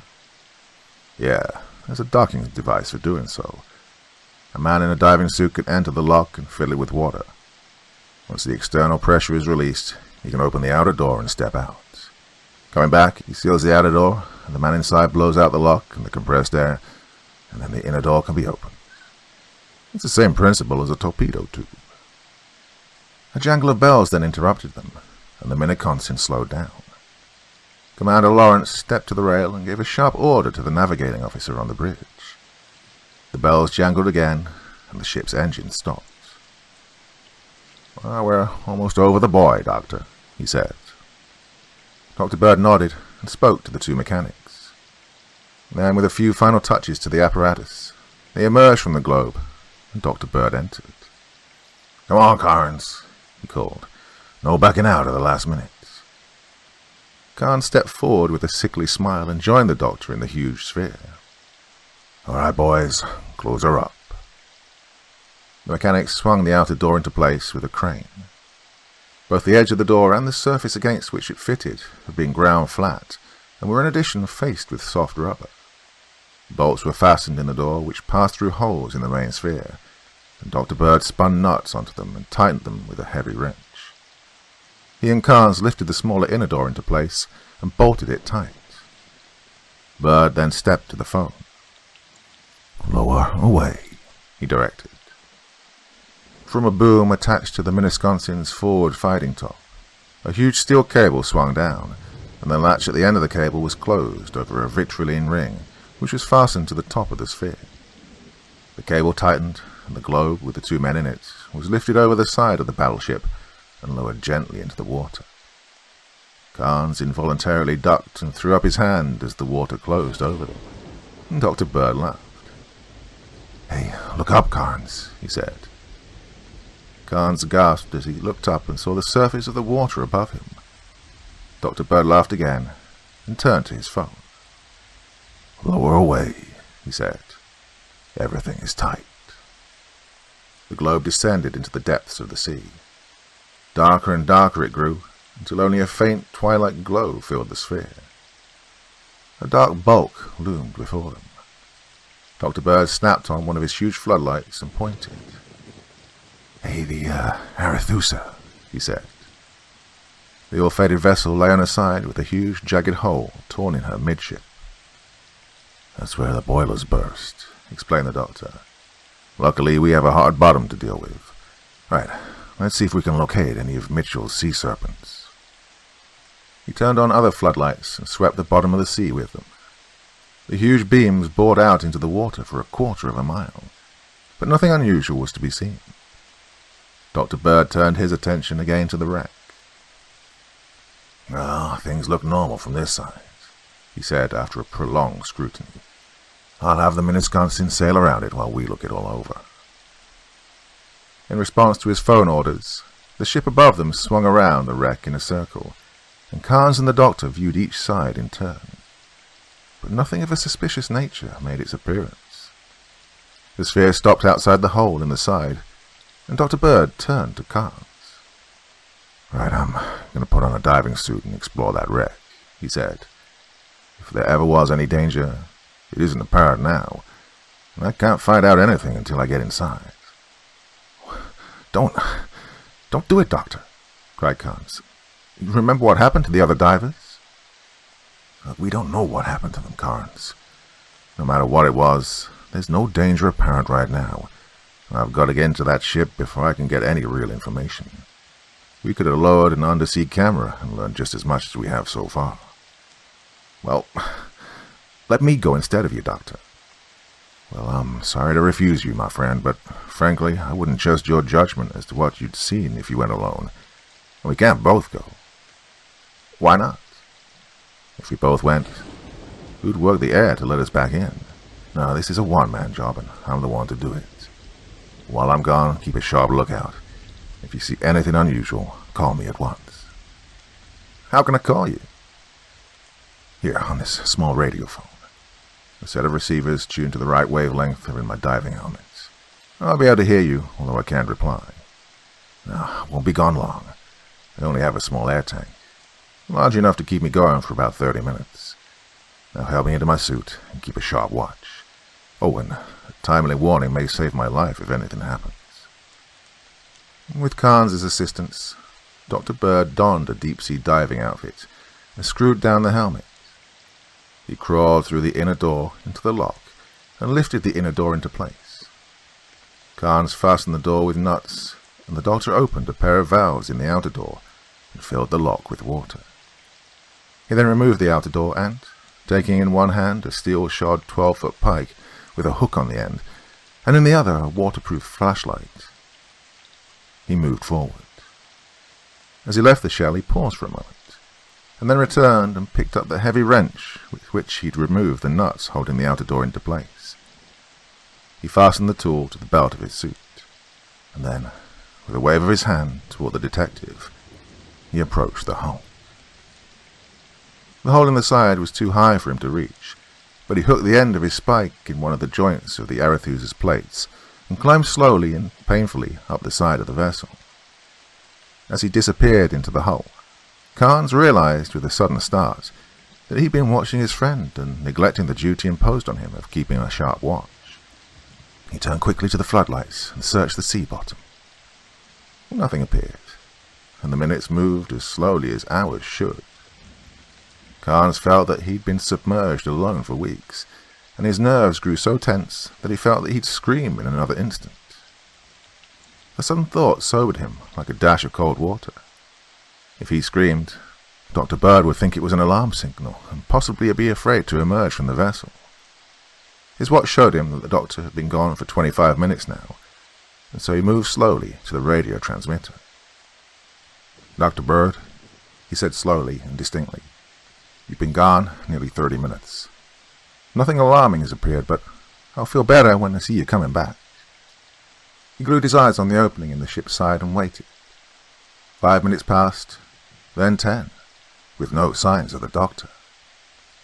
Carnes again moved to the receiver. "It's been over half an hour, Doctor," he cried in a pleading voice.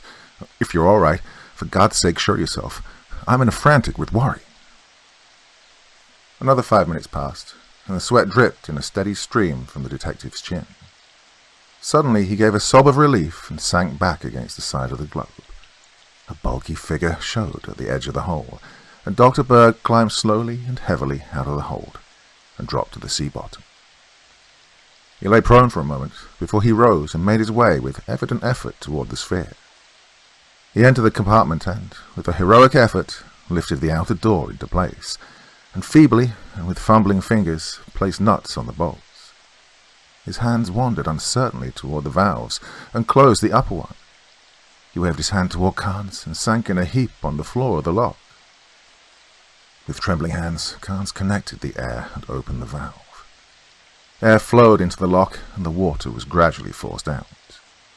When the lock was empty, he waited for Dr. Bird to close the outer valve, but the doctor didn't move.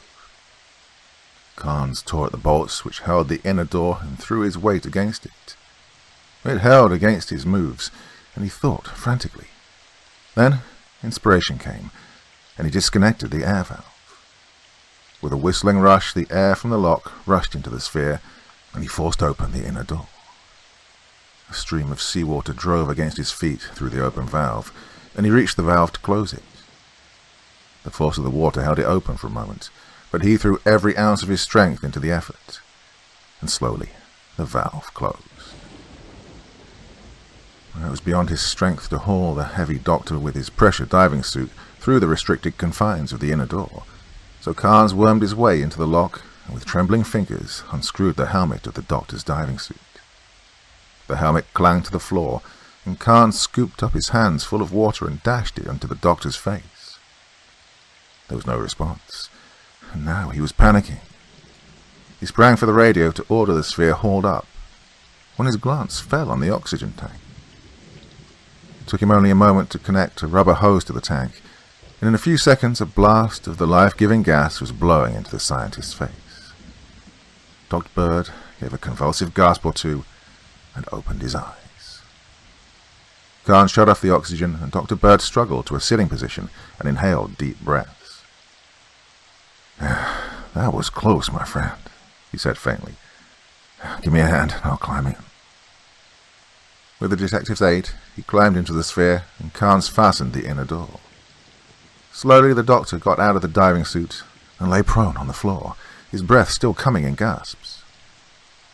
"Hey, thanks for your warning about the time, Carnes," he said.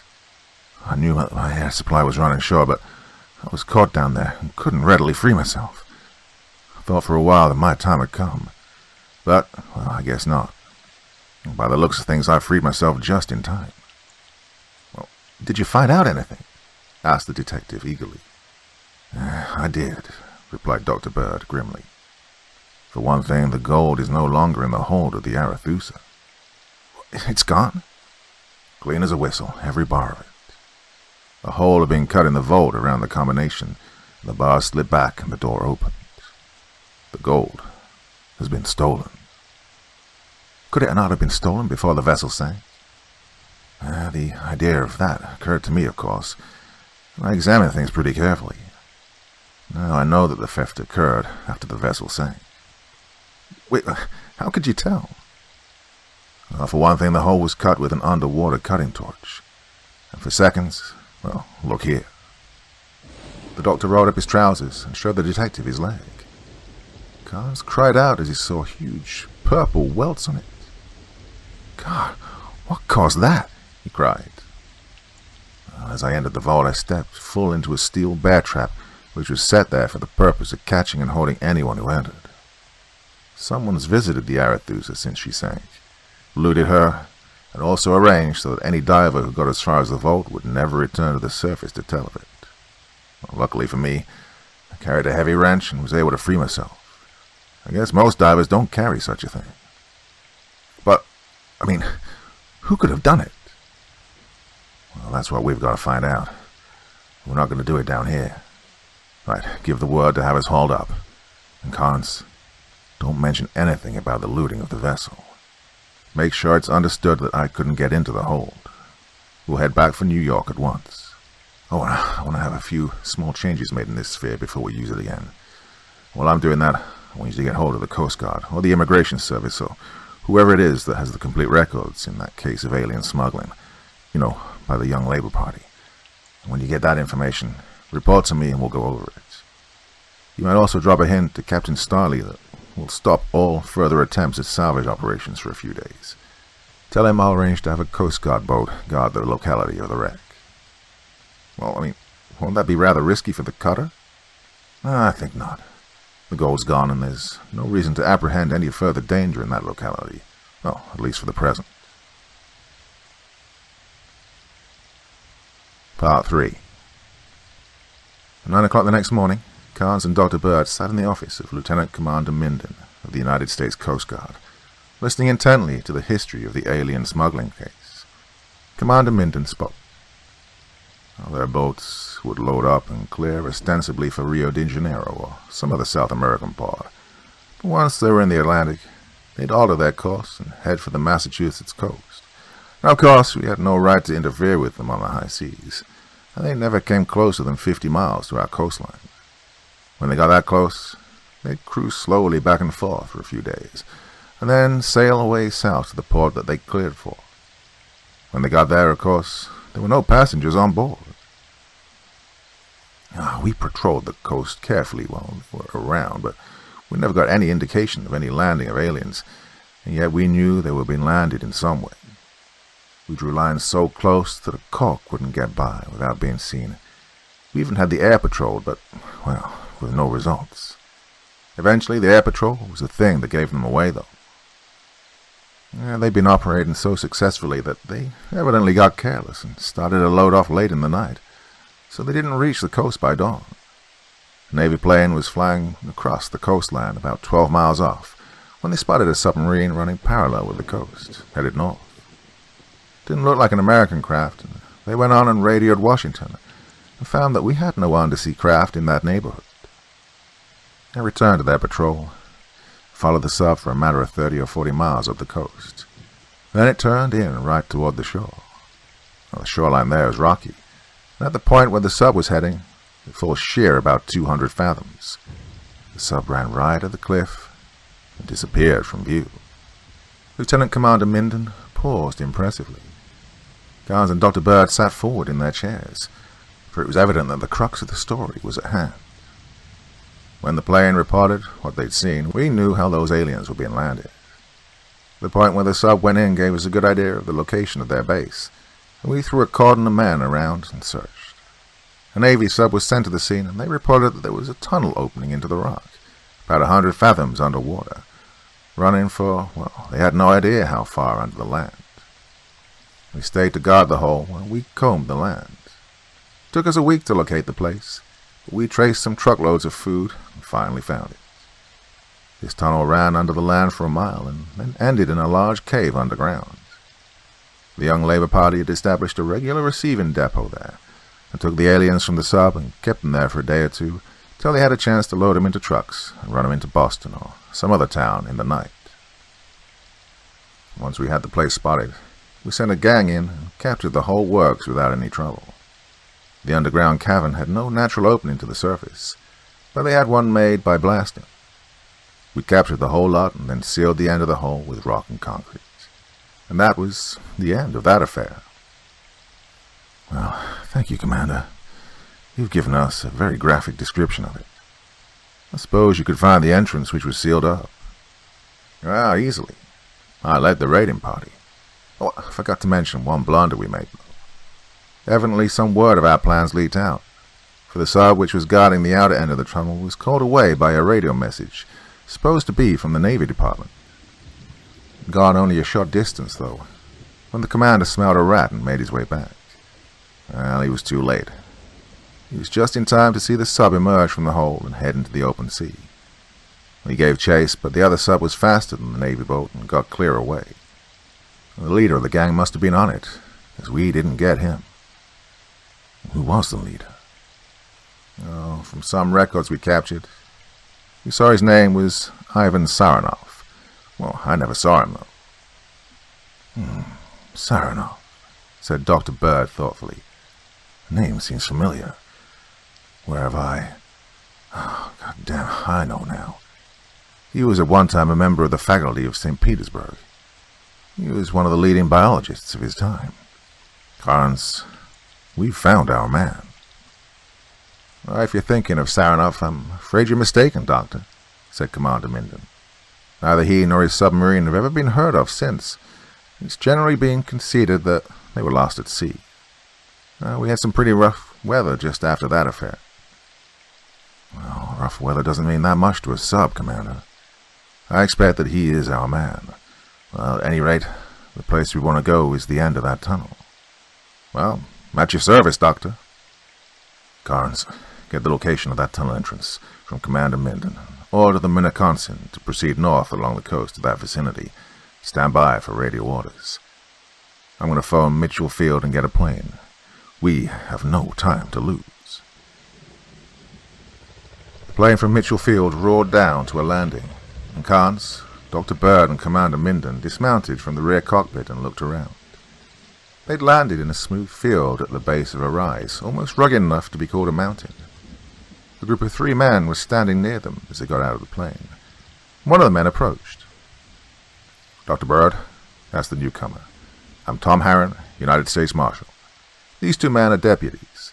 Now, I understand that I'm to report to you for orders." "Glad to have met you, Mr. Harron. This is Operative Carnes of the Secret Service and Commander Minden of the Coast Guard. We're going to explore an underground cavern that's located in this vicinity." "You mean the one where they used to smuggle aliens?" "That's closed up. I was in charge of that work, and we closed it tight as a drum 2 years ago." "Can you find the entrance?" "Sure. It's not even a mile from here." "I'll lead the way, then. We want to take a look at it." The marshal led the way, and took a path which led to a gully in its side. He paused for a moment to take his bearings, and then turned sharply to his left and climbed part of the way up the side of the ravine. "Here it is," he announced. An expression of astonishment crossed his face, and he examined the ground closely. "Oh, geez, Doc," he went on as he straightened up. "This place has been open since I left it." Dr. Bird hurried forward and joined him. The heavy stone and concrete with which the entrance to the cavern had been sealed were undisturbed, but in the side of the hill was a set of steel doors beside the concrete. There was no sign of a keyhole or other means of entering it. "Was this steel door part of your work?" asked Carnes. "No, sir, it wasn't. We sealed it solid. That door has been put there since." Dr. Bird closely examined the structure. He tapped it and went round the edges, and then straightened up and took a small pocket compass from his pocket and opened the case. Now, the needle swung crazily for a moment, and then pointed straight toward the door. "A magnetic lock," he exclaimed. "If we could find the power line, it would be easy to force it, but finding that line might take us ages. At any rate, we've found out what we were after. This is their base from which they're operating. Mr. Harron, I want you to station a guard armed with rifles at this door, day and night, until I personally relieve you. And remember, until I relieve you, be here in person. Verbal or written orders don't go. Capture or kill anyone who tries to enter or leave this cavern through this entrance. Just now, we'll find that cavern more vulnerable from the sea end, and that's where I mean to attack. We'll force that door and explore this end later. Commander Minden, you can stay here with Mr. Harron if you like, or you can come with Carnes and me. We're going on board the Minneconsin." The Mitchell Field plane roared to a takeoff and bore south along the coast. Half an hour of flying brought them in view of the battleship sailing at full speed up the coast. Dr. Bird radioed instructions to the ship, and an hour later a launch picked them up from the beach and took them out. As soon as they were on board, they resumed their progress, and in 2 hours the peak that Dr. Bird had marked as a landmark was opposite. "Right, sail in as close to the shore as you can safely," he said, "and then lower us down. Once we're down, you'll be guided by our telephoned instructions. Come on, Carnes, let's go." The detective followed him into the sphere as the Minneconsin edged up toward the shore. The huge bore was lifted from the deck and lowered gently into the 200 fathoms of water. It was pitch dark at that depth, and Dr. Bird switched on one floodlight and studied the cliff which rose 100 yards beneath them. "We've missed the place, Carnes," he said. "We'll have them pull us up a few hundred feet, and then sail along the coast." He turned to his phone, and the sphere rose, while the battleship sailed slowly ahead, the vitriolene ball following in her wake. For a quarter of a mile they continued on their way, and then Dr. Bird halted the ship. "What depth are we?" he asked. 80 fathoms? All right, lower us, please." The ball sank until it rested on the sea bottom, and Dr. Bird turned on 2 additional floodlights and studied the surroundings. The bed of the ocean was literally covered with lobster and crab shell, with the bones of fish scattered here and there among them. A few bones of land animals were mixed with the debris, and Carnes gave a gasp as Dr. Bird pointed out to him a diving helmet. "Well, we're on the right track," said the scientist grimly. He stepped to the phone and ordered the sphere raised to 100 fathoms. The ship moved forward along the coast until Dr. Bird again stepped to the phone and halted it. Before them yawned the entrance to the underground tunnel. It was big, about 200 feet high and 300 across, and their most powerful beams would not penetrate to the end of it. A pile of debris could be seen on the floor of the tunnel, and Carnes was sure he could see another diving helmet among the litter. Dr. Bird pointed toward the side of the cavern. "See those floodlights fastened to the cliff so that their beams will sweep across the mouth of the tunnel when they're lit?" he said. "Apparently the cave is used as a prison, and the light beams are the bars. The creature's not at home just now, or the bars will be up. My God, look at that, Carnes." Carnes stared and echoed the doctor's cry of surprise. Clinging to a shelf of rock which extended out from the wall of the cavern and half hidden among the seaweed was a huge marine creature. It looked like a huge black slug with rudimentary eyes and mouth. The thing was 50 feet in length and fully 15 feet in diameter. It hung there, moving sluggishly as though breathing, and rudimentary tentacles were projecting from one end, moving in the water. "God, what is it, Doctor?" asked Carnes in a voice of awe. "It's a typical trochosphere of the giant octopus, the devilfish of the Indian Ocean. Multiplied 1,000 times, though," he replied. "When the octopus lays its eggs, they hatch out into the larval form. The free-swimming larvae is known as the trochosphere. I'm positive that that's what we see here. But God, look at the size of the thing. Well, if that ever develops, I can't even imagine its dimensions." "I've seen pictures of a huge octopus pulling down a ship," said Carnes, "but I always thought they were imaginary." "Well, they are. This monstrosity before us is no product of nature. A dozen of them would depopulate the seas in a year. God, it's a hideous parody of nature conceived in the brain of a madman and produced by some glandular disturbance. Saranov. He spent years in glandular experimentation, and no doubt he's managed to stimulate the thyroid of a normal octopus and produce a giant. I think that the immediate parent of this thing before us was of normal size, and so probably are its brothers and sisters. Well, the phenomenon of gigantism of this nature only occurs in alternate generations, and then only in rare instances. Its grandparent may not be far away, though. I wish it was safe to use a submarine to explore that cavern." "Why isn't it?" "Any creature powerful enough to pull the Arethusa underwater would crush a frail submarine without effort. Anyway, Navy sub isn't built for underwater exploration like this ball is. The window space is quite limited, and they are not equipped with powerful floodlights. I'd like to be able to reach that thing and destroy it, but that can wait till later. Now, the best thing we can do is put out our lights and wait." His hand sought the light switch, and the globe became dark. Only a tiny glimmer of light came down to them from the surface, 100 fathoms above. In the darkness, they stared into the depths of the sea. Part 4. For an hour they waited, and then Dr. Bird grasped Carnes by the shoulder and pointed. Far in the distance could be seen a tiny point of light. It wavered and winked and at times disappeared, but it was gradually approaching them. Dr. Bird stepped to the telephone, and the Minneconsin moved 100 yards further from the shore. The light disappeared again, as though hidden by some opaque body. Their eyes had become accustomed to the dim light, and they could dimly see a long snake-like body approach the globe, and then suddenly withdraw. The light appeared again only a few hundred yards away now.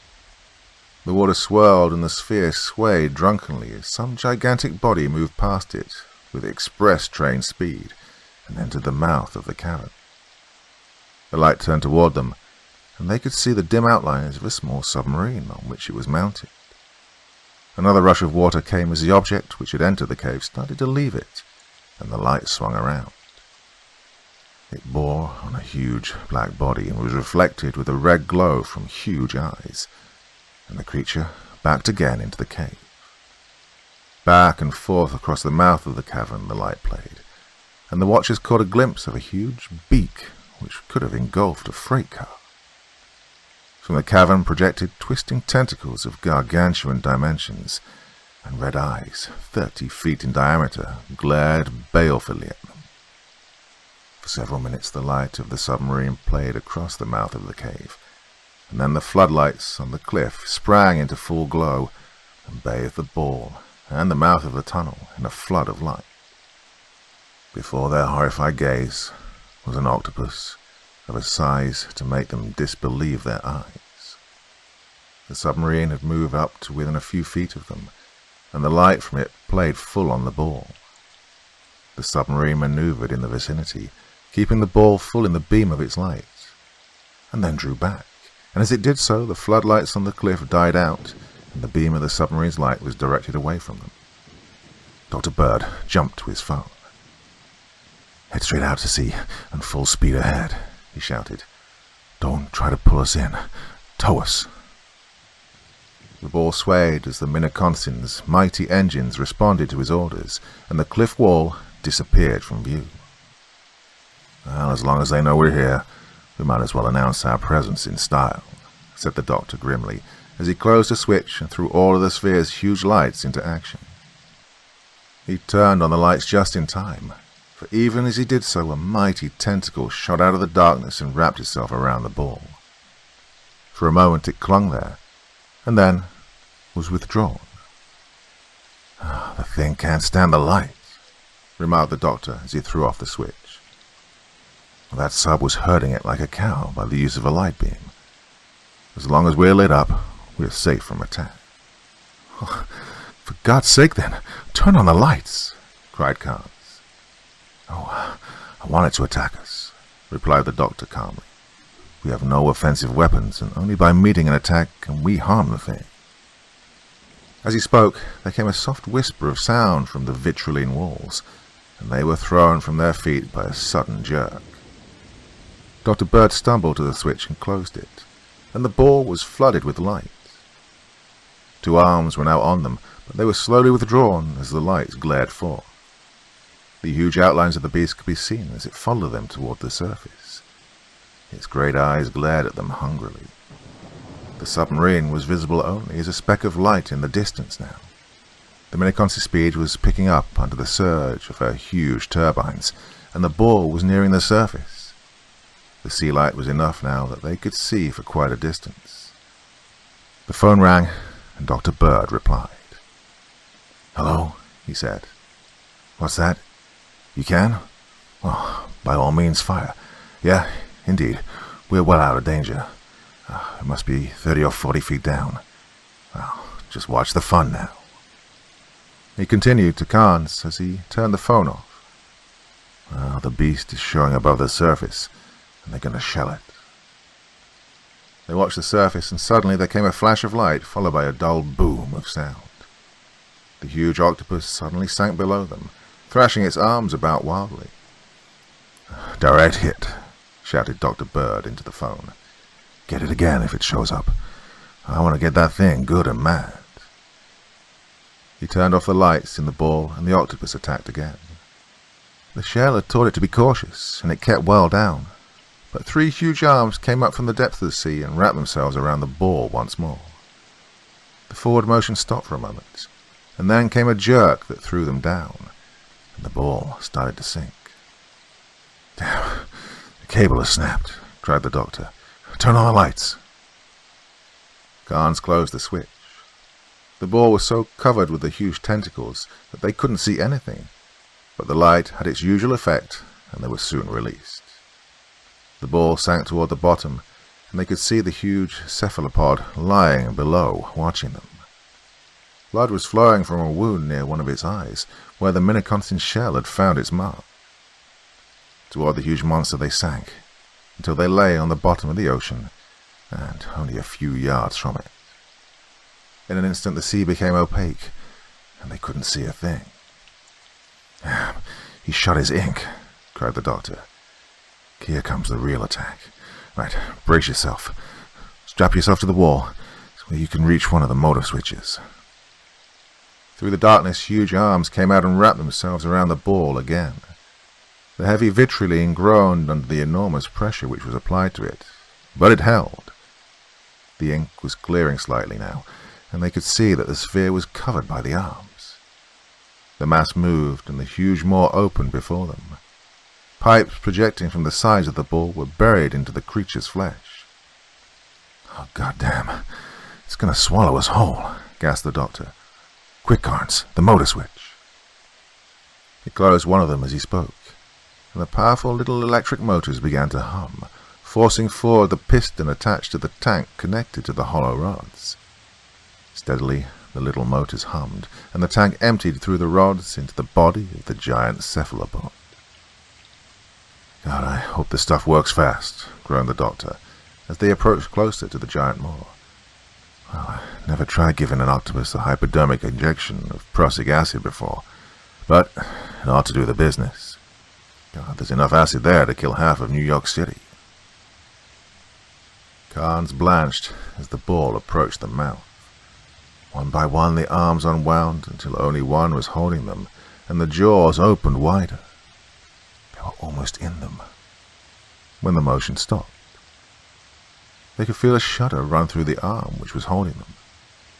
For a moment the arm alternately expanded and contracted, almost releasing them only to clutch them again. Another arm came from the depths and whipped about the ball, and again the vitrilene groaned at the pressure which was applied. The arms were suddenly withdrawn, and the ball started to sink. "Drop the lead, Carnes," cried the doctor. With the aid of the detective, he operated the electric catches which held the huge mass of lead to the bottom, and the sphere shot up through the water like a rocket. It leapt clear of the water and fell back with a splash. Half a mile away, the Minneconsin was swinging in a wide circle to head back toward them, and they turned their gaze toward the shore. As they looked, a giant arm shot 100 yards up into the air, twisting and writhing frantically. It disappeared, and then another, and then half a dozen more flashed into the air. The arms dipped below the surface, and the huge black body reared its bulk free from the water for a moment, and the sea boiled as though in a violent storm. The body then sank again, and the arms were thrown up, twisting and turning like a half-dozen huge snakes. The whole creature sank below the waves, and the ball tossed back and forth, often buried under tons of water, and once tossed 30 feet into the air by the huge waves. A momentary lull came in the waves. Carnes then gave a cry of astonishment and pointed toward the shore. With some effort, Dr. Bird twisted himself in his lashing and looked in that direction. The huge body had once again come to the surface, and 3 of the arms were towering into the air. Grasped in them was a long, black, cigar-shaped object. As they watched, the object was torn into 2 parts and the fragments crushed by the enormous power of the octopus.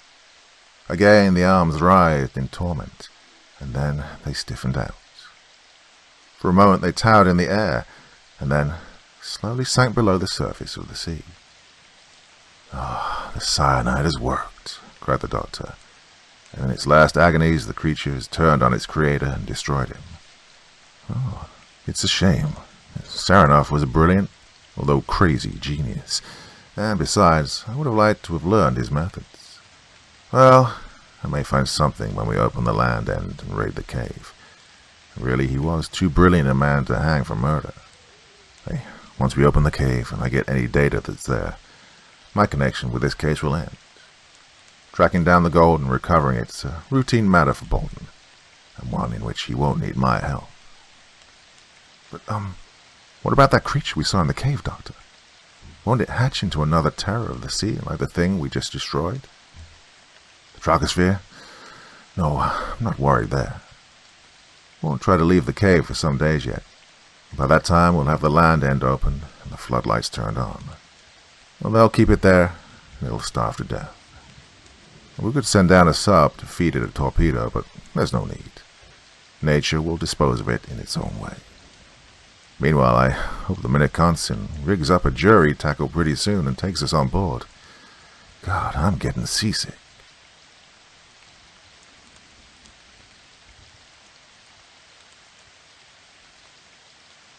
Dr. Bird, scientific sleuth extraordinaire, goes after a sinister stealer of brains.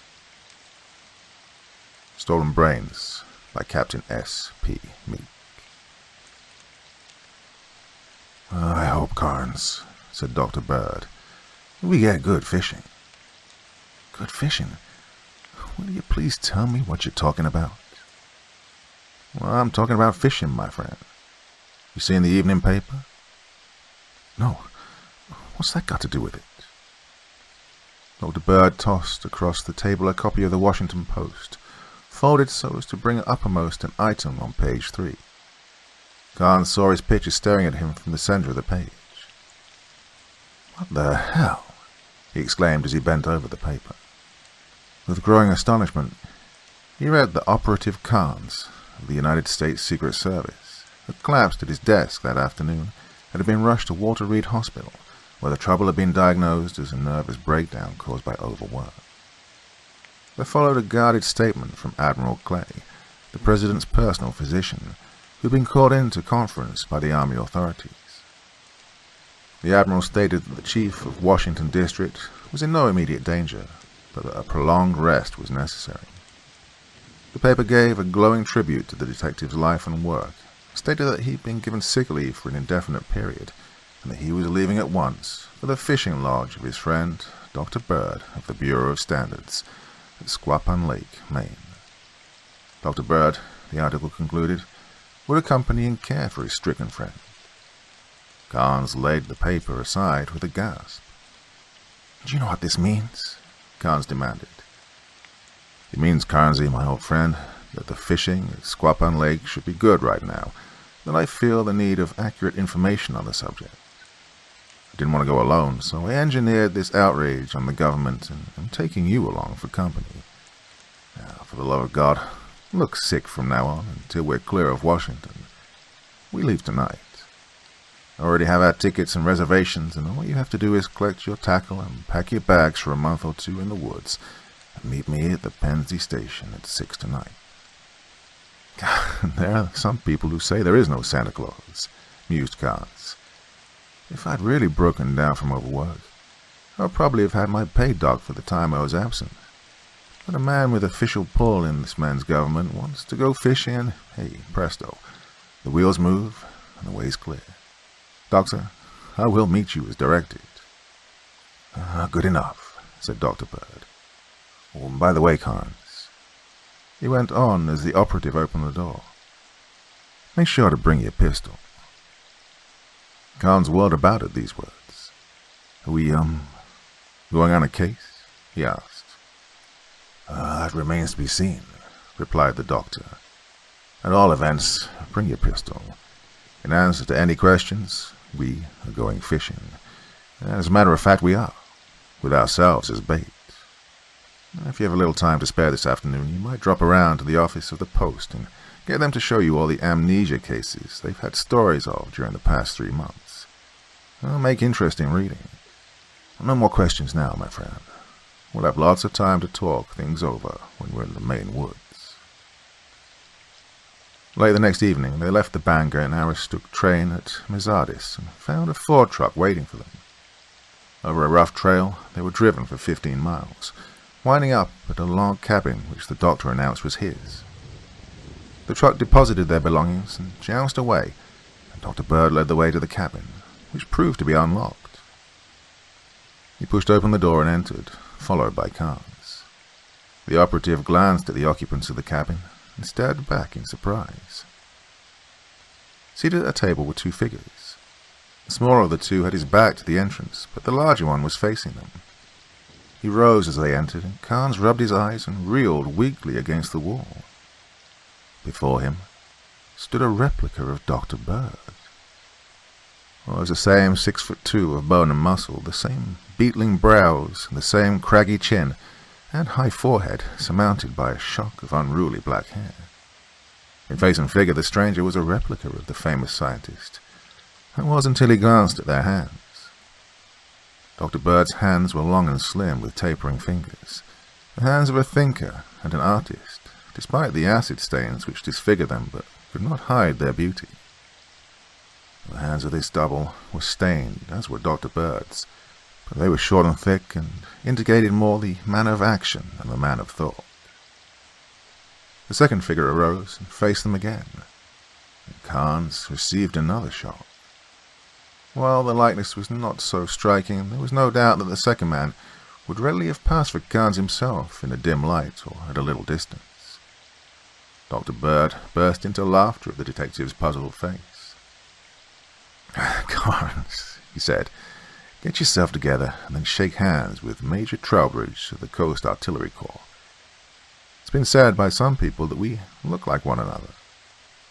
"Oh, I'm glad to meet you, Major," said Carnes. "The resemblance is positively uncanny. But for your hands, I'd have trouble telling you two apart."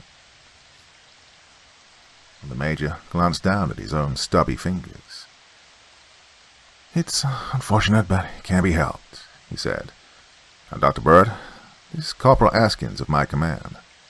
It's not as good a second to Mr. Carnes as I am to you, but you said that was less important."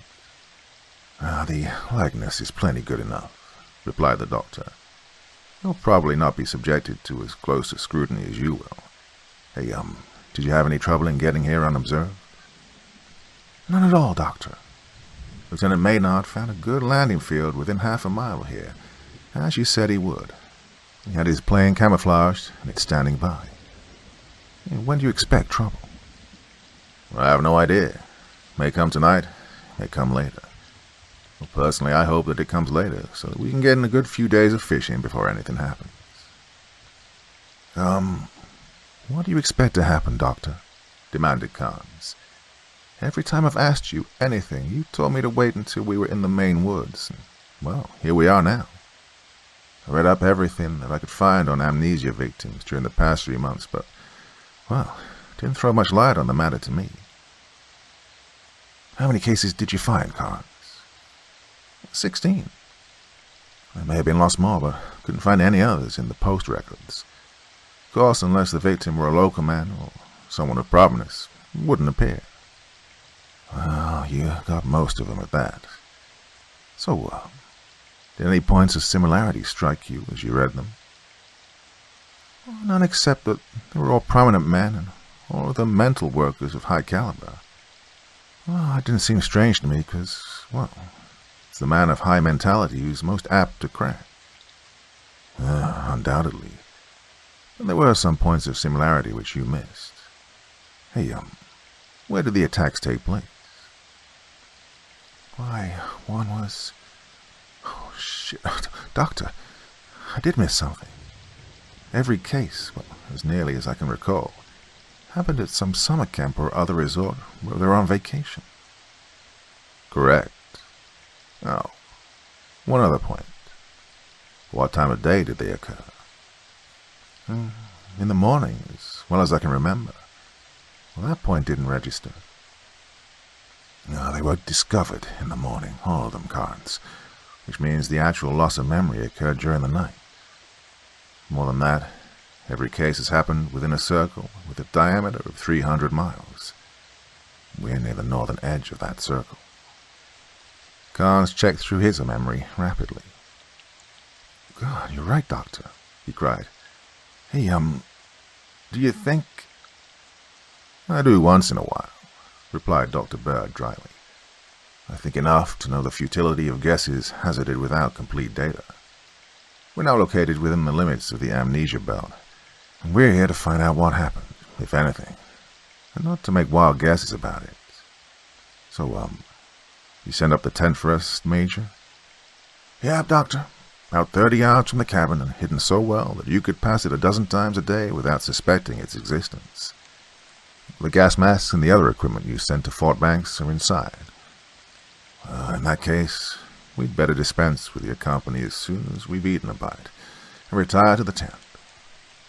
Hey, on second thoughts, we'll eat inside it. Carnes, we'll leave at once, and leave our substitutes in possession of the cabin. Well, I trust, gentlemen, that things will come out all right, and that you're in no danger. Major Trowbridge shrugged his heavy shoulders. Well, let's hope so, he said. It's a matter of duty to me, you know. Thank God I have no family to mourn if anything does go wrong. Neither is Corporal Askins. Well, good luck at any rate. Will you guide Carnes to the tent and return here so I can join him? Huddled in the tiny concealed tent, Dr. Bird handed Carnes a haversack on a web strap. This is a gas mask, he says. Put it on your neck and keep it ready for instant use. I have one on, and one of us must wear a mask continually while we're here. We'll change every hour. If the gas used is lethane, as I suspect it is, we should be able to detect it before it gets too concentrated. But some other gas might be used, and we have to take no chances. Right, now look here. With the aid of a flashlight, he showed Carnes a piece of apparatus which had been set up in the tent. It consisted of two telescopic barrels, one fitted with an eyepiece and the other, which was at a wide angle to the first, with an objective glass. Between the two was a covered round disc from which projected a short tube fitted with a protecting lens. This tube was parallel to the telescopic barrel, containing the objective lens. This is a new thing that I've developed. It's getting its first practical test tonight, he said. It's a gas detector. Works on the principle of a spectroscope with modifications. From this projector goes out a beam of invisible light, and the reflections are gathered and thrown through a prism of the eyepiece. While a spectroscope requires that the substance which it examines be incandescent and throw out visible light rays in order to show the typical spectral lines, this device catches the invisible ultraviolet on a fluorescent screen and analyzes it spectroscopically. Whoever has the mask on must continually search the sky with it and look for the three bright lines which characterize lethane. One at 230, one at 240, and the third at 670 on the illuminated scale. Look, if you see any bright lines in those regions or any other lines that are not continually present, you call for me at once. Right. I'll watch for the first hour. At the end of an hour, Dr. Bird removed his mask with a sigh of relief, and Carnes took his place at the spectroscope. For half an hour he moved the glass about, and then spoke in a guarded tone. I don't see any of the lines you told me to look for, he said. But in the southwest I get a wide band at 310.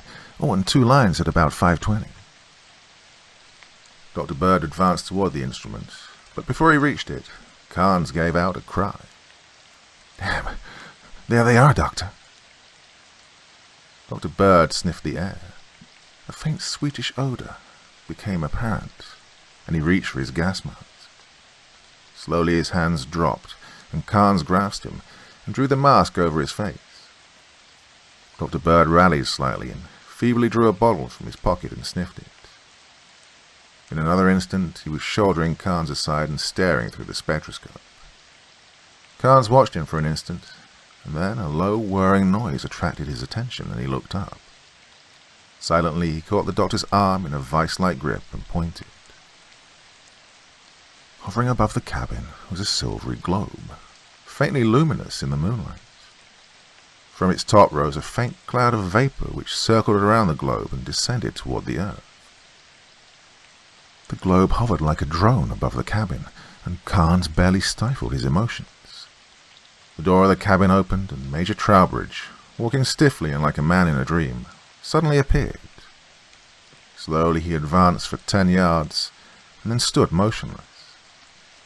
The globe drone moved over him, and the bottom unfolded like a flower. Two long arms shot silently down and grasped the motionless figure, and drew him up into the heart of the globe.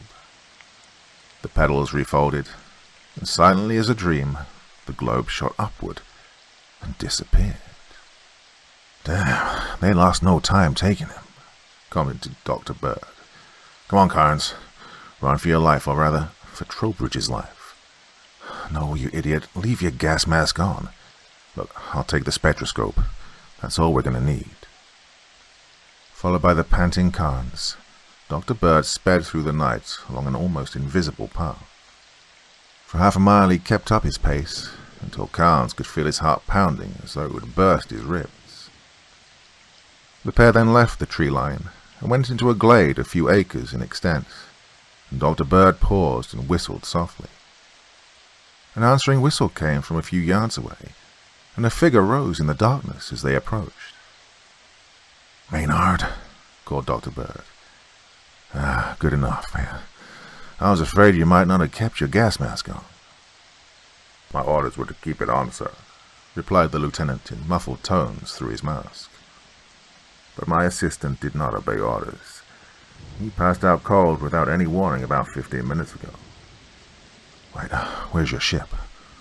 "Right over here, sir." "Okay, we'll take off at once. Your craft is equipped with a bird silencer?" "Yes, sir." "Right, come on, Carnes. We're going to follow that globe.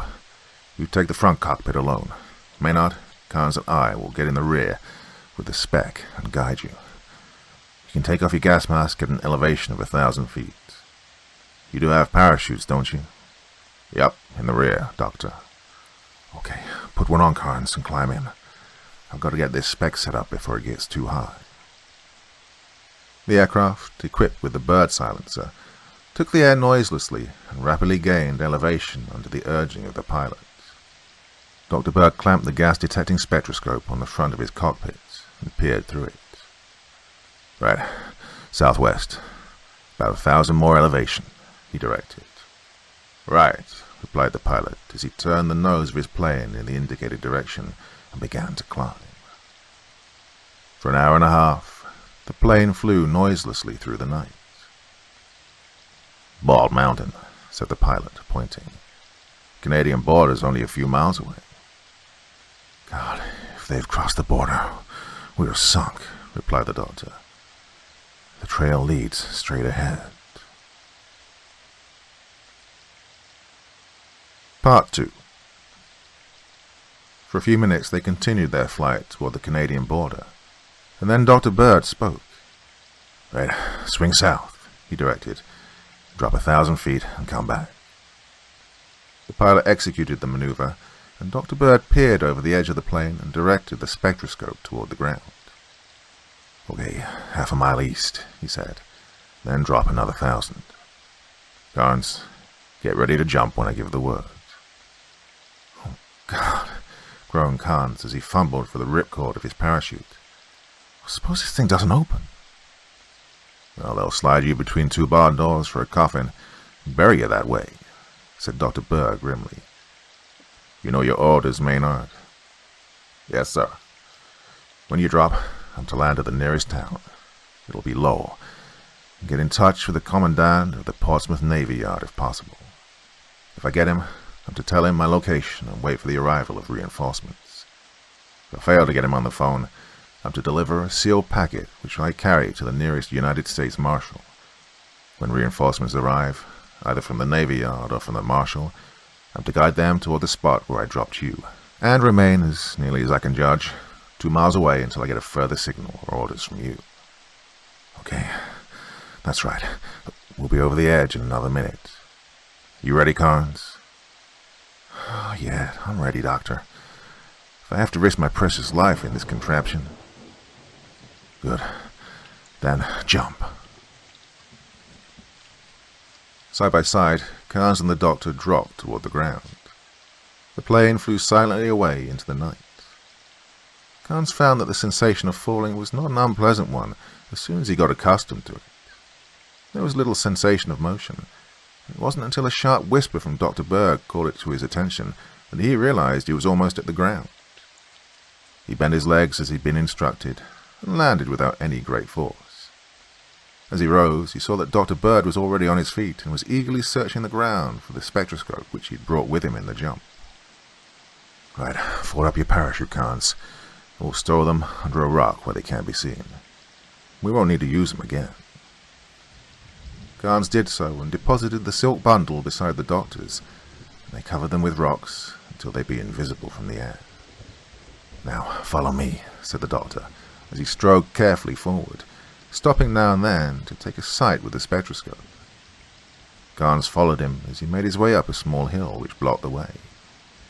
A hiss from Dr. Bird stopped him. The doctor had dropped flat on the ground, and Carnes, on all fours, crawled forward to join him. He smothered a cry as he looked over the crest of the hill. Before him, sitting in a hollow in the ground, was the huge globe drone which had spirited away Major Trowbridge. "Well, this is evidently their landing place," whispered Dr. Bird. "The next thing to find is their hiding place." He rose, started forward, but sank at once to the ground and dragged Carnes down with him. On the hill which formed the opposite side of the hollow, a line of light showed for an instant, as though a door had been opened. The light disappeared and then reappeared, and as they watched, it widened, and against an illuminated background 4 men appeared, carrying a 5th. The door shut behind them, and they made their way slowly toward the waiting globe. They laid down their burden, and one of them turned a flashlight on the globe and opened its door to the side through which they hoisted their burden. They all entered the globe drone. The door closed. With a slight whirring sound, it rose in the air and moved rapidly toward the northeast. "Right, that's the place we're looking for," muttered Dr. Bird. "We'll go around this hollow and look for it. Now be careful where you step. They must have ventilation somewhere if the laboratory's underground." Followed by the Secret Service operative, the doctor made his way along the edge of the hollow. They didn't dare use a torch, and it was slow work feeling their way forward, inch by inch. When they'd reached a point above where the doctor thought the light had been, he paused. "Right there must be a ventilation shaft somewhere around here," he whispered, his mouth not an inch from Carnes' ear. "We've got to find it. It'd never do to try the door. If any of them are still here, it's sure to be guarded. Right, you go up on the hill for 5 yards and I'll go down. We'll move back and forth on a 200-yard front and work carefully. Just don't fall in whatever you do. We'll return to this point every time we pass it and report." The operative nodded and walked a few yards up the hill and made his way slowly forward. He went 100 yards as nearly as he could judge and then stepped 5 yards further up the hill and made his way back. As he passed the starting point, he approached, and Dr. Bird's figure rose up. "Any luck?" he whispered. Dr. Bird shook his head. "Well, we'll try again," he said. "I think it's probably beyond us, so you go up another 15 yards, and we'll do the same as before." Carnes nodded, and they moved silently away. 15 yards up the hill he went, and then paused. He stood on the crest of the hill, and before him was a steep, almost precipitous slope. He made his way along the edge for a few yards, and then paused. Faintly you could detect a murmur of voices. So inch by inch he crept forward, going over the ground underfoot. He paused and listened intently, and decided that the sound must be coming from the slope beneath him. A glance at his watch told him that he'd spent 10 minutes on this trip, and he made his way back to the meeting place. Dr. Bird was waiting for him, and in a low whisper, Carnes reported his discovery. The doctor then went back with him, and together they renewed the search. The slope of the hill was almost sheer, and Carnes looked dubiously over the edge. "Damn, I wish we'd brought those parachutes," he whispered to the doctor. "We could have taken the ropes off them, and he could have lowered me over the edge." Dr. Bird chuckled softly and tugged at his middle. Carnes watched him with astonishment in the dim light, but he understood when Dr. Bird thrust the end of a strong but light silk cord into his hands. He looped it under his arms, and the doctor, with whispered instructions, lowered him over the cliff. The doctor lowered him gently for a few feet, and then stopped in response to a jerk on the free end. A moment later, Carnes signaled to be drawn up, and was soon standing beside the doctor. "Right, that's the place, all right," he whispered. "The whole cliff is covered with creepers, and there's a tree growing right close to it. If we anchor the cord there, I think we can slide down to a safe hold on the tree." Well, the tree did indeed stand near, and the silk cord was soon fastened. Carnes disappeared over the cliff, and in a few moments Dr. Bird slid down the cord to join him. He found the detective seated in a crotch of the tree, only a few feet from the face of the cliff. From the cliff came a pronounced murmur of voices. Dr. Bird drew in his breath in excitement and moved forward along the branch. He touched the stone, and after a moment of searching, he cautiously raised one corner of a painted canvas flap and peered into the cliff. He watched for a few seconds and then slid back and silently pulled Carnes towards him. Together the two men made their way forward to the cliff, and Dr. Bird raised the corner of the flap, and they peered into the hill. Before them was a cave fitted up as a cross between a laboratory and a hospital. Almost directly opposite them, and at the left of a door in the farther wall, was a ray machine of some sort. It was a puzzle to Carnes, and even to Dr. Bird. Although he could grasp the principle at a glance, he was at a loss to divine its use.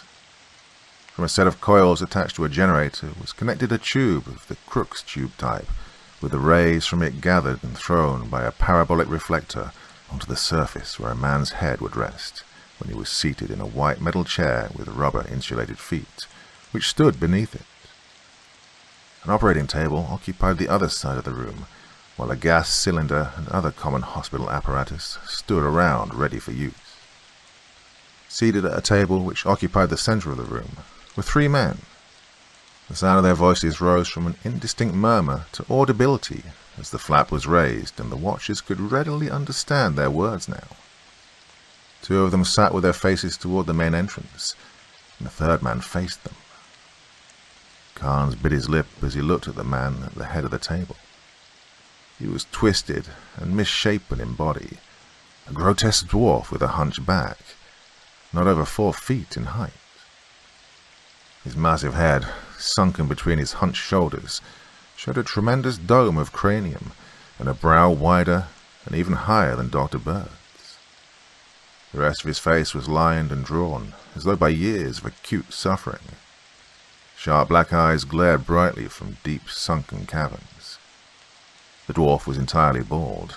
Even the bushy eyebrows, which would be expected from his face, were missing.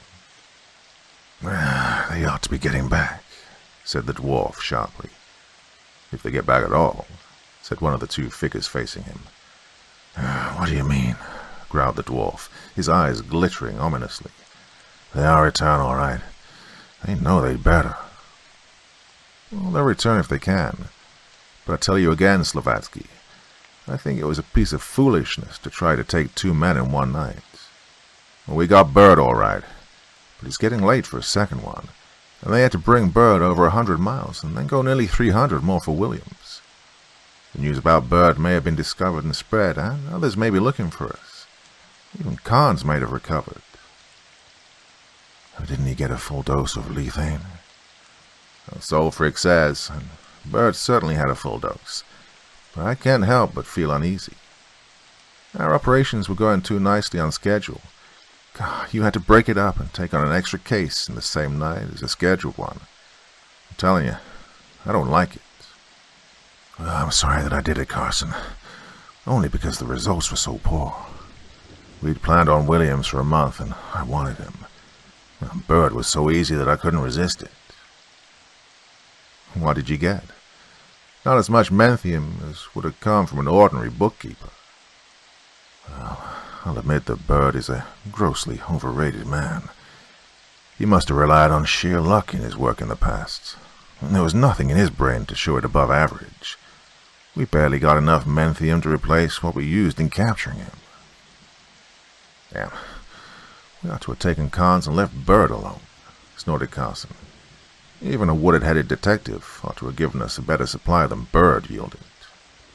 "Well, we're bound to meet with disappointments once in a while. I'd marked Bird down long ago as soon as I could get a chance at him." "Well, you got to run that show, Slavatsky. But I'm warning you, we're not going to let you pull off another one like it. I don't take any more crazy chances, even on your orders." The hunchback then rose to his feet, his eyes glittering ominously. "What do you mean, Carson?" he said slowly, his hands slipping behind him as he spoke. Don't you try any of that rough stuff, Slavatsky, warned Carson sharply. I can pull a gun as fast as you can. I'll do it if I have to. Gentlemen, protested the third man, rising. We're all too deep into this to quarrel. Sit down and let's talk this over. Yeah, Carson's just worried. What is there to be worried about? Grunted the dwarf as he slid back into his chair. Everything has gone nicely so far, and no suspicion has been raised. Well, maybe it has. Then, again, maybe it hasn't, growled Carson. I think this bird episode tonight looks bad. In the first place, it came too opportunely, too easily. In the second place, bird should have yielded more menthium. In the third place, hey, did you notice his hands? They weren't the type of hands to expect on a man of his type. Oh, nonsense. They were acid-stained, like a scientist should be. Well, acid stains can be put on. May all be all right, but I'm worried, I tell you. While we're talking about this matter, there's another thing I want cleared up. What is it? Well, I think, Slavatsky, that you're holding out on us. You're getting more than your share of the menthium. And again the dwarf leaped to his feet, but the peacemaker intervened. Carson has a right to look at the records, Slavatsky, he said. Well, I'm satisfied, but I'd like to look at them too. Look, none of us have seen him for 2 months now. The dwarf glared first at one and then the other. All right, he said shortly, and limped to a cabinet on the wall. He drew a key from his pocket and opened it and pulled out a leather-bound book. Look all you please. I was supposed to get the most. It was my idea, after all. Well, you were to get 1 share and a half, while Willis, Frank, and I got 1 share each, and the rest half a share, said Carson. I know how much has been given. It won't take me but a minute to check up. He bent over the book then, but Willis interrupted. I just better put it away, Carson, he said. Here come the rest, and we don't want them to know we suspect anything. He pointed toward a disc on the wall which had begun to glow. Slavatsky looked at it and grasped the book from Carson and replaced it in the cabinet. He moved over and started the generator, and the tube began to glow with a violet light. A noise came from the outside, and the door opened. 4 men entered, carrying a 5th, whom they propped up in the chair under the glowing tube. Everything go all right? Asked the dwarf feebly. Smooth as silk, replied one of the 4. Well, we get some results this time. The dwarf bent over the ray apparatus and made some adjustments, and the head of the unconscious man was bathed with a violet glow. For 3 minutes, the flood of light poured on his head. Then the dwarf shut off the light, and Carson and Willis lifted the figure and laid it on the operating table. The dwarf bent over the man and inserted the needle of a hypodermic syringe into the back of his neck at the base of the brain.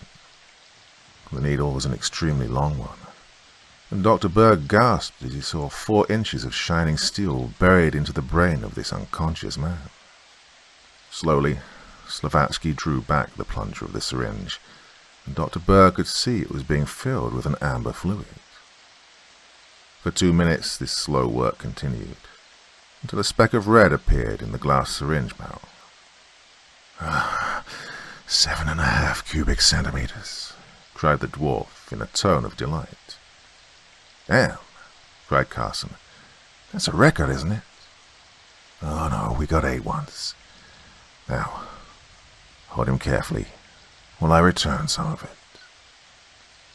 Slavatsky slowly pressed home the plunger, and a portion of the amber fluid was returned to the patient's skull. Then he withdrew the needle and straightened up and held it toward the light. 6 centimeters net, he announced. I'll take him back, Frank. I'll give Carson and Willis their share now, and we'll take care of the rest of you when you return. Is the ship well stocked? Enough for 2 or 3 more trips. Well, in that case, I'll inject this whole lot. Better get going, Frank. It's pretty late. The four men who had brought the patient in stepped forward and lifted him from the table and dragged him out. Dr. Bird dropped the canvas screen and strained his ears. A faint whir told him that the globe drone had taken to the air. He slid back along the limb of the tree until he touched the rope and silently climbed over until he returned to the top of the hill. He then tried to call to Carnes, and the operative soon stood beside him on the ledge surmounting the cliff. What on earth were they doing? Asked Carnes in a whisper. That was Professor Williams of Yale. They were depriving him of his memory. There'll be another amnesia case in the papers tomorrow. Listen, I haven't got time to explain their methods now, but we've got to act. Hey, you have a flashlight? Yeah, and my gun. Are we going to break in? Look, there are only 3 of them. I think we could handle the lot. Yeah, but the others may return at any time. We want to bag the whole lot of them. They've done their damage for tonight. But you heard my orders to Lieutenant Maynard, didn't you? Yeah? He should be somewhere in these hills to the south with assistance of some sort. The signal to them is 3 long flashes, followed in turn by 3 short ones, then 3 more long. Go and find them and bring them here. When you get close, give me the same light signal. Don't try to break in unless I'm with you. I'm going to do some more recon and make sure there's no back entrance through which they can escape. Well, good luck, Carnes, and hurry while you can. There's no time to be lost. Part 3. The Secret Service operative stole away into the night, and Dr. Bird climbed back down the rope and took his place at the window. Willis lay on the operating table unconscious, while Slavatsky and Carson studied the now partially emptied syringe. "He gave him his full share, all right," Carson was saying. "Guess you're playing with us." "Well, I'll take mine now." He lay down on the operating table, and the dwarf fitted an anesthesia cone over his face and opened the valve of the gas cylinder. Then he closed it and rolled the unconscious man on his face and deftly inserted the long needle. Instead of injecting a portion of the contents of the syringe as Dr. Bird had expected him to do, he drew back on the plunger for a minute and then took out the needle and held the syringe to the light. "Well, Mr. Carson," he said with a malignant glance at the unconscious figure, "that recovers the dose you got a couple of weeks ago while Willis watched me. I don't think you really need any menthium. Your brain's too active to suit me as it is." He gave an evil chuckle and walked to the far side of the cave and opened a secret panel. He drew from a recess a flask and carefully emptied a portion of the contents of the syringe into it. He replaced the flask and closed the panel, and with another chuckle he limped over to a chair and threw himself down into it. For an hour he sat motionless, and Dr. Bird carefully worked his way back along the branch and climbed the rope and started for the hollow.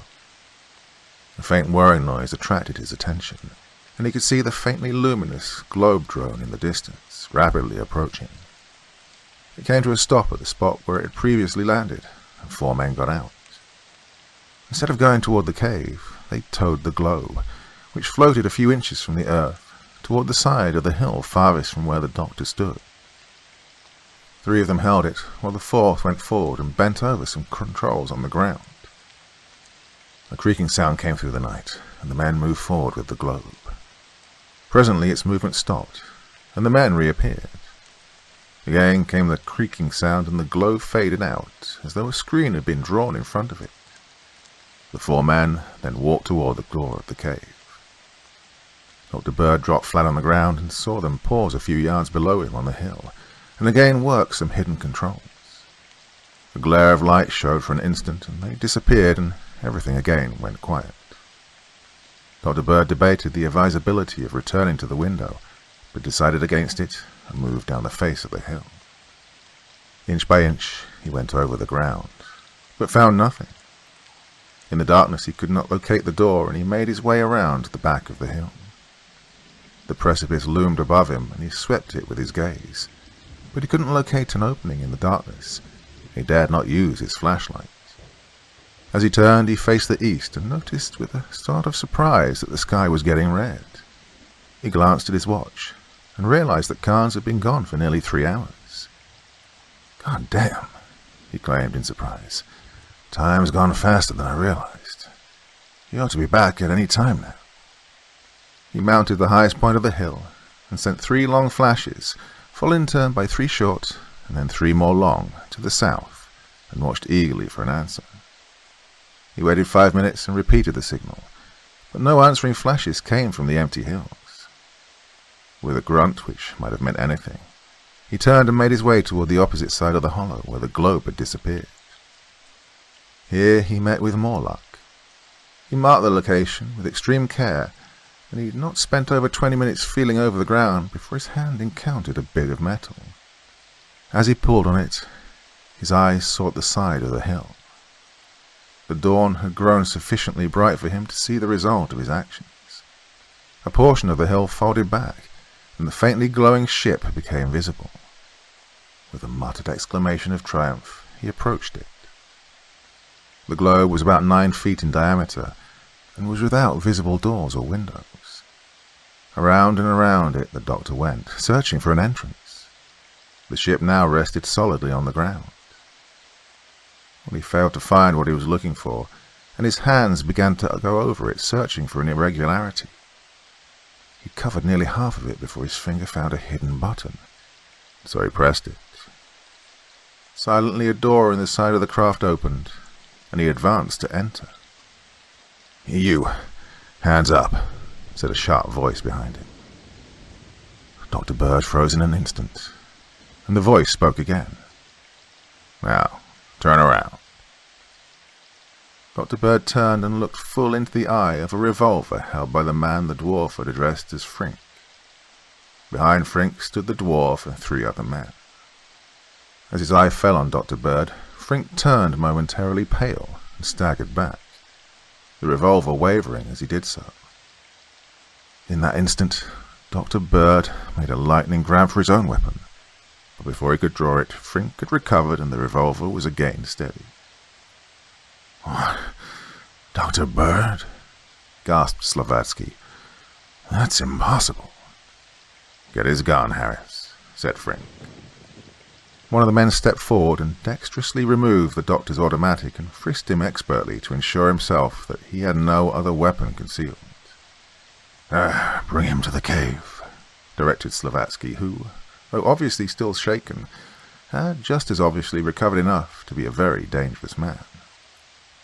2 of the men grasped the doctor and led him along toward the entrance of the laboratory, which stood wide open in the gathering daylight.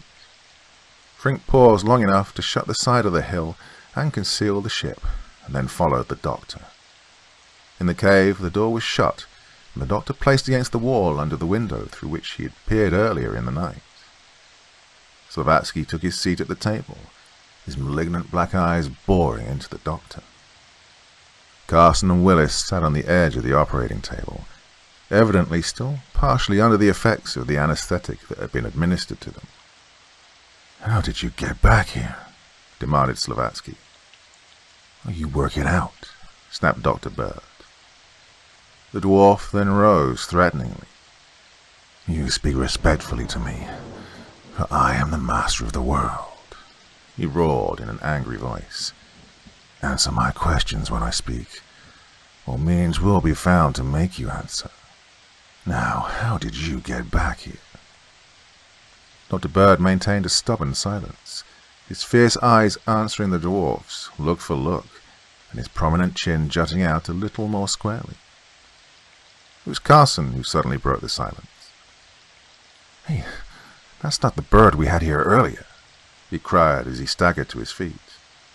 "What do you mean?" demanded Slavatsky, whirling around on him. "Look at his hands," replied Carson, pointing. Slavatsky looked at Dr. Bird's long, mobile fingers, and an evil leer came over his face. "So then, Dr. Bird," he said slowly, "you thought to match wits with Ivan Slavatsky, the greatest mind of all the ages. Well, for a time you fooled me when your double was operated on here. but not for long. I presume you thought that we had no way of detecting the substitution. You've discovered differently. Now, where's your friend, Mr. Carnes?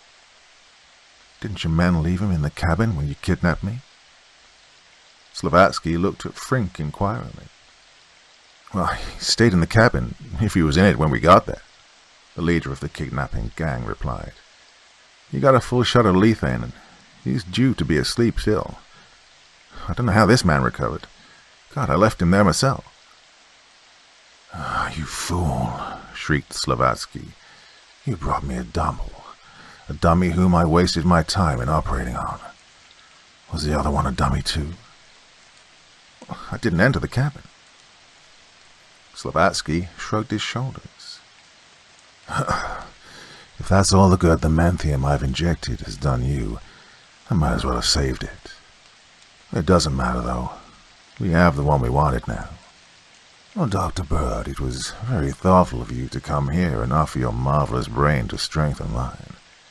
I have no doubt that you will yield even more menthium than Professor Williams did this evening, especially as I will extract your entire supply and reduce you to permanent idiocy.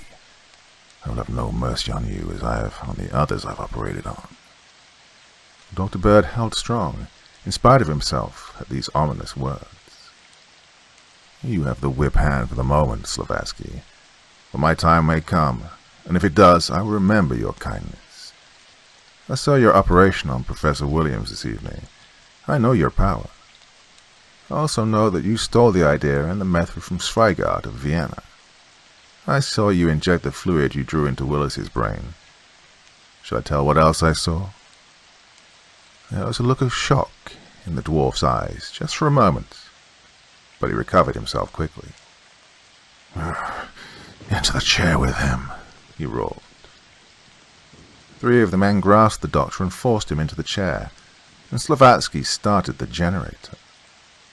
The violet light bathed Dr. Bird's head, and he felt a stiffness and contraction of his neck muscles, and as he tried to shout out his knowledge of Slavatsky's treachery, he found that his vocal cords were paralyzed.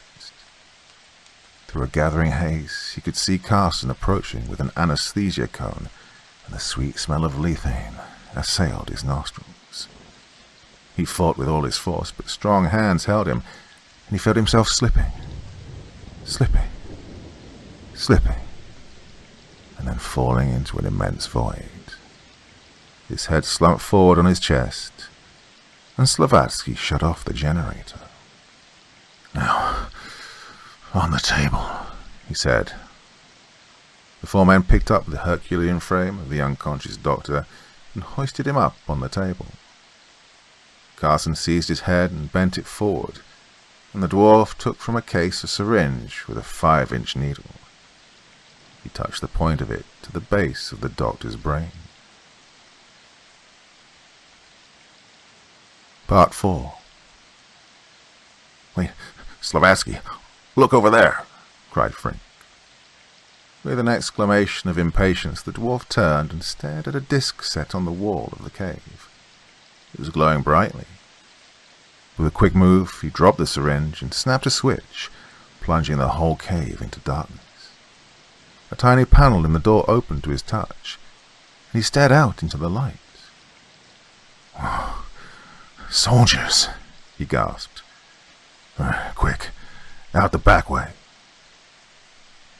As he spoke, there came a sound as of a heavy body falling at the back of the cave. Slavatsky turned the switch and flooded the cave with light once more. At the back of the cave stood Operative Carnes, an automatic pistol in his hand. "Open the main door," Carnes snapped. Slavatsky made a move toward the light, and Carnes' gun roared deafeningly in the confined space. The heavy bullet smashed into the wall an inch from the dwarf's hand, and he stared back. "Now open the main door," ordered Carnes once again. The men stared at one another for a moment, and the dwarf's eyes fell. "Open the door, Frink," he said.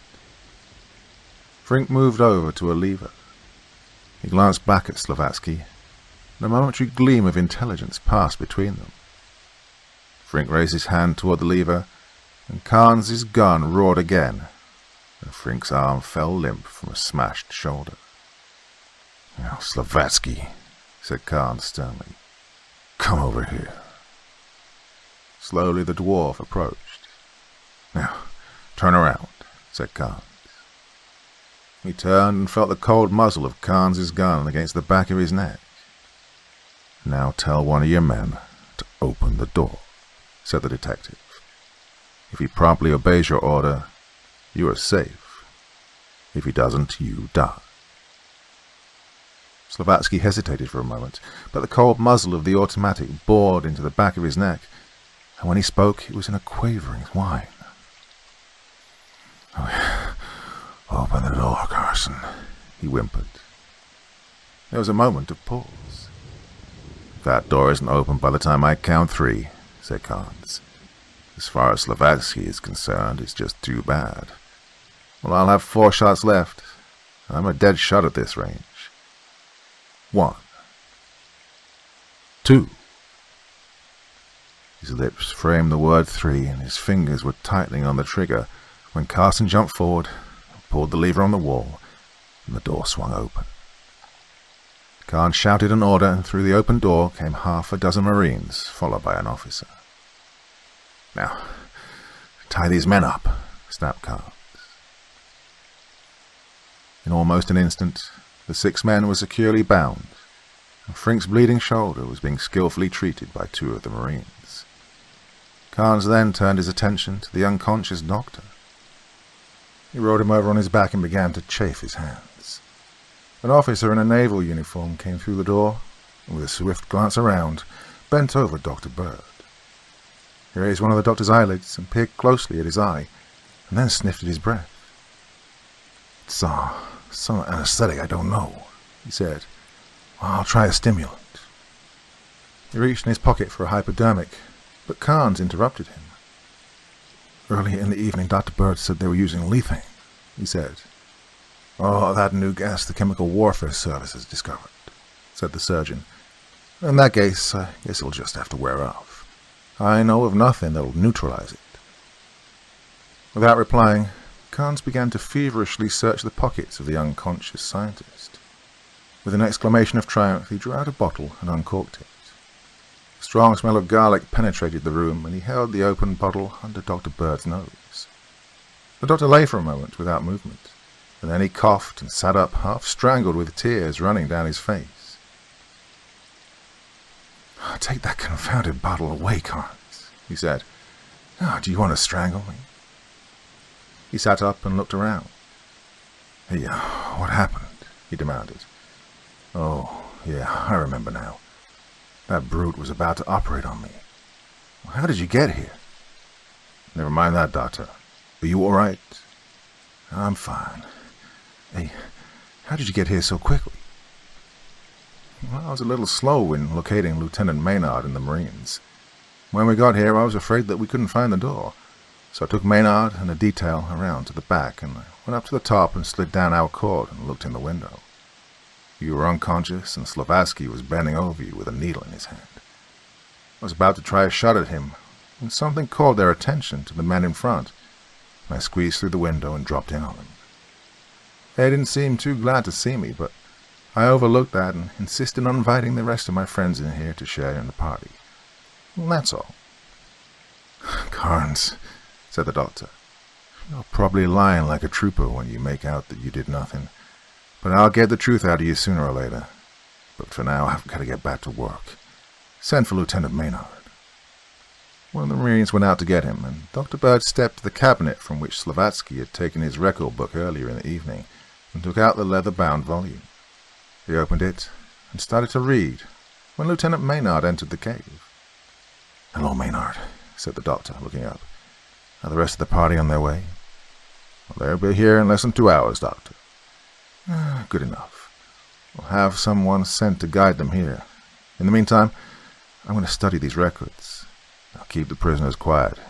If they make a noise, gag them. I need to concentrate."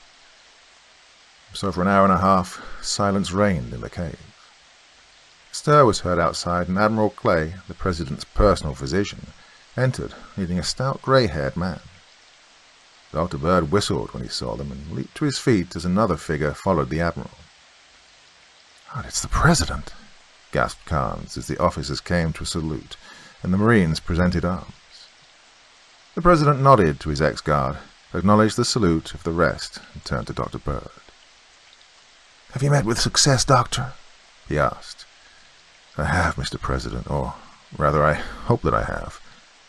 But at the same time, well, I'd rather experiment on some other victim of their devilry than the one you've brought me." "My decision that the one I brought shall be the first to be experimented on, as you term it, is unalterable." Dr. Bird bowed and turned to the dwarf, who had been a sullen witness of what had gone on. "Slavatsky," he said slowly, "your game is up. I've witnessed one of your brain transfusions, and I know the method. I gather from your notes that the menthium you've hidden in that cabinet is still as potent as when it was first extracted from the living brain. But in this case, I'm going to draw it fresh from one of your gang. Some of the details of the operation are a little hazy to me, but those you will teach me. I'm going to restore this man to the condition he was in before you did your devil's work on him, and you'll direct my movements. Now, just what is the first step in removing the menthium from a brain?" Well, the dwarf maintained a stubborn silence. "You refuse to answer?" asked the doctor in feigned surprise. "Well, I thought that you'd rather instruct me and have me try the operation first on other men. Well, since you prefer that I operate on you first, I'll be glad to do so." He stepped to the opposite wall, and in a few moments had opened the dwarf's hiding place and taken out a flask of menthium. "Carson," he said, "after you'd watched Slavatsky inject menthium into Willis, you took Lethane and expected him to inject menthium into your brain. Well, instead of doing so, he withdrew a portion from your brain and put it in this flask. I have reason to believe from his secret records that I found in the cabinet with this flask that he has done so regularly. Are you willing to instruct me while I remove the menthium from him?" "You dirty swine," shouted Carson. "I'll do anything to get even with him, but I've never performed the operation. Only Slavatsky and Willis have operated." "Well, will you help me, Willis?" asked Dr. Bird. "Yeah, I'll be glad to, Doctor. God, I'm sick of this business anyway." At first, Slavatsky just planned to give us abnormally keen brains, but lately he's been talking of setting himself up as Emperor of the world. God, I'm sick of it. I think I would have broken with him and told you all I know anyway. "Right, throw him into that chair," said Dr. Bird. Despite the howlings and strugglings of the dwarf, 3 of the Marines strapped him in the chair beneath the tube. The dwarf howled and frothed at the mouth and directed a final appeal for mercy to the President. "Spare me, President, spare me," he howled. "I'll put my brains at your service and make you the greatest mentality of all time. Together we can conquer and rule the whole world. I'll show you how to build hundreds of ships like mine." The President turned his back on the dwarf and spoke curtly. "Proceed with your experiments, Dr. Bird," he said. Slavatsky directed his appeals to the doctor, who peremptorily silenced him. "I told you a few hours ago, Slavatsky, that the time might come when I would remember your threats against me. I'll show you the same mercy now as you promised me then. Carnes, put a cone over his face." Despite the howls of the dwarf, the operative forced an anesthesia cone over his face, and Dr. Byrne turned to the valve of the Lethane cylinder. With Willis directing his movements, he turned on the ray for 3 minutes and removed the unconscious dwarf to the operating table.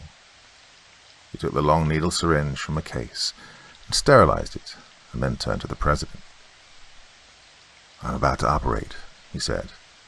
"But before I do, I wish to explain to all just what I've learned and what I'm about to do. With the data, the decision of whether I shall proceed will rest with you and Admiral Clay. Have I your permission to do so?" The President nodded. "When I first read of these amnesia cases, I took them for coincidences, until you consulted me and gave me an opportunity to examine one of the victims. I found a small puncture at the base of the brain which I couldn't explain, and I began to dig into old records. Well, I knew, of course, of Zweigert of Vienna, and the extravagant claims he had put forward back in the day. He was far ahead of his time, but he mixed up some profound scientific discoveries with mysticism and occultism, until he was discredited. Nevertheless, he continued his experiments with the aid of his principal assistant, a man named Slavatsky. Zweigert's theory was that intellectuality, brainpower, intelligence, call it what you will, was the result of the presence of a fluid which he called menthium in the brain. He thought that it could be transferred from one person to another, and with the aid of Slavatsky, he experimented on himself. He removed the menthium from an unfortunate victim who was reduced to a state of imbecility, and Slavatsky injected the substance into Zweigert's brain. The experiment resulted in death, and Slavatsky was tried for murder. He was acquitted of intentional murder, but was imprisoned for a time for manslaughter. He was released when the war ended, and for a time I lost track of him. I found translations of both the records of the trials and of Zweigert's original reports. The thing that attracted my attention was that the puncture I found in the victim corresponded exactly with the puncture described by Zweigert as the one he made in extracting the menthium. I asked the immigration authorities to check over their records, and they found that a man named Slavatsky, whose description corresponded with the ill-fated Zweigert's assistant, had entered the United States under Austria's quota about a year ago. The chain of evidence seemed complete to me, and it only remained to find the man who was systematically robbing brains. Well, if such a thing was really going on, I felt that my reputation would make me an attractive bait, and I secured a double, as you know, and placed him in a position where his kidnapping would be an easy matter. I was sure that the victims were being taken away by air, and that lethain was being used to reduce the neighborhood to a state of profound somnolence. So I hid myself near my double with a gas detector, which would find even minute traces of lethain in the air. Well, my fish rose to the lure, and came after the bait last night. When his ship arrived, I found a strange gas in the air, and followed the ship by the trail of the substance which it left behind. Carnes was with me. We got here in time to witness the extraction of the menthium from my friend, Professor Williams of Yale, and to see it injected into one of Slavatsky's gang. I sent Carnes for help and messed around until I was captured myself. Well, help arrived for me just in time. That's about all there is to tell. I'm now about to reverse the process and try and remove the stolen brains from the criminals and restore them to their rightful owners. Well, I never operated. The result might be fatal. So, shall I proceed? The President and Admiral Clay consulted for a moment in hushed tones. "Go on with your experiments, Dr. Bird," said the President, "and we will hold you blameless for failure. You've worked so many miracles in the past. We have every confidence in you." Dr. Bird bowed in acknowledgement to the compliment, and bent over the unconscious dwarf. With Willis directing every move, he inserted the needle and drew back slowly on the plunger. 23 1/2 cubic centimeters of amber fluid flowed into the syringe before a speck of blood appeared. "Enough!" cried Willis. Dr. Bird withdrew the syringe and motioned to Admiral Clay. The man the Admiral had brought in was placed in the chair and lethain administered. He was laid on the table, and, with a silent prayer, Dr. Bird inserted the needle and pressed the plunger.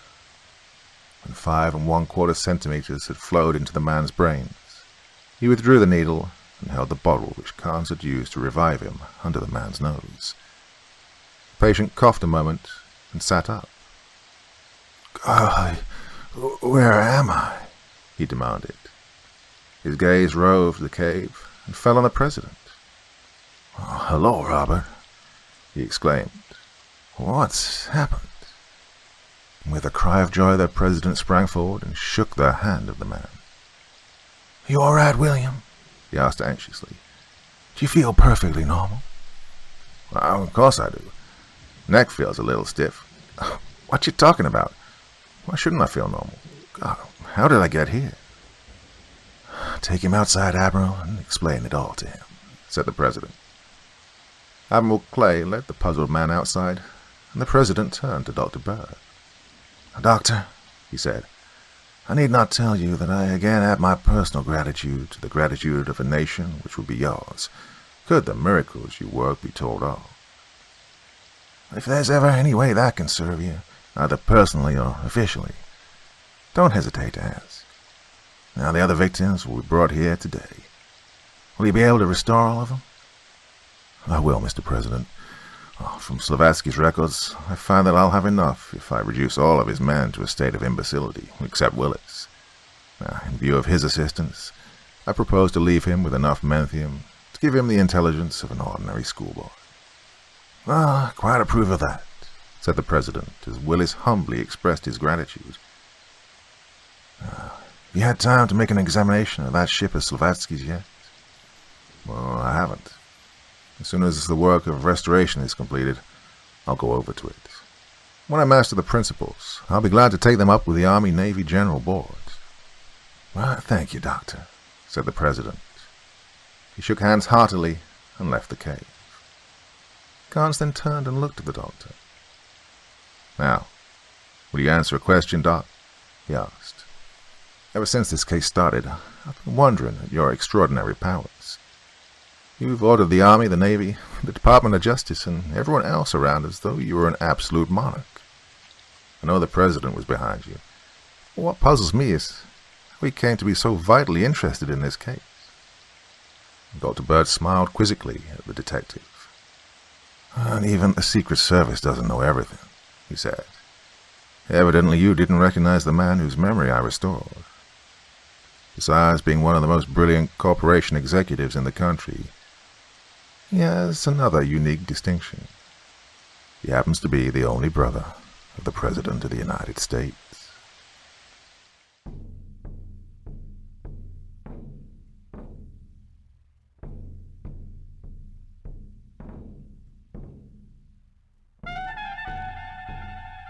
And so once again, we reach the end of tonight's podcast.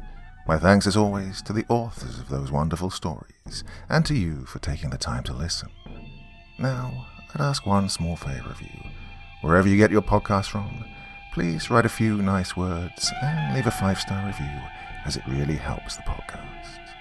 That's it for this week, but I'll be back again same time, same place, and I do so hope you'll join me once more. Until next time, sweet dreams and bye-bye.